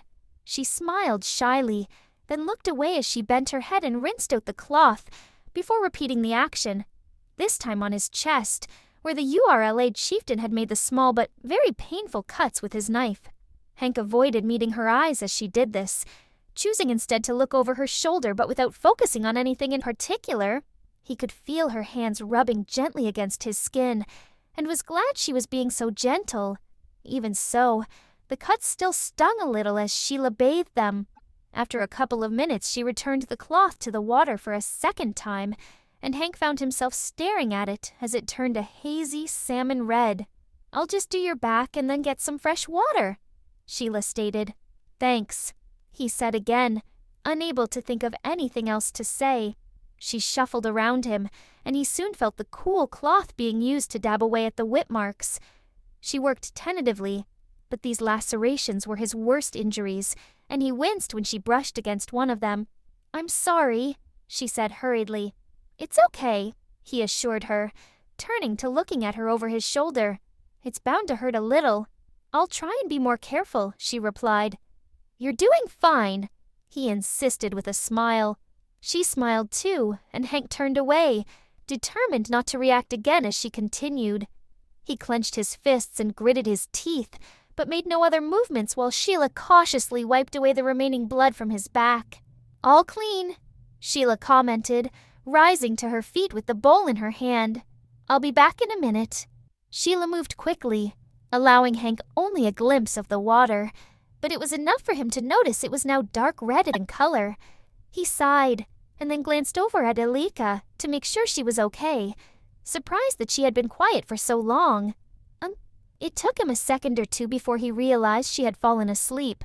Hank knew the girl well enough by now to know she would not want to miss anything, but he had forgotten how late it was. Elleeka would have been exhausted. He watched her for a moment, and was pleased to see that, despite everything that had occurred in the last few hours, the child seemed to be sleeping quite peacefully. Elleeka was curled up with her small doll clutched tightly in her hand, and he reached over, painfully, to adjust her blanket so it covered her. Sheila returned as he was doing this and shot him a look that was half appreciative, half reproachful. "Hank, you should be resting," she whispered. "I'm okay." He lied. He knew that Sheila had not been convinced when she didn't reply, but simply rolled her eyes at him as she placed the fresh bowl of water on the floor beside him. He smiled, and she smiled back, briefly, before picking up the box containing the K-mill and carefully adding the seeds in the correct order. Sheila then removed the cloth from the box lid and dipped it into the mixture. She wrung it out and paused, looking at him as though trying to decide where to start. "It'd probably be easier if you lie down when I do your back," she finally stated. "So I'll do that last." Hank nodded in agreement and held out his wrists, prompting her to begin with the ugly, red rope burns. Sheila gently wrapped the cloth around the left one, and, having been forced to make use of K-mill seeds once before, the day he had been given them, he was ready, or so he thought. He immediately experienced the expected prickling. However, he also felt a second sensation, mixed in with the tingling, but he barely had time to register it before Sheila removed the cloth. For a moment he believed he had imagined it, but then it returned when Sheila pressed the K-mill to his right wrist. Knee. He focused on trying to identify what he was feeling, and only had time to recognize it as warm and soothing before it stopped, Sheila having once again lifted the cloth from his skin, now that all the marks from the rope had vanished. "Tilt your head back," she requested. Hank did as she asked, and she reached out and brushed his hair to one side to allow her access to the bruises on his face. The tingling began again the moment the cloth touched his skin, but he ignored it, concentrating on the pleasing and soothing aspect instead. Hank felt the cut on his temple mending, and he began to feel much better, as the headache he had had since the URLA attack melted away. He smiled and focused on the unexpected but pleasant effects of the K-mill, as Sheila's hand moved down the side of his face, and then watched in silence when she lowered her hand to re-wet the cloth. The prickling had stopped, but the comfortable warmth was still lingering. A few seconds later, Sheila applied the mixture again, focusing her attention on the incisions on his chest, and Hank found himself relaxing, closing his eyes and enjoying the moment. He vaguely recalled the first time he had used K-mill, and wondered why this occurrence was so different. He certainly had not felt anything like the intense and electrifying sensations he was currently feeling, and he remembered the old man who had given him the seeds had advised him that the experience varied depending on who was administering the treatment. No, even without these differences, Hank knew who he preferred. Sheila was being so gentle. He could feel her soft fingers through the material as she worked, and as he thought about her, he found the pleasure intensifying. His eyes met Sheila's as she moved her hand down his chest, her fingertips making direct contact with his skin, and he smiled, A smile she returned shyly before lowering her gaze. As Sheila broke off for the third time, Hank remained motionless, and although he was watching her, he was not focusing on her actions, being quite content to sit gazing at her face. "Are you ready?" Sheila asked softly. He blinked and looked around to see she had spread out a blanket for him to lie on. He nodded, and in his relaxed state, moved too quickly, making him cry out in pain. Hank," Sheila exclaimed in concern. "I'm okay," he assured her, stopping still for a few seconds before continuing at a more sedate pace to lie face down with his head resting on his hands. The stab of pain had put an end to all the affects from the K-mill, but they returned the instant Sheila touched him. The mild tingling and the steady glow of a more pleasant nature emanating from every part of his body. The last bit of discomfort ebbed away, and he sighed happily, closing his eyes and letting himself enjoy the moment. He was glad that Sheila had suggested he lie down, and the thought occurred to him that she must have done so for a reason. He wondered if it was perhaps because she had felt something similar to what he was feeling now, when their situation had been reversed a few hours ago. He smiled at this idea, hoping he was right, liking to think that he might have been able to make her feel this good. Breathing deeply, he focused on the way her hands were gently massaging his shoulders, teasing out the aches and leaving him with a feeling of immense satisfaction. Hank became gradually aware that Sheila had finished with his injuries, but chose not to move immediately, and she seemed in no hurry for him to get up, allowing him to lie undisturbed until he reopened his eyes. "Have I missed anywhere?" she whispered. "No," he mumbled, finally forcing himself to move. Hank sat up and saw Sheila open the container to the K-mill. She extracted a leaf and successfully deactivated the mixture before returning the now dry cloth to its proper place, closing the box and handing it to him. His fingers brushed against hers as he took it, and he looked up and smiled. "Thank you," he said softly. Sheila smiled sadly and looked away. "Sheila, are you okay?" he inquired. "I'm fine," she muttered without looking at him. "No, you're not," he argued, reached forward and carefully lifting her head. "You were hurt protecting me," she stated quietly, her eyes filling with tears. "And I'd do it again to keep you safe," he replied. A single tear rolled down her cheek, which Hank gently wiped away with his thumb. He gazed at her, staring into her beautiful, enticing green eyes, and he wanted nothing more than to lean in closer and taste her inviting lips. However, as tempting as that was, he knew now was not the time. Sheila was vulnerable. Her home had been destroyed, and she was obviously feeling guilty about what the Urle had just done to him. He didn't want to take advantage. He couldn't risk ruining everything for one quick kiss. Sheila was too important to him for that. Instead, he pulled her to him and held her tightly in his arms. He felt her relax as she leaned against him. After a minute of two, he reached over and grabbed the third and final blanket that Sheila had salvaged from the house and wrapped it around the two of them before lying back down, bringing her with him. She lifted her head and smiled. He smiled too, and she lowered her head, resting it on his shoulder. Even though he knew she was not asleep, he couldn't resist kissing her forehead, and was relieved when he heard her sighing softly and felt her lips curl into a smile. She snuggled up to him, and he felt a thrill of pleasure as she moved her hand to rest on his chest. His heart was pounding so loudly that he was sure Sheila must be able to hear it, but even if she could, she said nothing and seemed completely at ease in his arm, an observation filling him with hope. Hank had been captivated by her from the moment they'd met, and he'd been falling more and more in love with her ever since. He wanted to be with her, no matter what, and he would happily abandon his nomadic lifestyle so that he could stay at her side. For now, they both needed sleep, but that was just a temporary delay, and in the morning he would tell Sheila how much he needed her and confess his love. Chapter 11. Explanation time. Sheila raised her head until her eyes met with Hank's to find him smiling at her. She smiled too, but made no further movement, content to remain lying in his arms for now. Good morning," he whispered.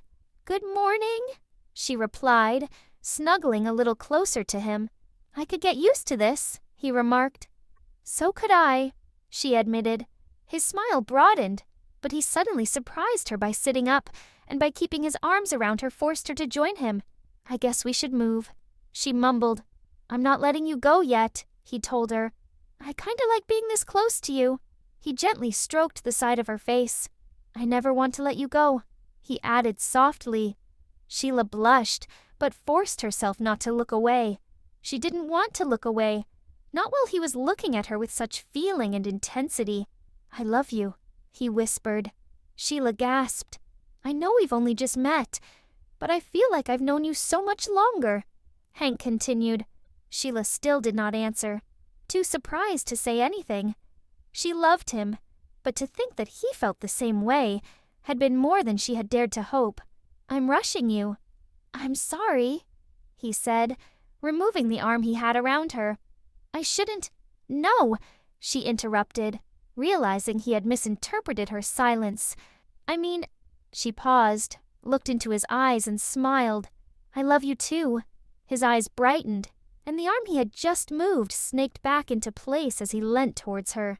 Sheila closed her eyes as his lips met hers, and willingly allowed him to pull her closer, wrapping her own arms around him as they kissed. Everything seemed to slow down, and she felt a delightful warmth creeping all over her body. He tasted so good, and her hands traveled up his bare back as she lost herself in his loving embrace. Sheila heard a squeak from Elleeka, but it didn't sound urgent, and she was enjoying this far too much to pay it any attention. She has waited so long for this, loving Hank in secret, having only confided in Diana. She had endured her brother's teasing. "Bobby!" She jumped back as the memories of who she was, where she was from, and who she was kissing suddenly filled her head. "About Hank," she said tentatively, glancing at him just long enough to see that he remembered everything too. "Sheila, She couldn't look at him. Her cheeks were burning, and it was more than a little tempting to pull up her hood and hide, but she somehow resisted. It was so unfair. For a few brief magical seconds, life had been wonderful. But then reality had come crashing in and slapped her across the face. She couldn't think straight. How could she have forgotten everything? Her home, her friends, even her own brother. Then she remembered meeting Elleeka on the outskirts of Chand. "What did you do?" she demanded, rounding on the little girl. "What did you do to us? What have you done with my brother?" Sheila did not often get angry, but the child in front of her had messed with her head, taken her memories, manipulated Hank's feeling, and was responsible for the disappearance of Bobby and her friends. "What did you do?" she repeated. "Sheila," Hank said gently, taking her arm. "Don't!" she snapped, pulling away and scrambling to her feet. She saw the expression on his face as she did so. He looked so hurt. Great. Another thing to feel bad about, she thought. It wasn't his fault, but she couldn't deal with him touching her right now, not after what had just happened, not knowing it was all a lie. Tears of shame formed in her eyes, and she turned her back, her hand automatically reaching for her hood. But she remained visible, listening as Hank questioned Elleeka. "You made us forget who we were, right?" he began. "Yes," she mumbled. "And our friends?" he continued. "Yes," she confirmed. "Where did you send them?" Hank asked. "I made them think you were still out at the amusement park. They said they were looking for a portal," she stated. "They still remember everything else," Hank checked.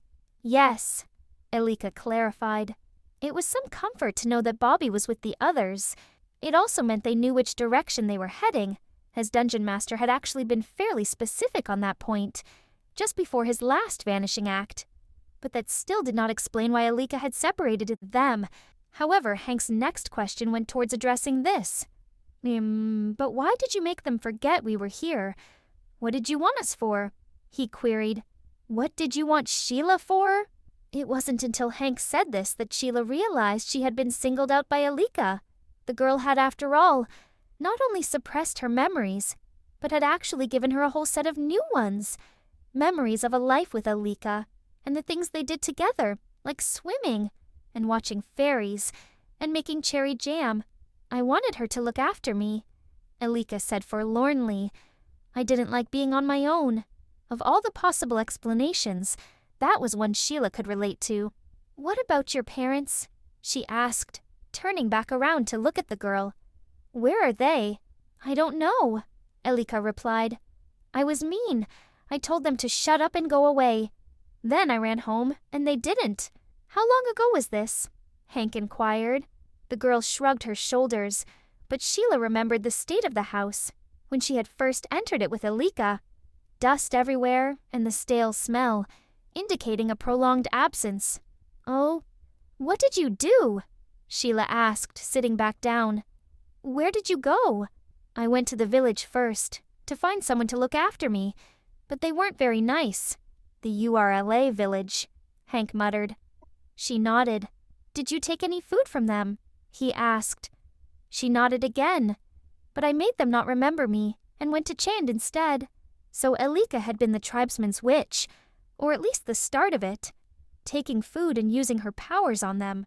The demon that had then come along to terrorize the area must have been the final straw, and they had come looking for the source of their troubles. "And when you got to Chand, you tried to find someone to take care of you," Hank surmised. "Yes, the people were nicer there, but then the monster came and I hid. And then you came and got rid of it, and I saw you." She turned to look at Sheila. "You were really nice, and you look like my mom." Sheila stared at the little girl. She had been so angry with her a short while ago, believing her to be controlling, malicious, deceitful, and cruel. But now she didn't know what to think.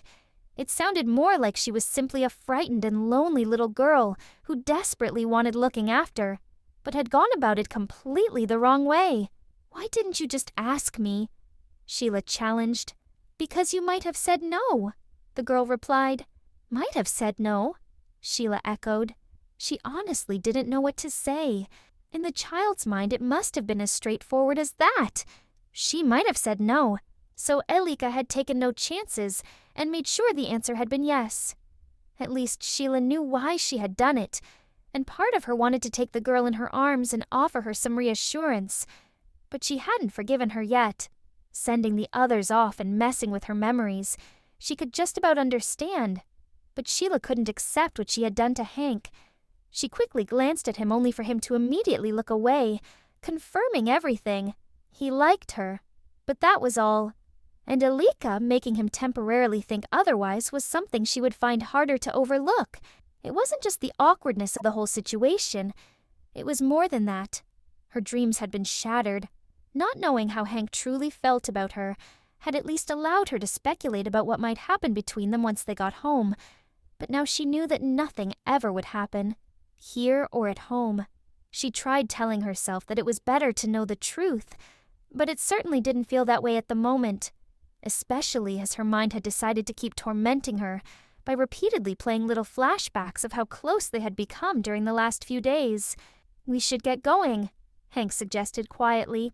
Sheila looked up, and upon noticing he was now fully dressed, blushed as flashback number 30-something entered her head. She remembered how her hands had traveled over his body, applying the K-mail last night, and then finally curling up in his arms, her head resting on his shoulder, and her arm draped across his bare chest. Not trusting herself to speak, she showed her agreement by quickly packing up their few supplies, and was stood ready to leave in under a minute. "Elleeka, come on," Hank said. "We can't stay here. We need to find our friends." "You want me to come with you?" the girl asked, sounding and looking surprised. "We can't just leave you here," he replied. "But you have to promise me something." Elleeka looked at him, waiting for him to continue. "You have to promise not to use your powers on me or Sheila again, okay?" "Okay, I won't," she agreed. "I promise." He gave a watery smile. "Okay, let's go." Sheila watched him leave the cave and waited for Elleeka to do the same, before finally following them herself. She felt so alone right now. Her love life was in crisis. She was still worrying about her brother, and there was no one she could talk to. It helped knowing the barbarian was with her friends. They would look after him, she knew that. So despite her concern for Bobby, it was thoughts of Hank that were keeping preoccupied. His smile, this touch, his kiss.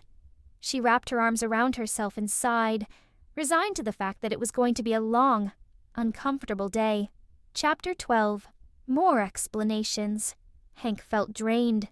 He had spent the entire day with his thoughts and feelings about Sheila buried deep down inside, not daring to let them surface until they had put more distance between them and the URLA. Now, however, sitting in a small clearing near the hill base, he couldn't stop thinking about her. He had kissed her. He had actually kissed her. And it had been amazing. Better than amazing. He closed his eyes, trying to savor the memory, and not focus on the painful knowledge that he would never get to do it again. But it was too late. He recalled all too well the expression on Sheila's face when she had pushed him away, and a few moments later, when she had made it quite clear that she could not even bear for him to touch her. He sighed softly. He couldn't remember a time when he hadn't loved her, but he had held back, afraid of risking their friendship by pushing for something more. And then the realm had happened. Letting her know how he really felt was out of the question in a world filled with so many dangers. But now, thanks to Elleeka's interference, she had found out anyway, and it had been a complete disaster. Hank looked over to where she was sitting with Elleeka, but he was too far away to hear their conversation. It was the first time he had seen her speak since they had left the cave that morning, and she obviously didn't feel like talking, as she soon got to her feet and walked out of sight amongst the trees. He watched her go, guessing that she needed some time to herself, and trusting that she would not wander far. Hank knew that Sheila did not normally choose to be alone, but it wasn't like she had a great choice when it came to company at the moment. On one hand, there was a little girl who, to suit her own needs, had made Sheila believe she had been in love with him, and on the other, the friend who she had now discovered wanted so much more. "Hank, why don't you like Sheila any more?" Elleeka asked as she settled down beside him. "I do like her," he replied sadly. "I love her." He sighed again and Elleeka sat watching him. "Why did you have to give us our memories back?" he muttered, not really meaning it as a question, and certainly not considering it as a serious option. Oh, I didn't," Elleeka answered. Hank blinked slowly, taking a moment to register what the girl had just said. "What? What do you mean you didn't?" he inquired. "I didn't give you your memories back," she insisted. "I don't know how." "Well, how did we get them back?" he asked. "You kissed," she informed him. Now he was really confused. Yes, but he stopped, trying to understand what Elleeka meant. "You're saying we got our memories back because we kissed," he continued. She confirmed. "A kiss," he repeated. "Yes, Sheila told me that first kisses are magic," she stated. "When did she tell you that?" he asked. "After the Sleeping Princess story," she replied. "I asked Sheila why the princess wakes up, and she said that kisses are magic. They can break magic spells. So, when we kissed, it broke your spell?" He checked. She nodded. Hank caressed his forehead with his fingers, unable to believe what the girl was telling him. It didn't make sense. Kisses couldn't break spells. He looked at Elleeka. Unless you're 8 years old and you believe in fairy stories, Elleeka believed that kisses could break magic spells, and so when she had seen him kissing Sheila, the spell locking their memories away had been broken. But that still didn't make sense. If Elleeka had thought a kiss would break her spell, why had she created a situation that would be likely to lead to one? Then why did you make Sheila love? Why did you make Sheila think she loved me? "I didn't," Elleeka informed him. "I only know how to change what you remember. I don't know how to do anything else. I told Sheila I couldn't do that when she asked why I made you love her." Hank stared at her in stunned silence, starting to understand but doubting it could be true. He had thought Elleeka had been the one to give Sheila stronger feelings for him, but it seemed Sheila had been working under the same misapprehension, thinking the girl had changed the way he had felt about her. Replaying the day's events in his mind, he could now see 2 interpretations to Sheila's reaction to their kiss. He had assumed her inability to look at him, her prolonged silence, and her decision to be alone were due to the discomfort of discovering he loved her when she did not love him. but he could now see that her behavior fitted well with the alternative explanation. Sheila had just told him of her feelings, and then, in a moment of intimacy, their memories had come flooding back, and she had presumed that those feelings were not reciprocated. It wasn't difficult to imagine how she would have felt, similar to how he had, exposed and embarrassed, and he had done nothing to alleviate things, thus confirming, at least in her mind, that he did not care. Hank turned back to Elleeka. "You really didn't do anything except make us forget who we were?" he asked, needing to be sure. "No," she confirmed. "That's all I did." He felt a smile tugging at the edge of his lips. "Thank you," he said, as he jumped to his feet. "Where are you going?" the girl asked in alarm. "I'm going to make sure Sheila knows I still like her," he replied. Seeing Elleeka still looked uncertain, he offered her some reassurance. "Don't worry. I'll be back soon," he promised. "And I'll bring Sheila back too." The girl nodded, and Hank raced off quickly, impatient to find Sheila and let her know exactly how much she meant to him. Hank's assumption that Sheila would not have gone far proved to be correct, and he soon found her, sitting on the trunk of a fallen tree at the edge of the woods. She glanced over her shoulder briefly as he drew near, but turned away again to continue gazing out over the horizon as the last of the sun set for the night.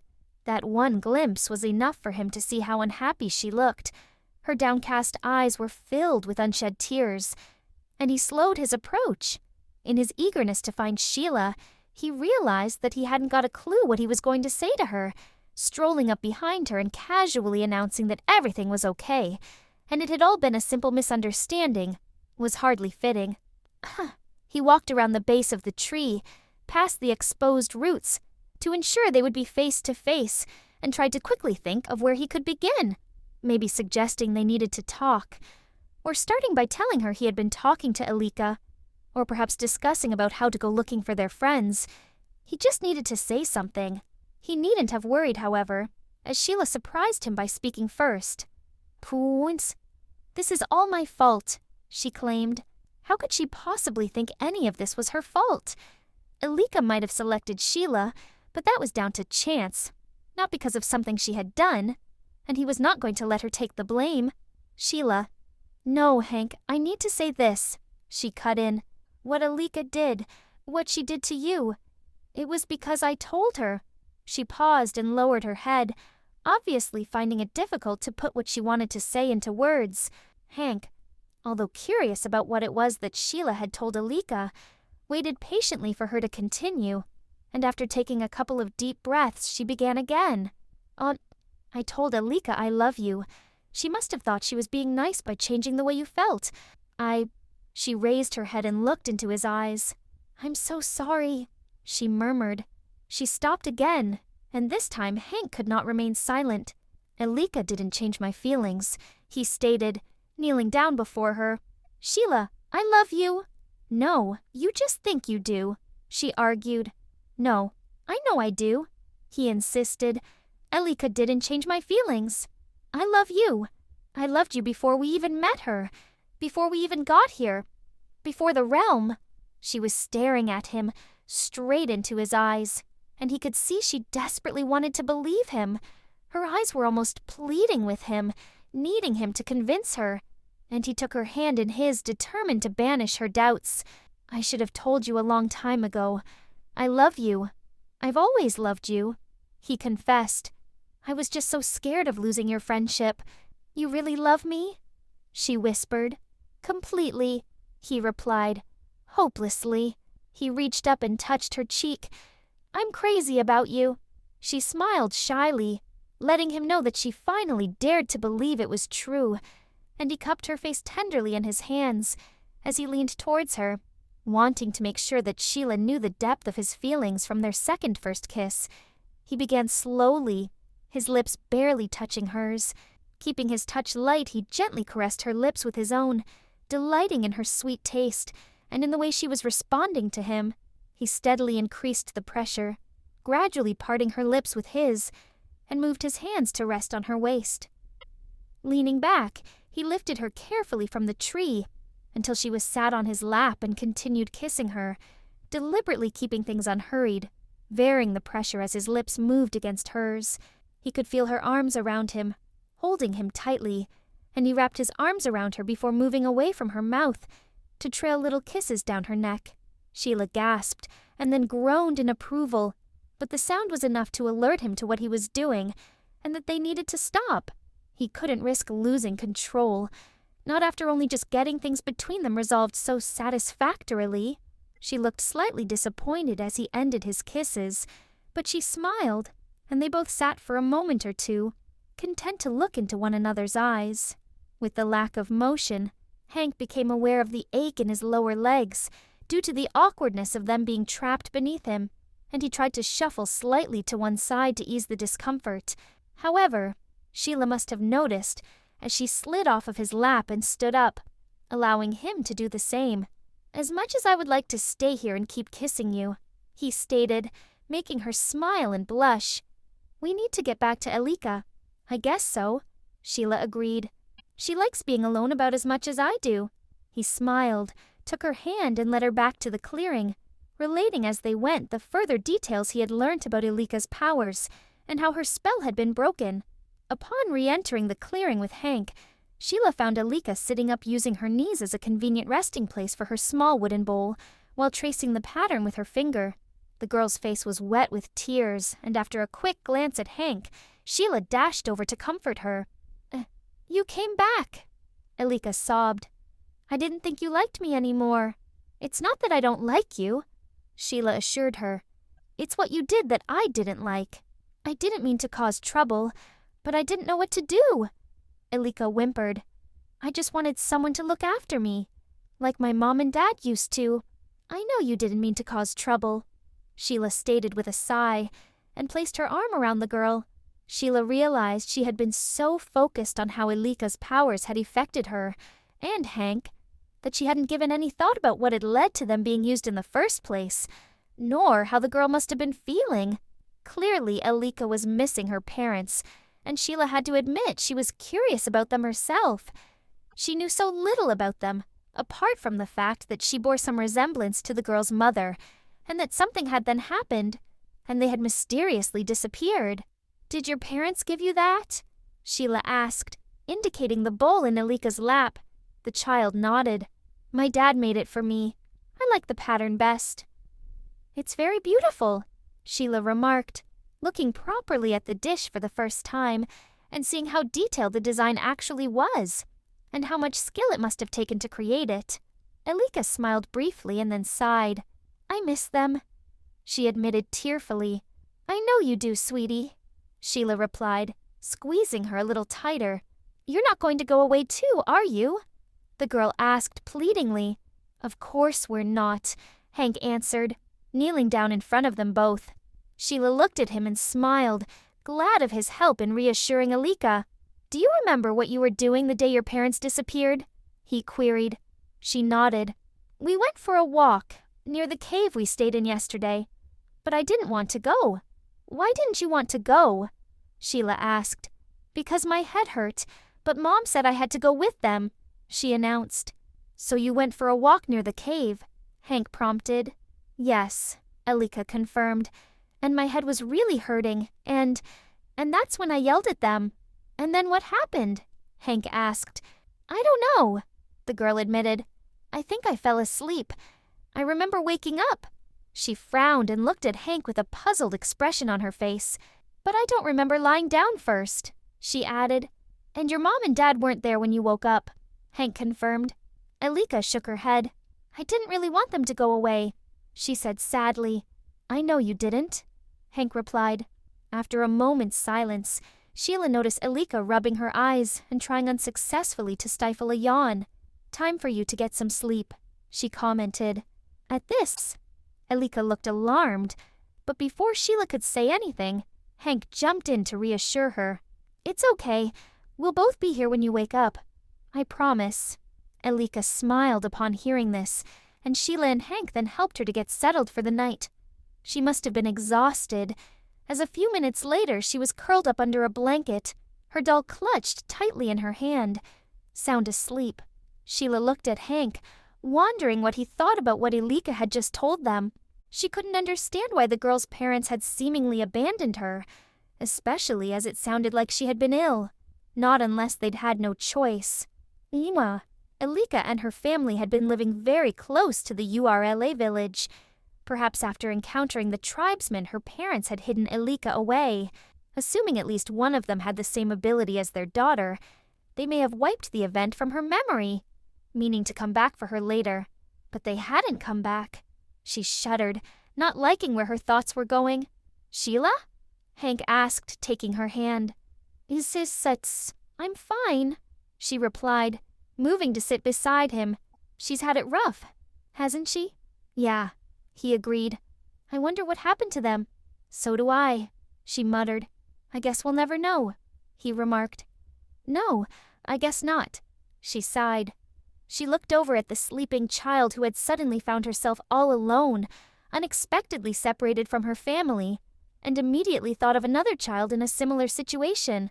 "Do you think Bobby will be okay?" she asked.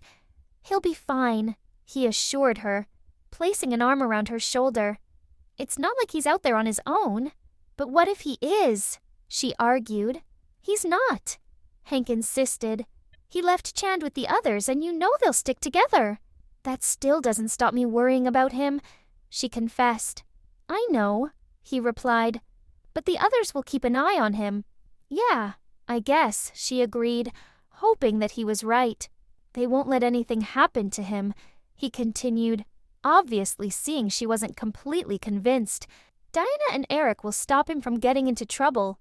Sheila smiled slightly, knowing she could count on her friends.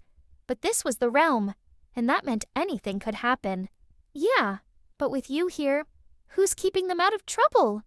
she wondered aloud. "They'll all be fine," he reiterated, pulling her a little closer towards him. "Besides, I think we've had more than our fair share of trouble since we last saw them. There can't be any left over for them." She smiled and rested her head on his shoulder, having to agree that meeting up with a whole tribe of URLA on the warpath certainly fell into the category of more than enough trouble. "Now, there's one more thing before we try and get some sleep," he stated, tilting her head upwards with his hand. "What's that?" she whispered, as she found herself looking straight into his eyes. "This," he replied, bending his head and gently pressing his lips against hers. Sheila wrapped her arms around him as they kissed, and followed him down as he leaned back until she was almost lying on top of him. She sighed happily as their kiss ended, and lay with her head against his shoulder, and moved her arms so that her hand rested on his chest. "With any luck, we'll find some sign of civilization tomorrow," Hank said softly. "The others were heading north too, so hopefully we will find someone who's seen them."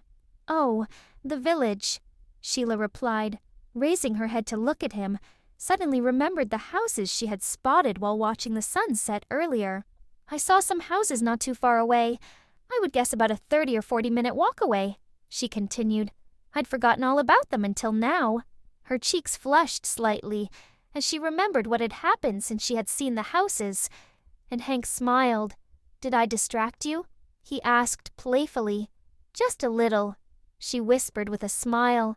She moved slightly to give him a quick kiss, and Hank sighed contentedly. "I could get used to this," Sheila murmured, mirroring Hank's words from that morning. "Me too," he agreed. "Even when we're back with the others?" she asked. "Try and stop me," he replied, moving in for another quick kiss. Sheila sighed happily and smiled. "I could do this all night," Hank claimed. Sheila was half hoping he would, but knew that wasn't possible. They both needed to rest, so she was not surprised when he continued speaking. "We'll start out early tomorrow and head for the village you saw." Sheila smiled in agreement and lowered her head so it was once again resting on his shoulder. Hank reached over and managed to cover them both with a blanket without her needing to move, and she wriggled a little closer to him as he kissed her forehead, happy and content in the arms of the man she loved. Chapter 13. Discoveries. When Hank had said early start, Sheila had known he'd meant it, but she was still a little surprised at how early this one had been. The three of them were now standing on the outskirts of the village she had spotted the night before, and the first sun had still not made an appearance. However, thanks to the cool morning air. Sheila felt wide awake and was optimistic about finding some clues relating to her brother's whereabouts. She looked at Hank and smiled. "It seems peaceful enough," she commented. "Yes, but we can't be sure," he remarked. "Want me to take a closer look?" she volunteered. He nodded. "But just look. That's all," he stated. "Promise me you'll keep your hood up until you get back here." "I'll be careful," she assured him. "Sheila," he pressed, taking both her hands in his. "I mean it. Promise you won't do anything except look, no matter what you find." "Okay, I promise," she replied, seeing how concerned he was. He seemed reluctant to release her, understandable given the last people they had encountered had been trying to kill her, and she stepped towards him and kissed him. "The quicker you let me go, the quicker I'll get back," she whispered. He smiled, and after giving her hands a final squeeze, released her, and was looking into her eyes as she flicked up her hood and vanished. Turning away, she walked quickly and soon entered the village. It was fairly small, no more than 20 or so homes, with a single track leading through the center, and Sheila made her way silently along it. As she expected, it was very quiet, and she found no signs of activity, not even when she looked in through the windows of the various dwelling. All in all, it seemed a normal enough place, but, with all the inhabitants still in bed, there was very little Sheila could actually discover about them.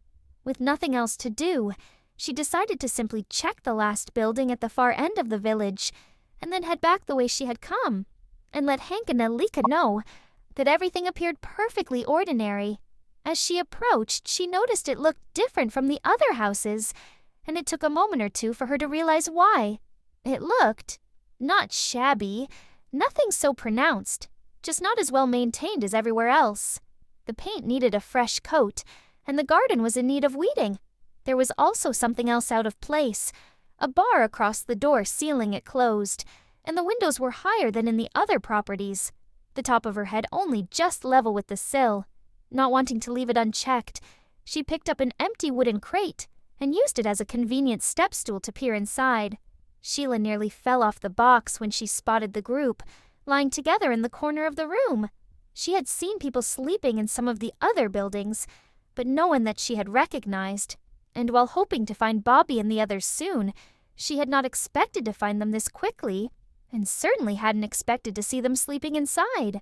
For a second, she considered calling them, but then she remembered the door had been secured from the outside, and she also noticed their weapons were missing, both indications that they were not in there voluntarily.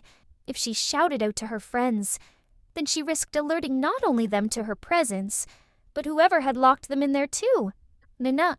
Climbing down from the crate, she moved it and checked the remaining windows one by one, but found no one else inside, and no sign of their missing weapons either. Moving on to the door, she tentatively tried to lift the bar that held it closed, but found she couldn't budge it. Isabaso. She scouted around, looking for something to help prise it out of position, before recalling her promise to Hank. He had specifically said for her to do nothing except look, and while not liking the idea of leaving her brother and friends trapped, further attempts at freeing them would most likely make a noise and lead to her being caught. Reluctantly, she stopped trying to find a way to get them out, and after one last glance at the house, raced back through the village to rejoin Hank and Elleeka and inform them of her find. Hank paced restlessly as he waited for Sheila's return. She had done this countless times before without any problems, and there was no reason to suspect that this scouting trip would be any different, but he couldn't stop himself from worrying about her. He always hated it when he had to let her go off alone like this, and it was only now that he realized how much he had relied on his friends to distract him whenever she had done it in the past. A pep talk for Presto, discussing tactics with Diana, the Cavalier complaining about something, anything, that would keep his mind away from the absent thief. Hank glanced over at Elleeka, who, rather than being any use in preventing him from thinking about Sheila, had lay down and gone back to sleep. He couldn't take much more of this, and he looked back towards the village, wondering what could be taking her so long. She should have been back by now. Something must have happened to her, and he was just standing here instead of going to help her. He would wake Elleeka and Hank. Sheila materialized in front of him, and he instinctively pulled her into his arms, overwhelmed with relief at seeing she was safe. She sounded breathless, as though she had been running, and seemed equally glad to be back with him, so he knew she must have found something to alarm her. He held her tightly, waiting for her breathing to slow down, before forcing himself to release her and find out what had happened. "It's Bobby and the others. They're inside one of the houses," she reported. I think they're prisoners." Hank looked at her in surprise. Finding their friends in a much shorter space of time than he had anticipated was welcome news, but from the sound of things they were in trouble. He sighed. Why did everything have to be so complicated? He could see Sheila was upset, but he needed more information. "Did they look okay?" he asked. "Yes," she answered. "I don't think they were hurt." "Good," he replied. "Glad on that count at least. Now tell me everything you saw." He listened as Sheila described the layout of the village, the number of buildings, and the position of the house containing their friends. She went on to tell him how she had been unable to open the door, had seen no sign of their weapons, and had then left, not wanting to risk making any noise. "Was anyone up and about?" he asked. "No, everyone was still sleeping," she confirmed. It was beginning to get lighter, the first sun already peeking over the horizon, which meant it wouldn't be long before the people in the village began to rise too. "We'll need to hurry," he stated, kneeling down and gently shaking Elleeka's arm. She woke up immediately and sat up, looking far more alert after her extra snooze than she had been when they had first set out that morning. "Are we going?" she queried. "Yes, but we have to be quiet," he informed her. "Sheila's found our friends, but it looks like they're in trouble." Hank and Elleeka stood up, and Sheila grabbed the girl's hand. If we're quick, we should be able to free them before anyone sees us," he remarked, taking Sheila's other hand. "Let's go." The three of them soon reached the far side of the village and were standing outside the house, which contained their missing companions. Hank looked through the window and spotted Eric, Diana, Presto, Bobby, and Uni lying on the floor on the far side of the room, just as Sheila had described. Deciding, as Sheila had done, not to try calling out to them, he moved to the door and tried to lift the bar. It didn't look particularly heavy, so he was surprised that Sheila had not been able to move it, but was even more surprised when he found he couldn't move it either, not even slightly. He frowned. He didn't want to have to blast the door open, but they were running out of time with 2 out of 4 suns having now risen.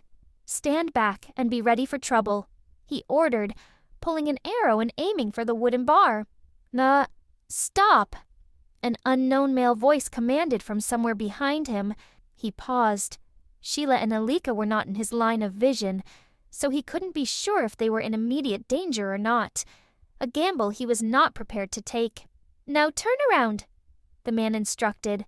Slowly, the ranger let his arrow fade and did as requested, and could now see Sheila standing motionless, a short distance away, Elleeka beside her, still clutching her hand. Hank turned to look at the man who had discovered them, and as their eyes met, he suddenly found himself frozen to the spot. That would explain why Sheila and Elleeka had been standing so still. They must be under the same enchantment that he now had on him.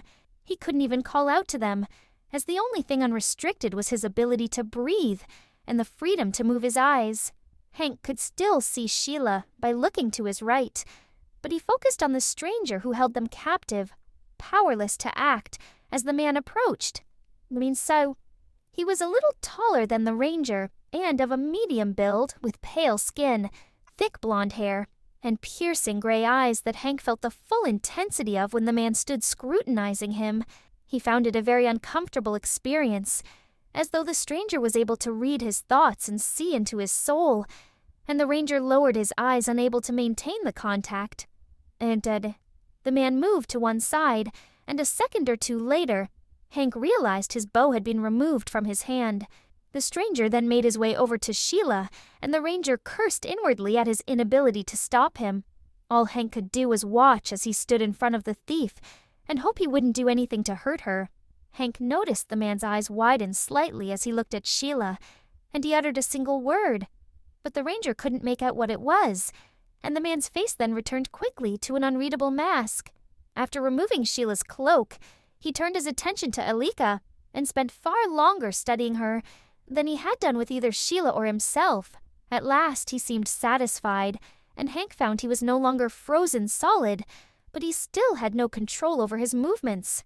Turning around, he saw the bar magically lift itself out of position, allowing the door to swing outwards, and he was unable to stop himself from stepping inside with Sheila and Elleeka just behind him. It was only when the door banged closed that he finally had the control of his body returned to him, and he spun around and pushed against the door in frustration. "Hank," Sheila said softly, placing her hand on his arm. "Oh, are you okay?" he asked, turning to her full of concern. She nodded.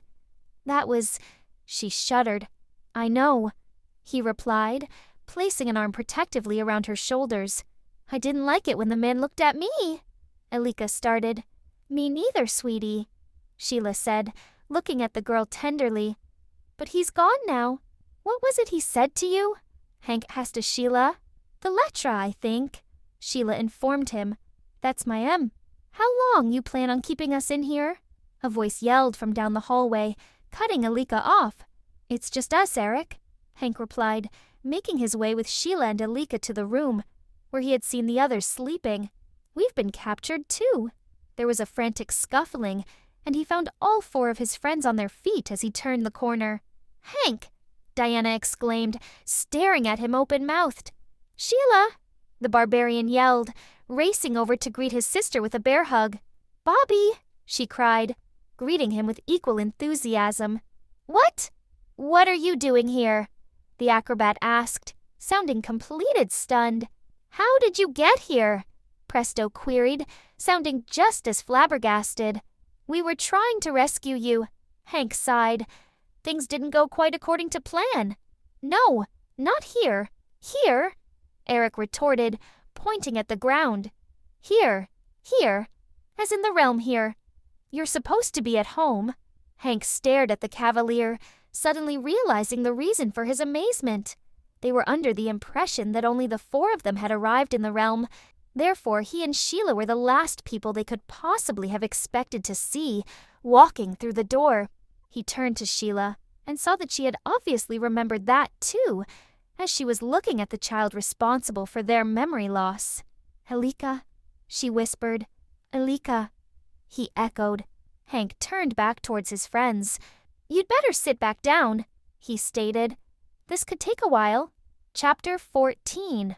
Introductions. Sheila was leaning against the wall with her arm around her brother, who, for once, was not protesting about her being too mushy and appeared to be welcoming her closeness. She knew it was unlikely to last, putting it down to the fact that from his point of view, they had been separated for considerably longer than 5 days, but for now she planned to make the most of it. Hank had just about finished telling everyone what had really occurred, as they had left Chand, along with a quick account of what had happened to the 2 of them since meeting Elleeka, and had now reached the point where they had discovered them in this house.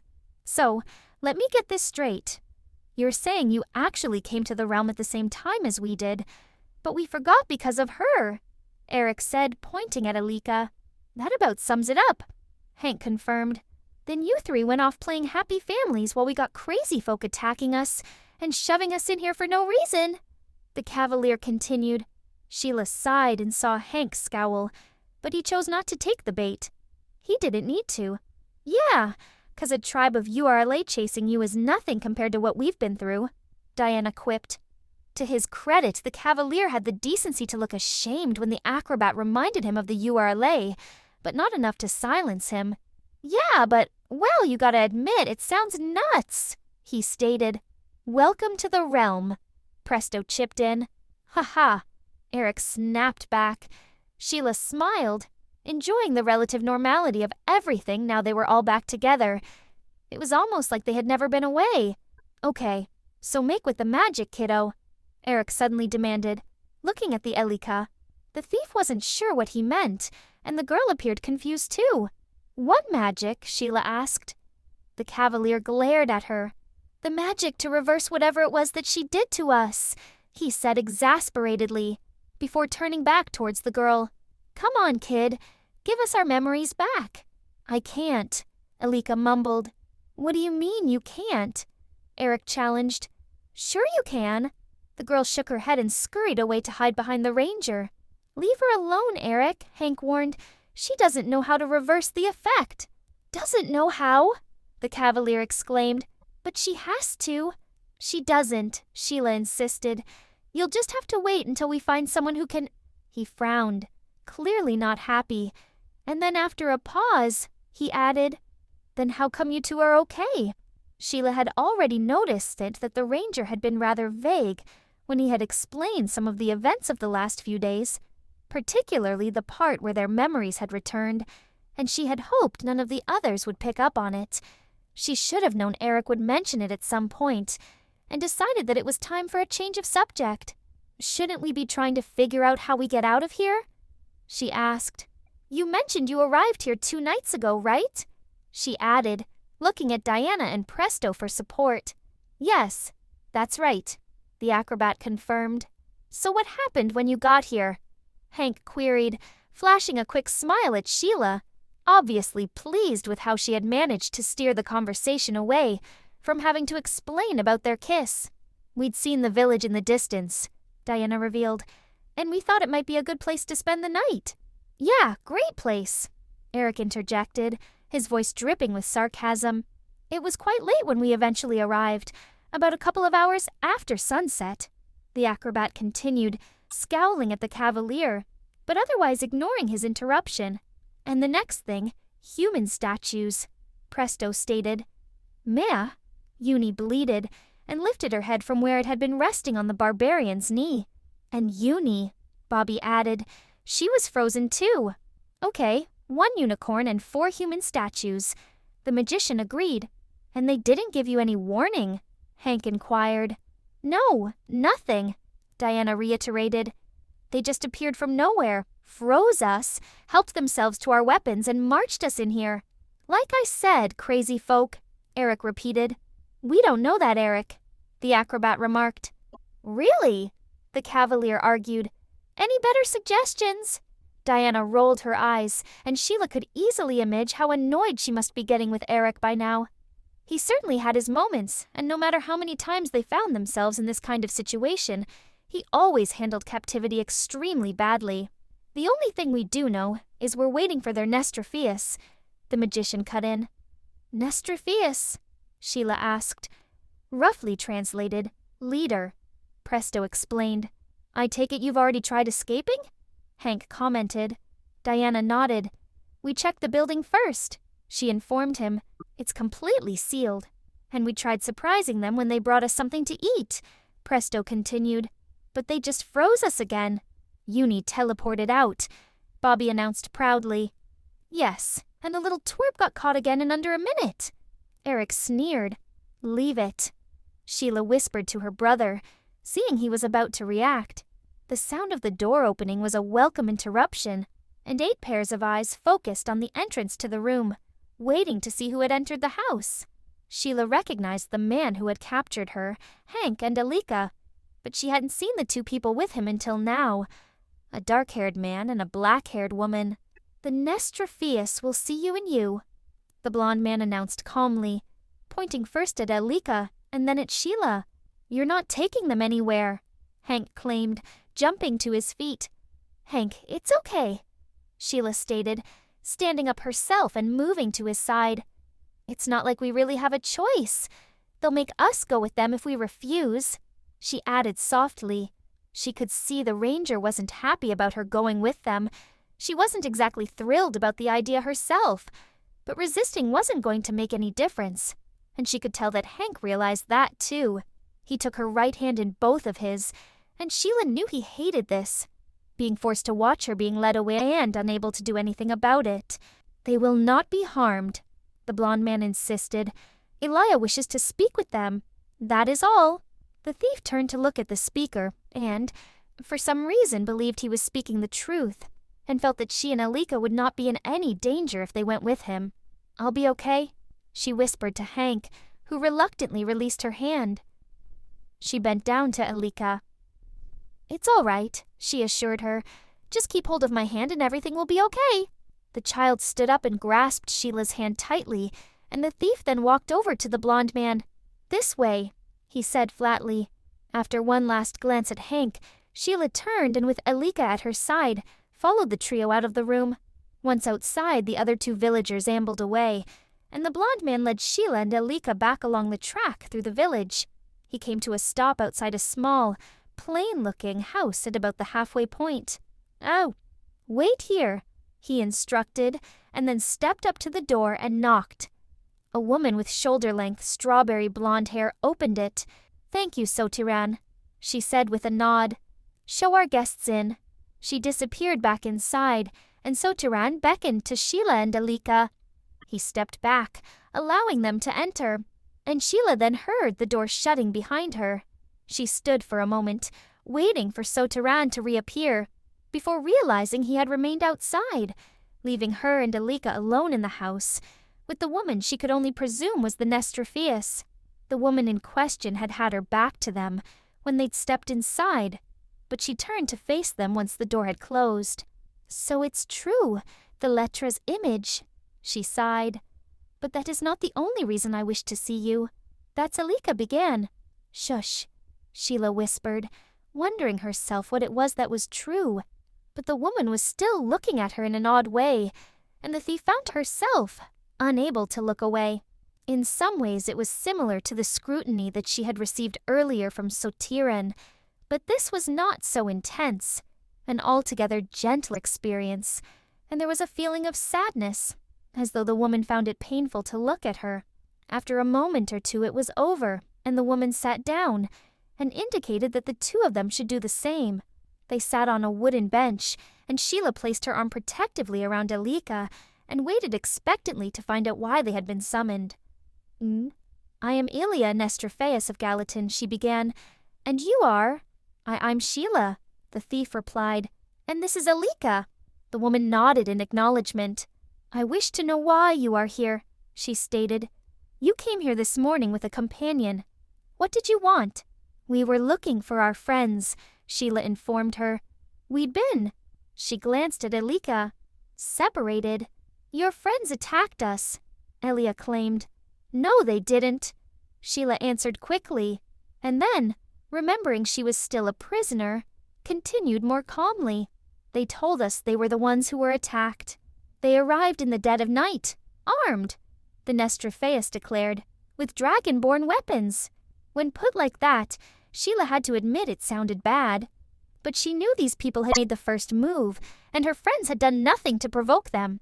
"You and your young men had items from the graveyard too," Elleeka added. "Where did you acquire them?"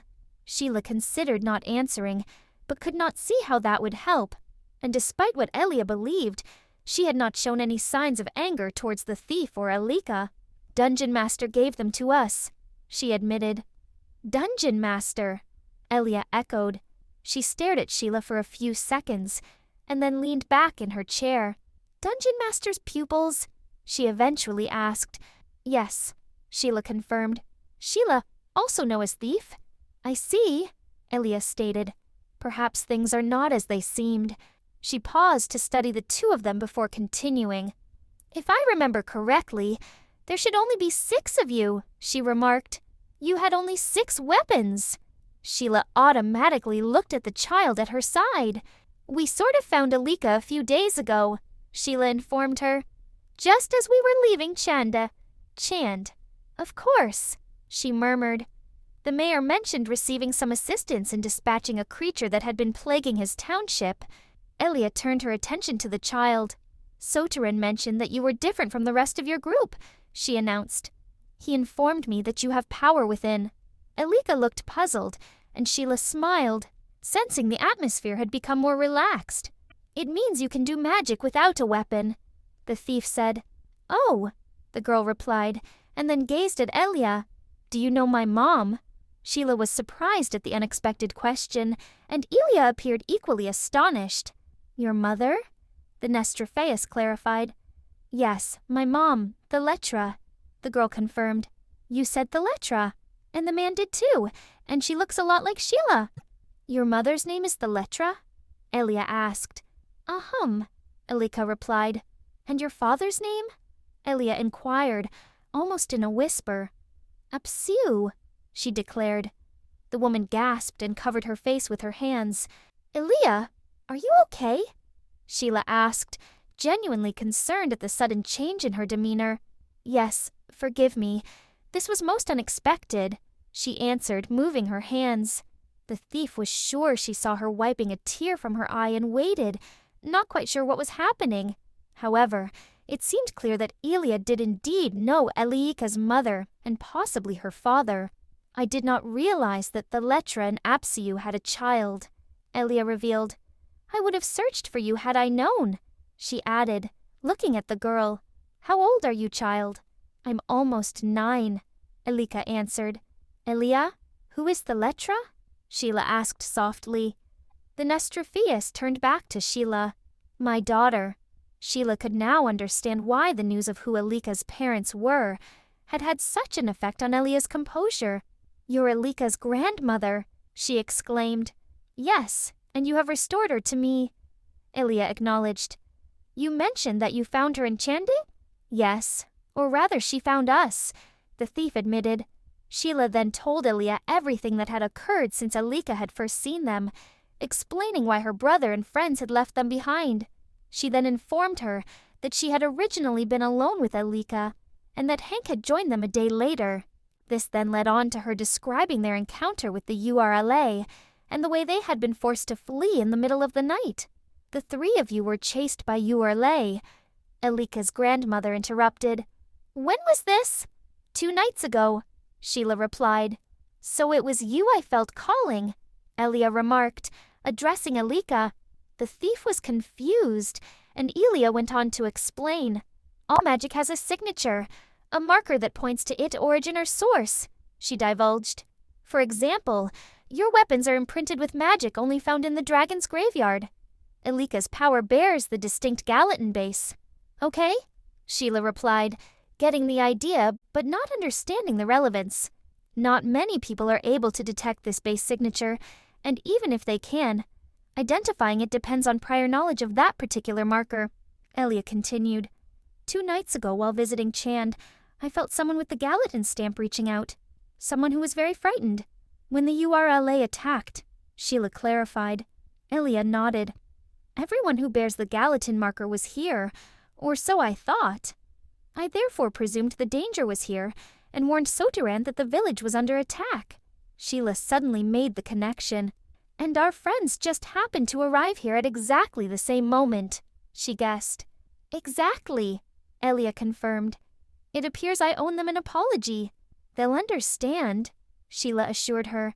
I'm just glad we somehow managed to find Elleeka's family. So, you're my family? Elleeka queried.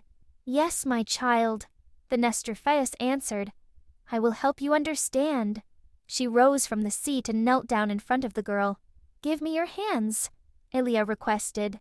Seeing Elleeka looked uncertain, Sheila quickly reassured her, and the child held out her hands to her grandmother.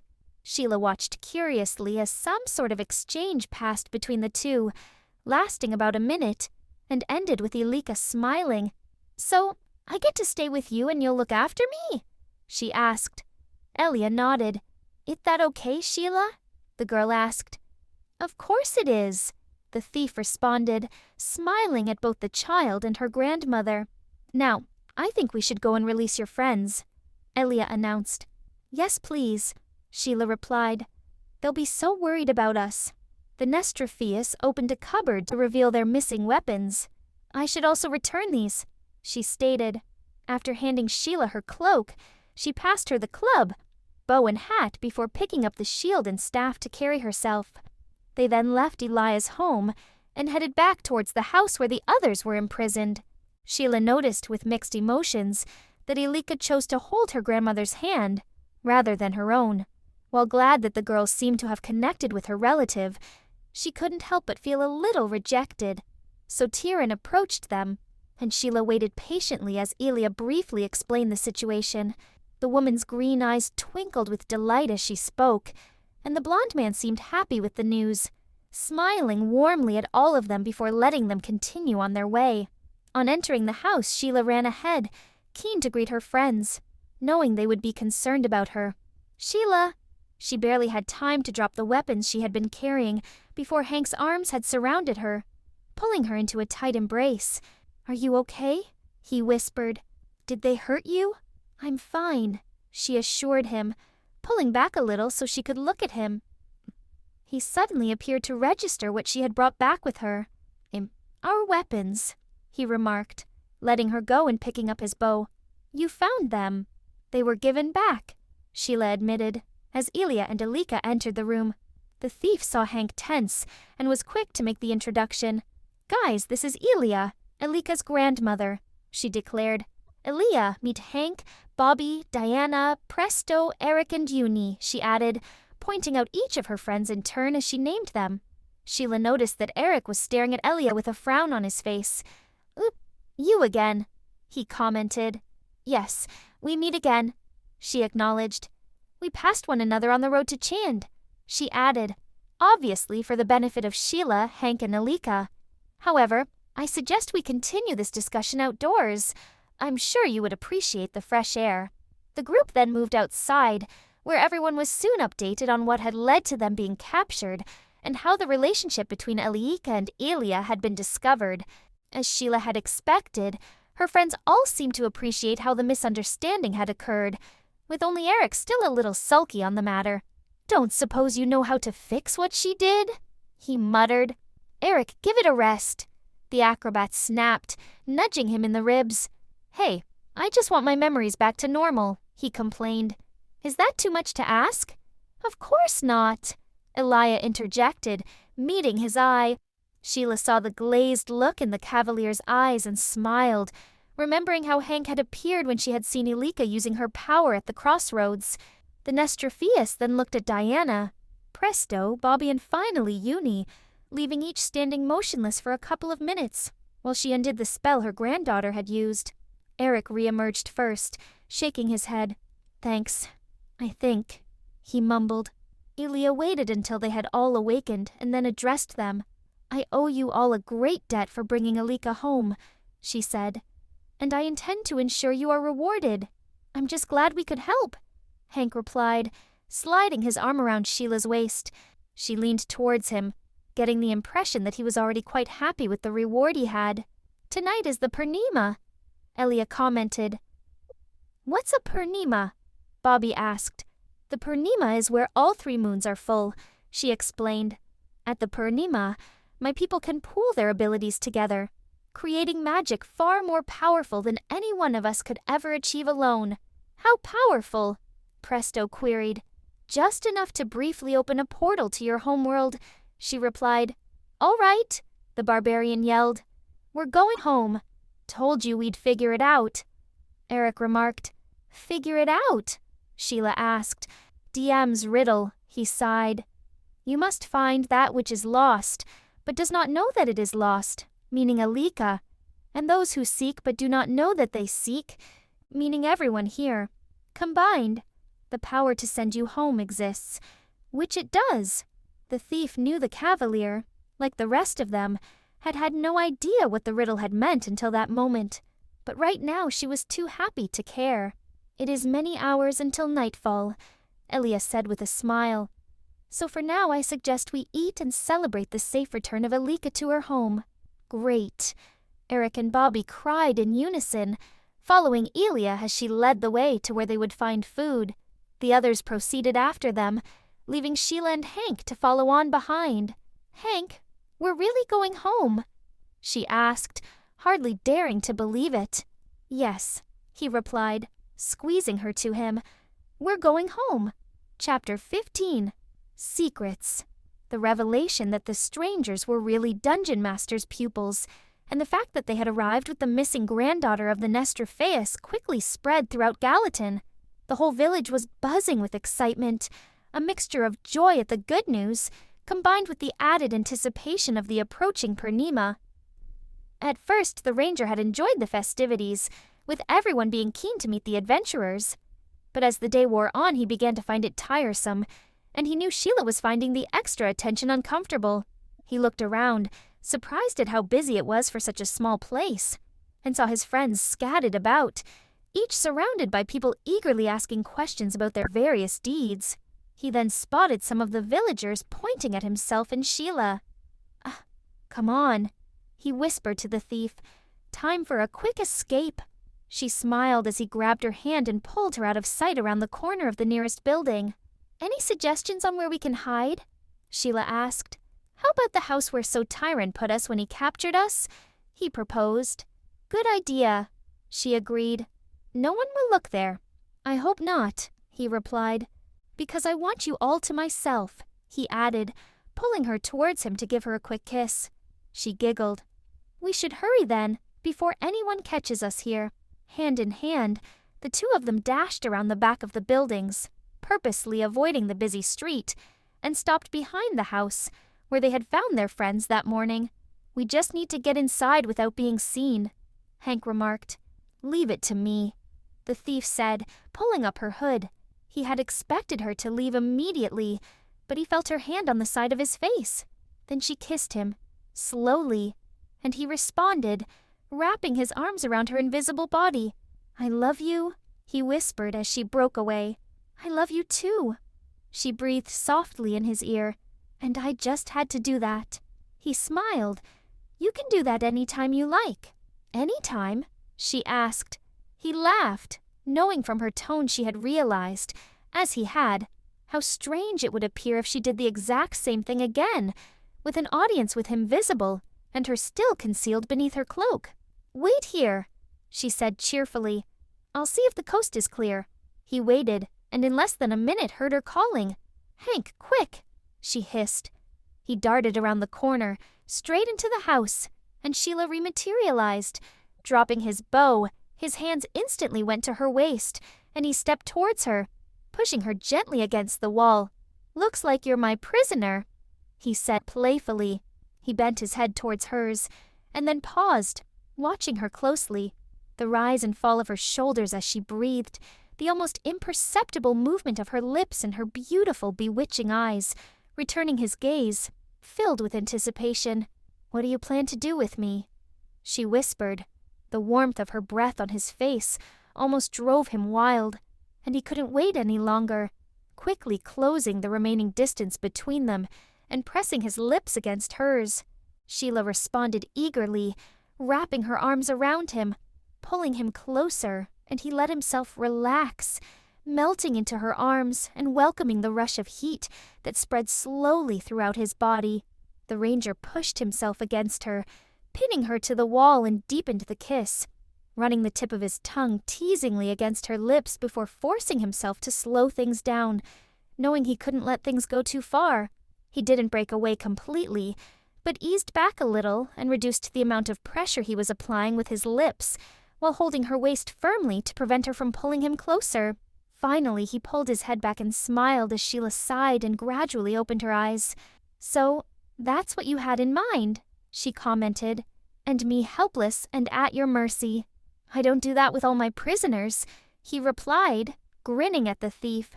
"I should hope not," she retorted, biting her lip as she tried, without success, not to laugh. Hank laughed too, but then they both stopped abruptly, tensing at a sound coming from the room where they had found their missing friends. Indicating that they should be quiet, he retrieved his bow from the floor, before leading the way to find out who was inside. "Elleeka," he exclaimed, spotting the little girl in the corner. The scene reminded him of the previous evening, as the child appeared to have been crying, and was sitting with her knees curled up against her chest. Her treasured gift, the decorative wooden bowl, was at her side, and once again she was tracing the pattern with her finger. "Sweetie, what's wrong?" Sheila cried, racing over to the girl and putting her arm around her. Elleeka looked up and sniffed, but didn't say anything. "It's okay," Hank stated kindly, kneeling down in front of the child. "I'm not allowed to tell," the girl replied. Hank glanced at Sheila, and he could see she was as concerned about Elleeka as he was. "Who said you can't tell?" Sheila queried. "Was it your grandmother?" The girl nodded. "Have you fallen out?" the ranger asked. "No, I still like Grandma," she assured them. Then what could be upsetting her? Hank wondered. Elleeka had seemed fine when he had seen her about 30 minutes ago, playing happily with some of the other children in the village. But something had obviously happened since then. He noticed the girl had returned her attention to her bowl, a gift from her father, and it occurred to him that perhaps that was it. Maybe one of her new friends had mentioned their parents, reminding Elleeka that her own were missing. Is it something to do with your mom and dad? He guessed. The girl didn't answer, but the fresh tears forming in her eyes suggested he was on the right track. Oh, sweetie, I wish we could help, Sheila said. But we don't know where they are. They're here. The girl replied sadly, and then covered her mouth with her hand. Here, Hank repeated in surprise. What do you mean they're here? Elleeka did not answer, and sat staring at the ranger, wide-eyed, seemingly realizing she had said more than she had meant to. Your parents are here in Gallatin? Hank persisted. However, the little girl had clammed up, refusing to say anything more, and was keeping her hand over her mouth while shaking her head. Elleeka, you have to tell us, he demanded. I can't, the girl mumbled, visibly beginning to get upset again. You promised your grandmother you wouldn't say anything, didn't you? Sheila interrupted. The girl nodded. It's okay, Sheila continued. We won't make you break your word. Hank looked at her, not happy that she had just told Elleeka she could keep her secret, but also knowing that he was being unfair to keep pushing her. The thief met his gaze, the expression on her face being one that she normally reserved for her brother when he was trying his luck, and he backed down, smiling at Sheila to let her know that she was right. However, Hank still wanted to discover what had happened to Elleeka's parents, find out if they really were in the village as she had said, and wondered how he could get the child to reveal the truth without breaking her promise to Elleeka. The girl had said she wasn't allowed to tell, but, Elleeka, can you show us where your parents are? He inquired. Hank, Sheila began, but then stopped and stared at him, a thoughtful look on her face. Your grandmother didn't say you weren't allowed to show us, did she? The ranger continued. Okay, so he was deliberately taking Elleeka's apparent promise literally, but there was something going on here that involved the girl's parents, something that Elleeka obviously thought should be a secret, and he was determined to find out what it was. Elleeka appeared to be puzzling over his request, as she had stopped shaking her head and no longer had her mouth covered. Will you show us? He asked. Okay, the girl replied, sounding uncertain, before adding more confidently, I'll show you. Hank looked at the thief, expecting her to disapprove, but although she didn't look completely comfortable with what he was doing, she didn't make any objections. He guessed that was partly because she was equally curious about the mystery surrounding Elleeka's missing parents. The girl stood up, and Hank and Sheila quickly did the same. The ranger then held out his hand for Elleeka. The girl took it, and once outside grabbed Sheila's hand too, before leading them to the back of a building, about halfway along the village. It was only when they walked around to the front that Hank realized it was Elia's house, and he and Sheila followed Elleeka inside. The thief closed the door hastily behind them, obviously concerned about them being spotted creeping into the home of the Nestorpheus. In here, Elleeka stated, crossing the room and opening a door in the corner. The girl disappeared into the room and Hank followed with Sheila just behind him. He stopped with a gasp as soon as he caught sight of the two people in the room, and Sheila cried out in surprise as she reached his side. The ranger didn't need Elleeka to tell him they were her parents. She had already said that Sheila resembled her mother, but it was much more than that. Apart from Theletra being older, she and Sheila were remarkably similar in appearance. Their creamy skin, their facial structure, everything, even the shade of their shoulder-length red hair. As for the man beside her, Hank could easily tell he was Elleeka's father.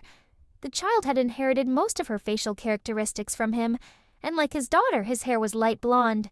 However, it wasn't their physical features that had so shocked him, but the state they were in.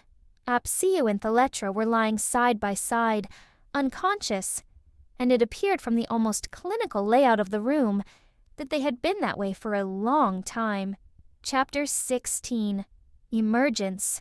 Hank was still astounded by the discovery of Elleeka's parents in Elia's home, even though he, Sheila, and Elleeka had been back outdoors for several minutes.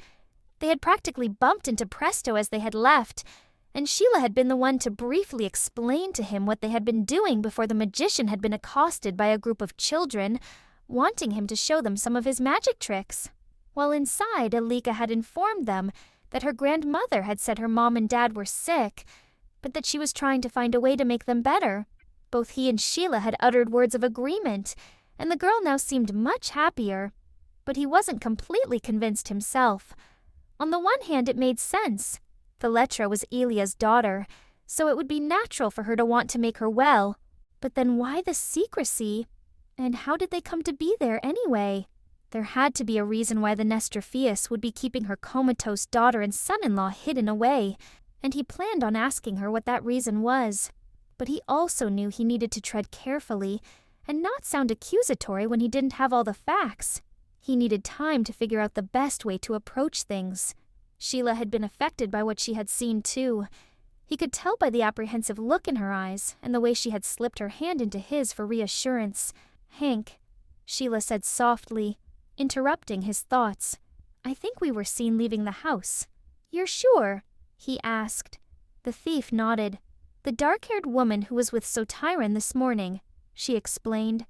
"She was looking at us while we were talking to Presto, and I've just seen her talking to Elleeka."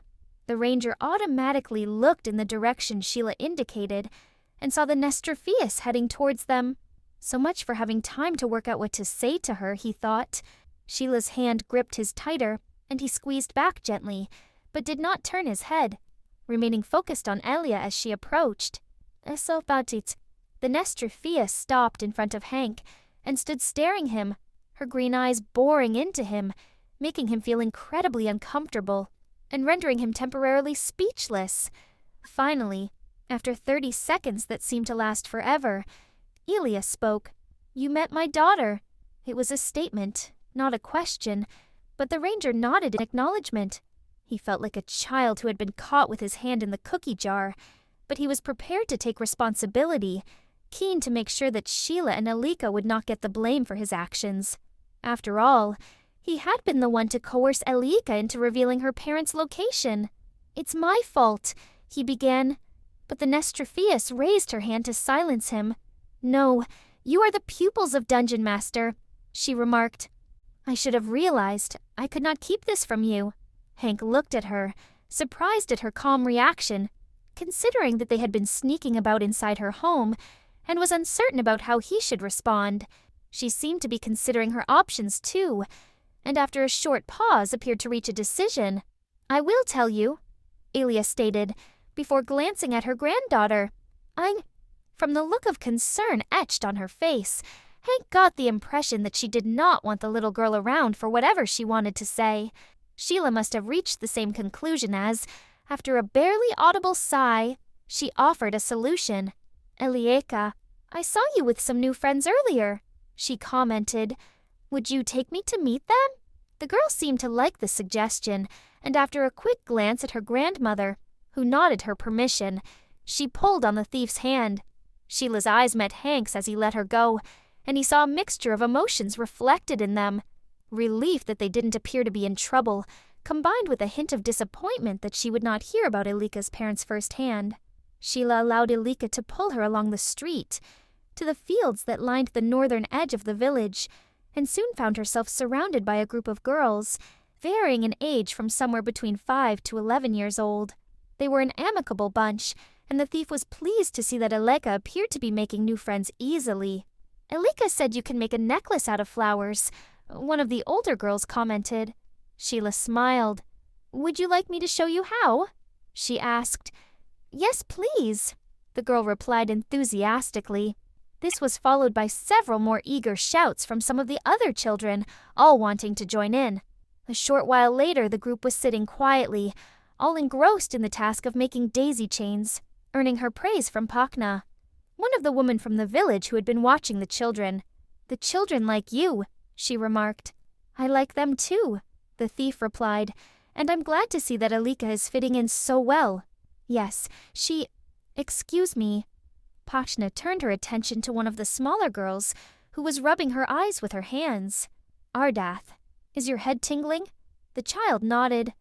"It will be okay," Pakna assured her, smiling kindly. It's only your emergence. Sheila stood back and watched, intrigued, as Pachna first helped the child to her feet and then called over one of the other women. She mentioned emergence, and the woman, Ardath's mother, took the girl's hand and led her away, disappearing inside one of the houses. Pachna then turned back to the thief. We had been expecting Ardath to reach her emergence for a few days now, she informed Sheila, as though that explained everything. What's emergence? Sheila asked. Oh, forgive me. You must be wondering what is happening? Pachna guessed. The emergence is where a child's powers become functional. So the children aren't born with their magic? Sheila asked. Not exactly. The children all have their powers at birth, but they are not very strong, and they can only use them on people who have already been through the emergence. This way they get to practice how to use their abilities on their parents without being able to cause any harm. And after the emergence they can use their powers on anyone? The thief queried. Yes, that is why it is important that the child is separated from the others for their emergence, Pachna explained. When the magic within them first reaches its full potential, it can be confusing, and the child can sometimes lose control for a few minutes until they adjust. Is it dangerous? Sheila asked in concern. Typically, no, Pachna replied, and in Ardath's case, it would be extremely unlikely. She is very young for the emergence, only just 5 years old, so her abilities will not be very strong. Will they get stronger as she gets older? The thief inquired. No, they are fixed in strength at the time of the emergence, Pachna stated. It is the age of the child at the emergence that will indicate how much power they possess. Then, the emergence happens at different times for different children? Sheila queried. Yes, and the older they are at that time, the more powerful the magic, and the higher the likelihood that they will lose control, she confirmed. So, if it occurs when a child is 5, they will always have less power than someone whose emergence occurred when they were older, Sheila clarified, and then asked, what is the maximum age for it to happen? It usually happens when they are 5 or 6, but it has been known to occur when a child is 7, and I have heard rumors of a case where it was as late as 8, Pachna revealed. However, it can be painful if the child is more than 6 years of age, and the first surge of power could prove dangerous to both the child and overseeing parent. So I'm not sure that would even be possible. Painful, Sheila repeated. Painful how? Headache mainly, Pachna disclosed. But I remember Jerry passed out at his emergence, and his mother was unable to sleep for a week afterwards. But, at 7.5, he was the oldest emergence case I personally know of. Sheila thought back to the previous evening, recalling what Elleeka had told her and Hank about the last time she had seen her parents. The girl had said her head hurt, and from the way she has described waking up, without remembering going to sleep, had possibly lost consciousness. If that had been Elleeka's emergence, either she had been on her own for a lot longer than Sheila had first thought, or if what she had told Aaliyah that morning about being almost 9 was true, she had been 8 years old when it happened. Are you okay? Pachna asked, breaking into her contemplation. Yes, I was just thinking about what Elleeka said about something that happened before Hank and I found her, Sheila admitted. She considered mentioning all the details, but decided against it, opting to wait until she had chance to talk to the ranger, and thinking that it was maybe something they should then discuss with Elleeka as it involved her granddaughter. She described having a really bad headache, and I was wondering if it was her emergence, the thief revealed. Very likely, Pachna agreed. Headaches are not common at any other time. Sheila nodded, and found herself looking down the village at the house, where Hank was currently hidden away with the Nestrophius. She was keen to let him know about what she had just learnt, and was also eager to find out what it was that Elleeka was telling him. Pachna must have noticed the direction of her gaze as she commented on it. You are impatient to be back with your young man, she stated. The thief blushed, and Pachna seemed to take this as confirmation. Elleeka will be fine here, she said. I'll keep an eye on her. Thanks, Sheila replied with a smile. While knowing she would not be able to go inside, she headed towards Elia's home, and then stood leaning against a building opposite, to wait for the ranger to reappear. With the street full of people, Elleeka had taken Hank back indoors, to tell him about her daughter. He had sat when asked, deliberately choosing to sit with his back to the room which contained Elleeka's parents to avoid the temptation of staring at the door, and waited for Elleeka to begin. The Nestrophius had then started by telling him some background information about herself and her daughter. Isrimisau Torn, the Letra and Apsiu had been childhood sweethearts who had married young, their wedding having been brought forward to take place a short time before the death of Elleeka's husband, Kionil. Although not unexpected, the bereavement had been very difficult for the family, and the normally close relationship between mother and daughter had become strained. We argued, something I deeply regret, Elleeka admitted. They left Gallatin together soon afterwards, just over 10 years ago, and for most of that time, I knew nothing of them. The ranger waited, not wanting to interrupt Elleeka by asking questions. A few months ago, they unexpectedly reappeared, walking calmly into the village. But they had no memory of who they were, she divulged. They couldn't speak, couldn't eat, empty shells with no knowledge of anything or anyone, and unable to tell us where they had been, or what had happened to them. She paused momentarily, her eyes looking past the ranger towards the door in the corner. Boo, I was unable to do anything for them, so I brought them here and used a suspension spell on them, she admitted sadly. It's the only way to keep them alive until I can find a way to help them. The Nestrophius stopped and returned her gaze to Hank. I had not meant for Elleeka to find out about them so soon, she explained, and I am grateful for your help in comforting her. We stumbled across her, Hank revealed. I just wish there was something we could do to help. He added, You have already restored my granddaughter to me. Elleeka replied with a smile. The Nestrophius stood up, and the ranger did the same. Enough dwelling on things we cannot change, she stated. This should be a day of celebration. I have Elleeka, and you are about to go home. Hank followed Elleeka back outside to find Sheila waiting for him on the opposite side of the street. Elleeka must have spotted her too, as she turned to Hank. You are a lucky young man, she commented. Yes, I know, he affirmed, blushing slightly and gazing at the thief as she approached. I have work to do, Elleeka murmured, and by the time Hank had turned his head, she had done a disappearing act worthy of Dungeon Master. Is everything okay? Sheila asked as she reached his side. Yes, he assured her. Where's Elleeka? With her friends, making daisy chains, the thief replied. But what happened? What did Elleeka tell you? Hank smiled and they began walking slowly through the village as he repeated what the Nestrophius had shared with him. That's so sad, Sheila sighed. Poor Elleeka, poor Elleeka. I know, the ranger agreed, slipping his arm around the thief's waist. Oh, I found out a bit more about Elleeka's power while you were with Elleeka, Sheila informed him. The thief went on to tell him what she had learned from Pacna regarding the emergence, and had just concluded when they saw Presto chatting animatedly with Sotirin. Hank, Sheila, the magician greeted them. Sotirin's been explaining about the Purnima. Did you know the next one is not for another 30 years? The blond man smiled, seeming to like the enthusiasm shown by the magician on the subject. Speaking of the Purnima, I have some preparations to do, he stated.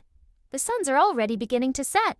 Hank and Sheila both smiled, and Sotirin then departed, giving the ranger a chance to update Presto on what he had learned about Elleeka's parents.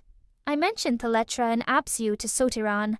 Presto informed them, once Hank had finished. What did he say? Hank asked. Not a lot, the magician replied. Just that they're sick, and that Elleeka had hoped to use the Purnima to help them. Then why doesn't she? Sheila asked. Why offer us a way home instead? Elleeka would need to know what made them ill to accurately channel the collective power of the villagers to heal them, Presto stated. Problem is, no one knows what happened to Elleeka's parents. Hank felt numb. The pieces fitted together all too well, and the words if you should choose to use it. The last line from Dungeon Master's riddle echoed in his head. He knew what this meant, and as much as he wanted to go home, he had to say something. I think I know, Hank admitted, looking from Presto to the thief. Me too, Sheila added, meeting the ranger's eye. He smiled resignedly, and they both turned to the magician who looked perplexed. You know what happened to Thaletra and Apsiu? He asked. Yes, Hank confirmed, or at least a very good theory. Presto was staring at him in amazement, obviously waiting for him to continue. We should get the others, Hank decided. You find Eric, Sheila and I will round up Bobby and Diana. We'll meet you in the house where we were held prisoner. Okay, the magician replied, before moving off to find the Cavalier.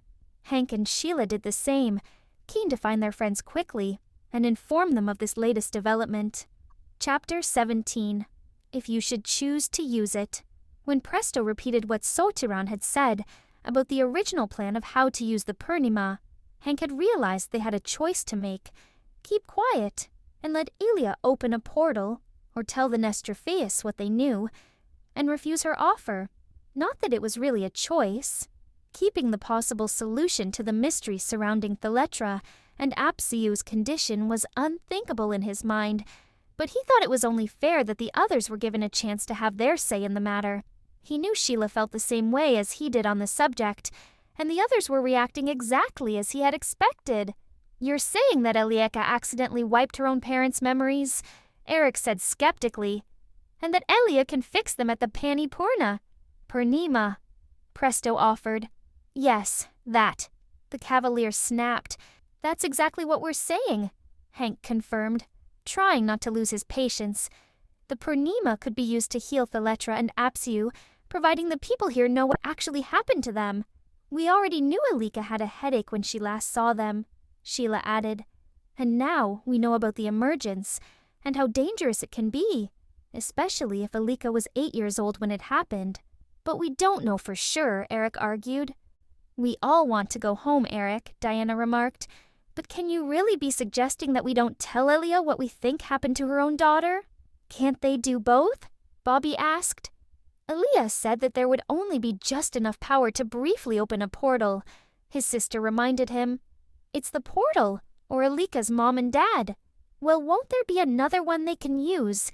Eric suggested, beginning to sound desperate. Not for 30 years, the magician remarked. Then but... The Cavalier sighed, finally seeming to accept the inevitable. There was a brief but awkward silence, broken by the acrobat. So now what? She asked. We go and find Elleeka, Hank stated. The Cavalier was the last to leave the house, and he stood in the doorway for a moment to watch his friends.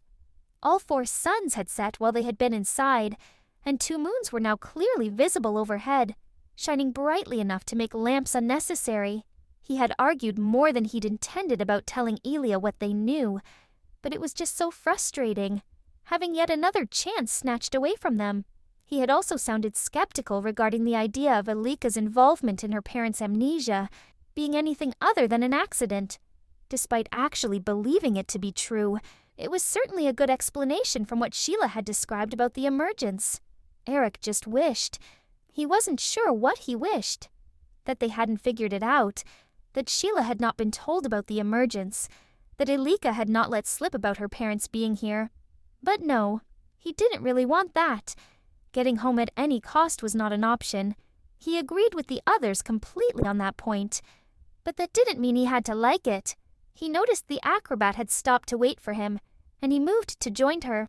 Gee, you still disagree with this, she said as he reached her. For a moment he was tempted to say yes, just to see what she would say in response. But he resisted the urge, not really in the mood for arguing anymore. No, he admitted. I know it's the right thing to do. Better luck next time, right? She commented.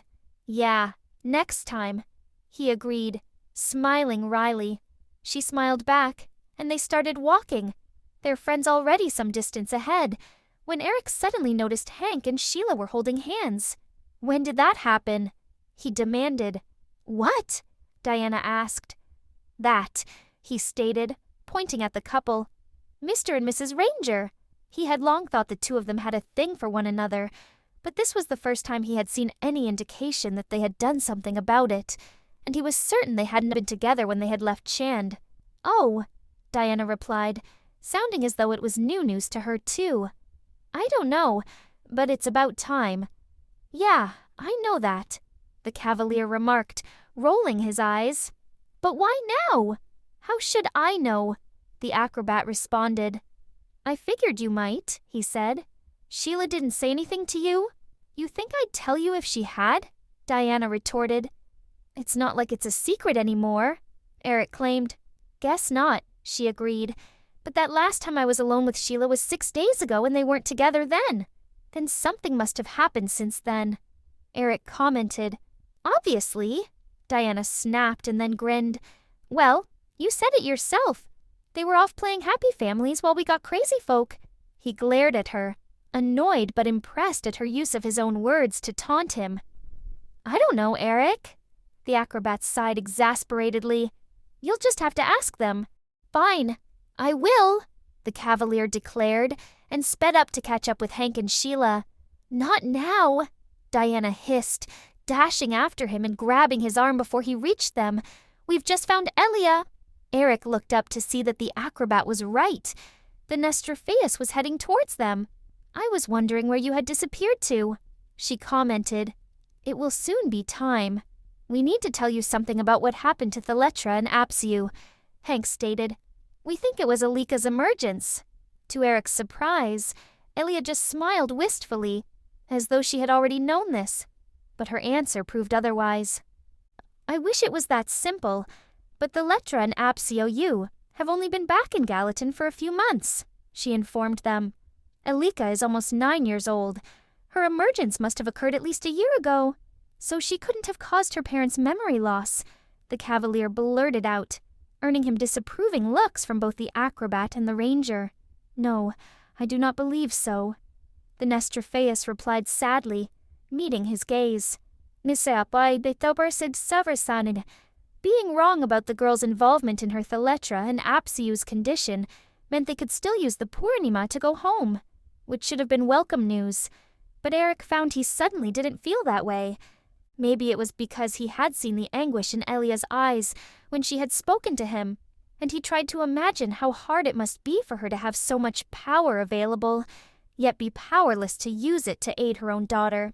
A small, whiny voice in the back of his head was telling him it didn't matter, to forget about it, that they had tried, and it was time to go home. But he willfully ignored it. He needed to be sure that they really had jumped to the wrong conclusion about Elleeka and her parents. But Pakna told Sheila that headaches only usually happen at the emergence, and Elleeka's head hurt enough to make her collapse, he pointed out. A headache? Elleeka queried sharply. Yes, Hank confirmed. We asked Elleeka about her parents' disappearance, and she described having a headache and passing out. Anything else? Elleeka pressed. I don't think so, the ranger replied. No, there was something else, Sheila remarked. She yelled at them too, but I can't remember what it was that she said. Oh yeah, she did, Hank agreed, looking at the thief. What was it? Shut up and go away, that was it, he added, turned back to Elleeka. Shut up and go away, Elleeka echoed softly. I see. She turned her head to glance at her granddaughter and sighed. Eric watched her closely, and from the thoughtful expression on her face, he concluded that she now believed they had been right after all, regarding Elleeka and her parents. Nah, isn't there some way of checking when Elleeka's emergence happened? The magician asked. No, Elleeka replied, turning her attention away from her granddaughter and back to the group. I would not be able to tell, unless I could find out how much power Elleeka has, which would be a good indication. The Nestorpheus turned once more to look at Elleeka and called out to her, summoning her, and the girl obediently jumped to her feet and dashed over. I need to find out how strong your powers are, Elleeka informed her. Is that okay? Elleeka nodded, and Elleeka knelt down and placed one hand on top of her head. It might tingle a little, but it will not hurt, Elleeka stated. The Cavalier looked on as the Nestorpheus then closed her eyes, and he guessed that she was somehow connected to Elleeka using telepathy, or something similar. He expected it would take several minutes, so was surprised when Elleeka gasped and pulled away sharply after only a few seconds. Elleeka, Sheila cried out. I am fine, Elleeka assured her, but it seems you were correct. Elleeka is extremely powerful. Her emergence must have been unusually late. It would have been painful for her and very dangerous for Theletra and Apsiu. The Nestorpheus turned to her granddaughter and smiled. I will need to begin helping you learn more about your abilities, she informed her. Teach you how to use your magic safely. Safely? Eric questioned. You mean it's not safe now? If Elleeka uses her full power and it is not controlled, then yes, the effects could be problematic, Elleeka said. But she used her magic on us, Eric remarked, starting to worry. Yes, but apart from not knowing how to undo her spell, she must have been in control, as I was able to easily reverse the effects myself, she assured him. It appears it was only at the moment of emergence that anything damaging occurred, she added sadly. Did I do something wrong? Elleeka asked, looking bewildered. No, my dear, Elleeka said quickly. You have done nothing wrong. Elleeka then briefly explained to the child about the emergence, telling her what it was, and that it had happened the day she had last seen her parents. So I did make my mom and dad go away, Elleeka stated. No, you were not to blame for that, Elleeka said. You would not have been able to control it, Sheila added, joining Elleeka in reassuring the child. But it will soon be all put right. Eric saw Elleeka glance at the thief, a momentary look of surprise on her face at her last words, which then vanished immediately. We should hurry, the Nestrophæus suddenly stated.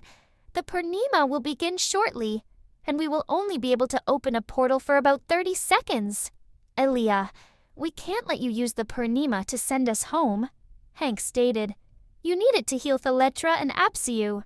I have already promised the use of our collective powers to assist you, and we can't accept, the ranger insisted. Not now. No, we can't, Eric agreed. We'd already decided that we want you to use it to help Thaletra and Apsio. Hank appeared surprised at the cavalier backing him up, and Eric couldn't blame him, not after he had made such a fuss about the idea a short time ago. But he wanted to make sure that his friends knew they really did agree with their choice about how to use the Purnima. Didn't you say you had to hurry? Eric added. Yes, Elleeka replied. I thank you. The Nestrophæus immediately sprang into action, ushering Elleeka back to sit with a group of children before calling to Sotiran and a number of other people to move Thaletra and Apsiu into the circle. Eric wondered if they should help, but had no idea how, and it seemed that the ranger had concluded that there was nothing they could do for the moment, too. We should get out the way, Hank stated. Over there. The ranger pointed to a spot against one of the houses, away from the current activity, and they all moved as instructed. They then looked on as Elleeka's daughter and son-in-law were carried outside and laid carefully in the center of the circle of people. The men who had moved them then quickly dashed to their respective places, and as the last one sat down, Elleeka called out, It is time. Eric looked up to see the light from the realm's moons suddenly become much more vivid, all three shining brightly overhead.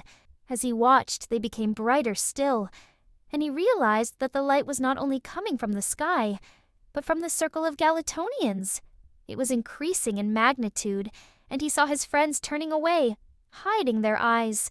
But he continued to watch until he could bear it no more, and he too closed his eyes. Chapter 18. Time to relax.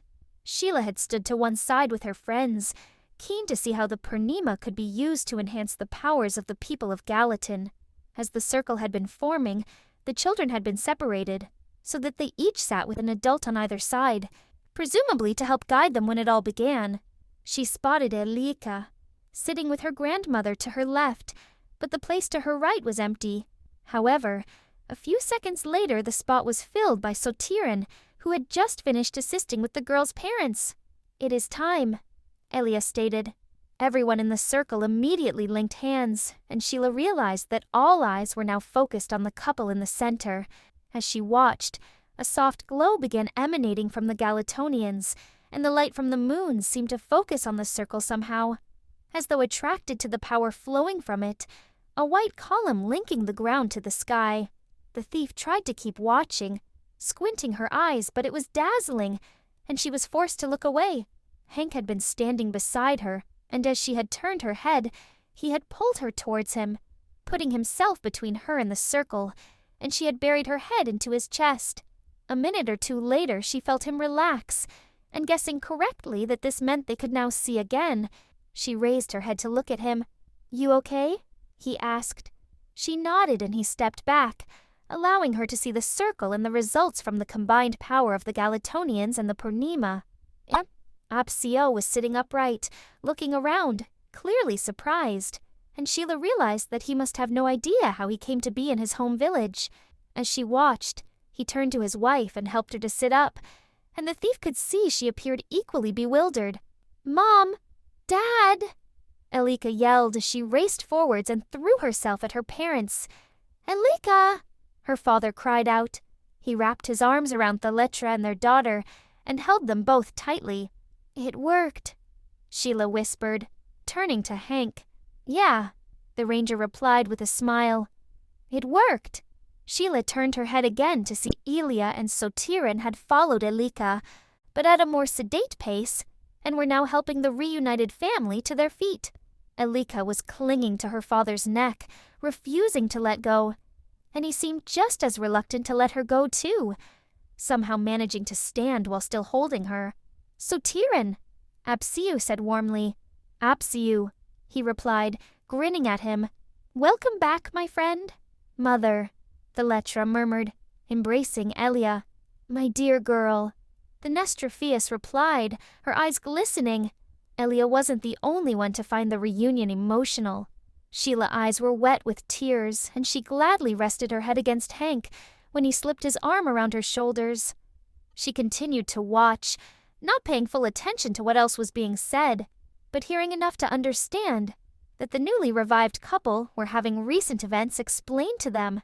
"Oh, they look so happy," she said softly. "Yes, they do," the ranger agreed. "I'm glad we found out what had happened to them before it was too late." "Me too," Sheila whispered. "Looks like they're coming over," Hank commented.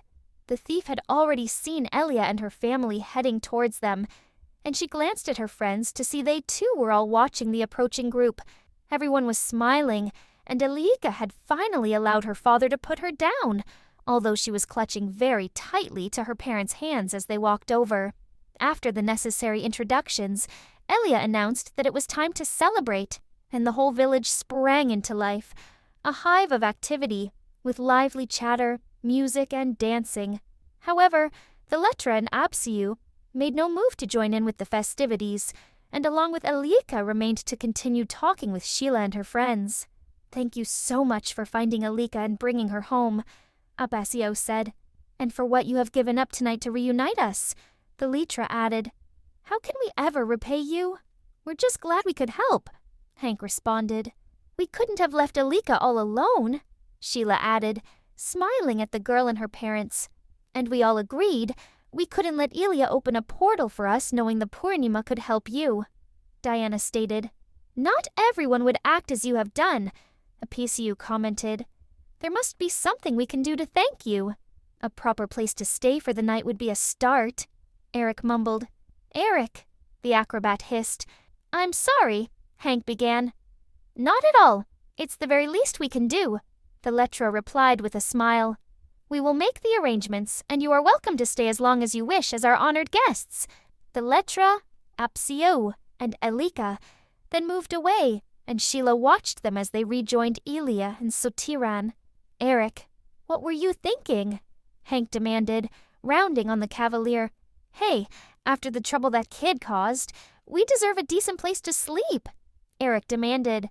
"She didn't do it deliberately," the ranger snapped. "I never said she did," Eric claimed.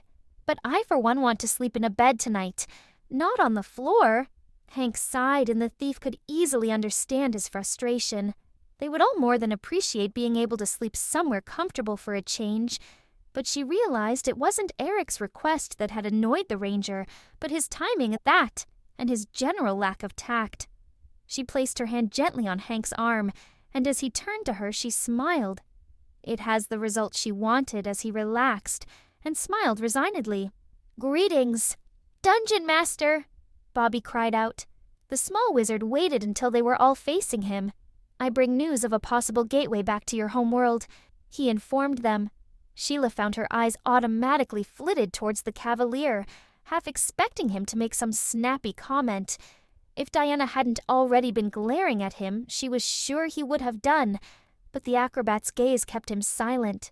The Mariniti trail will materialize in few days' time, the wizard informed them. Materialize? Presto asked. As in a suddenly appear kind of way? Precisely. Dungeon Master confirmed. You must follow it until you reach the abandoned township of Phoenite. Once there, you must find the thing you least expect to see, and stay far from that which you hope to find.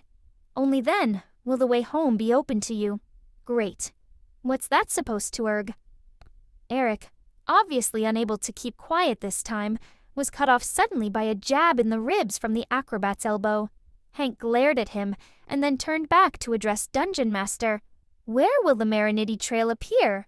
He asked. Will it be far from here? You are in luck.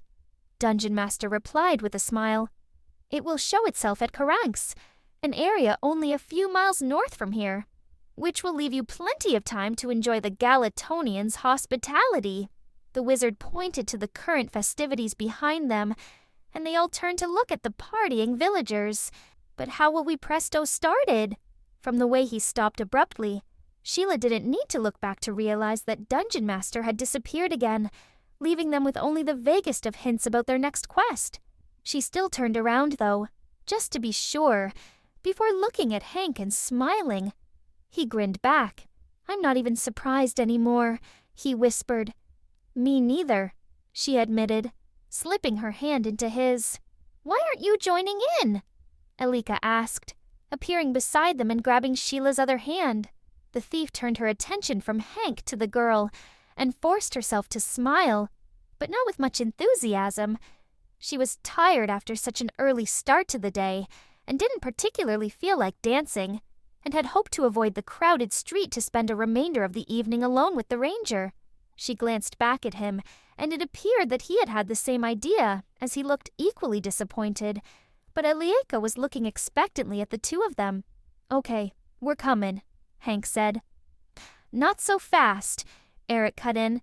You two still have some explaining to do. Explaining about what, Eric? Hank asked, sounding slight annoyed. How you two got together for a start, he demanded. You weren't holding hands in Chinda. Sheila's cheeks colored, and she felt Hank tense. But instead of releasing her hand as she had expected, he squeezed tighter and leaned a little closer towards her. Eric, Diana snapped, can't you just let it go? You were the one who said I should ask them, he claimed. That's not. She scowled at him. Only to shut you up, and I didn't mean it. He smirked and turned his attention back to Hank and Sheila. The thief was more than glad that Hank had continued holding her hand, and clutched at it tightly. She felt awkward facing Eric's questions, and was not sure what to say in response, and it seemed the ranger didn't either. She knew he was uncomfortable too, and although the cavalier often tried his patience, this was personal. Right now he probably wanted to throttle him. And now I think about it, I want to know how you got your memories back too, Eric continued. They kissed, Elleeka stated innocently. Elleeka, shush, Sheila whispered desperately. But Eric had obviously heard her. No, don't try to shut her up, he said, grinning broadly. Not when things are getting so interesting. Eric, Diana warned. They kissed? Eric prompted, ignoring the acrobat. Elleeka confirmed. Hank kissed Sheila and it broke my spell. Kisses don't break spells, Bobby snapped. Yes, they do, Elleeka argued, pulling free from Sheila's hand. Kisses are magic, and they break magic spells. Do not, the barbarian scoffed. Do, Elleeka insisted. The thief silenced Bobby with a look that was now well practiced from the many occasions where she had been forced to calm her brother down. Well, do they? Eric asked, looking skeptical. Or is the kid lying? I'm not lying, Elleeka cried out, beginning to get upset. I'm not. Sheila knew Eric could be really stubborn when he wanted to be, and she realized that even if he didn't get answers today, he would keep persisting until he found out what he wanted to know. And now he had dragged Elleeka into it, accusing her of being untruthful, waiting to see if she or Hank would confirm or deny what the girl had told him. She looked at the ranger, wondering what he was going to do.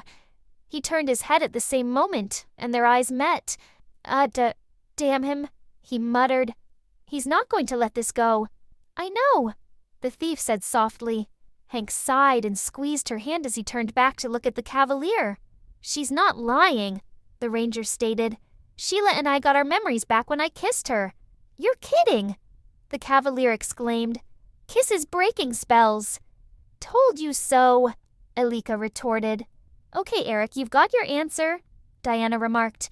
"Now drop it." "That's not an answer," Eric complained. Eric Presto began, only to be cut off by the cavalier. "There has to be more to it than that. How can a kiss break a spell?" he demanded. I told Elleeka some fairy stories," Sheila mumbled, her face still crimson. "And?" Eric queried. "What's that got to do with it?" Sheila lowered her head, unable to continue, and turned towards Hank once again. She wanted to disappear under her cloak, but knew deep down that that wouldn't really help her feel any better. And she knew the ranger would not let go of her hand even if she did. The thief wondered how far Eric was going to push this. It was bad enough that he was prying about the kiss that had restored their memories. But it wasn't just the one kiss she was worried about. There had been plenty more to follow since then.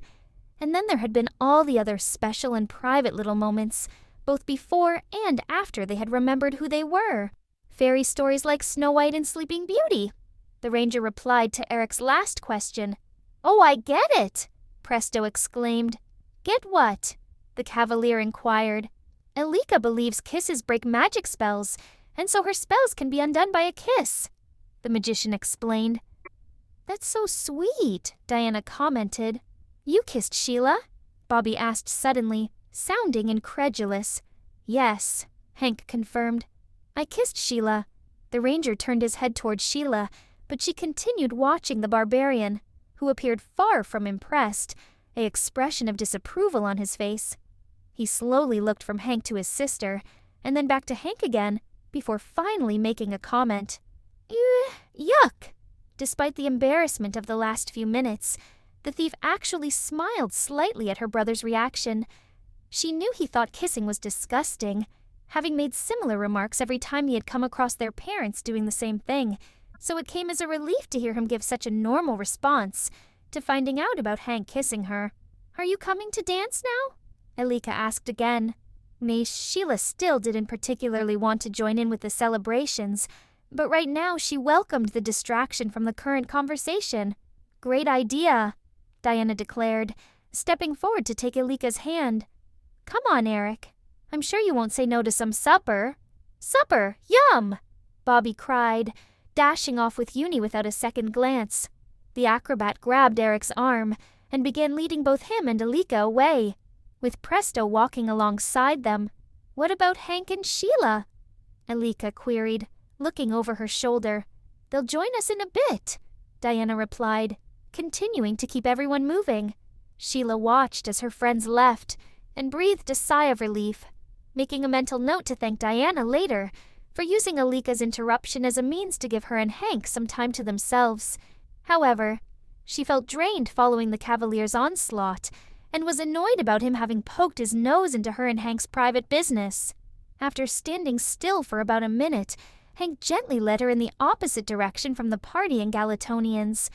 They went around to the back of the houses that lined the street and continued walking in silence until they were at the edge of the village, away from the sound of happy, squealing, and lively music. "You okay?" he asked as they came to a halt. "Yeah, Damn, Cavalier," she replied. "Yeah, I know," he agreed. "Why couldn't he just leave it?" She sighed. "He never does knows when to quit," Hank replied. "But enough about Eric. I want you to forget all about him." "Easier said than done," she stated. "I think I might be able to help there," he claimed, moving swiftly to wrap his arms around her and pull her towards him. Sheila smiled as he then lowered his head and kissed her gently. "Better?" he asked. "A little," she replied. "I think you might need to do that again, though." He grinned. "Good idea," he whispered. He kissed her again, but this time did not move away so quickly, deepening the kiss and pulling her tightly towards him. She wrapped her own arms around him, equally tightly, and responded eagerly. His hand moved up her back slowly, caressing the back of her neck, and then moving up again to tangling his fingers in her hair. She moaned softly, loving the way he was making her feel, never wanting it to end. Hank continued to kiss her, slowly, deliberately, and she gave herself completely to the moment. The realm could have disintegrated around them, and she would not have noticed. All thoughts of the Cavalier and anything else disappearing as she focused completely on the man she loved. The end.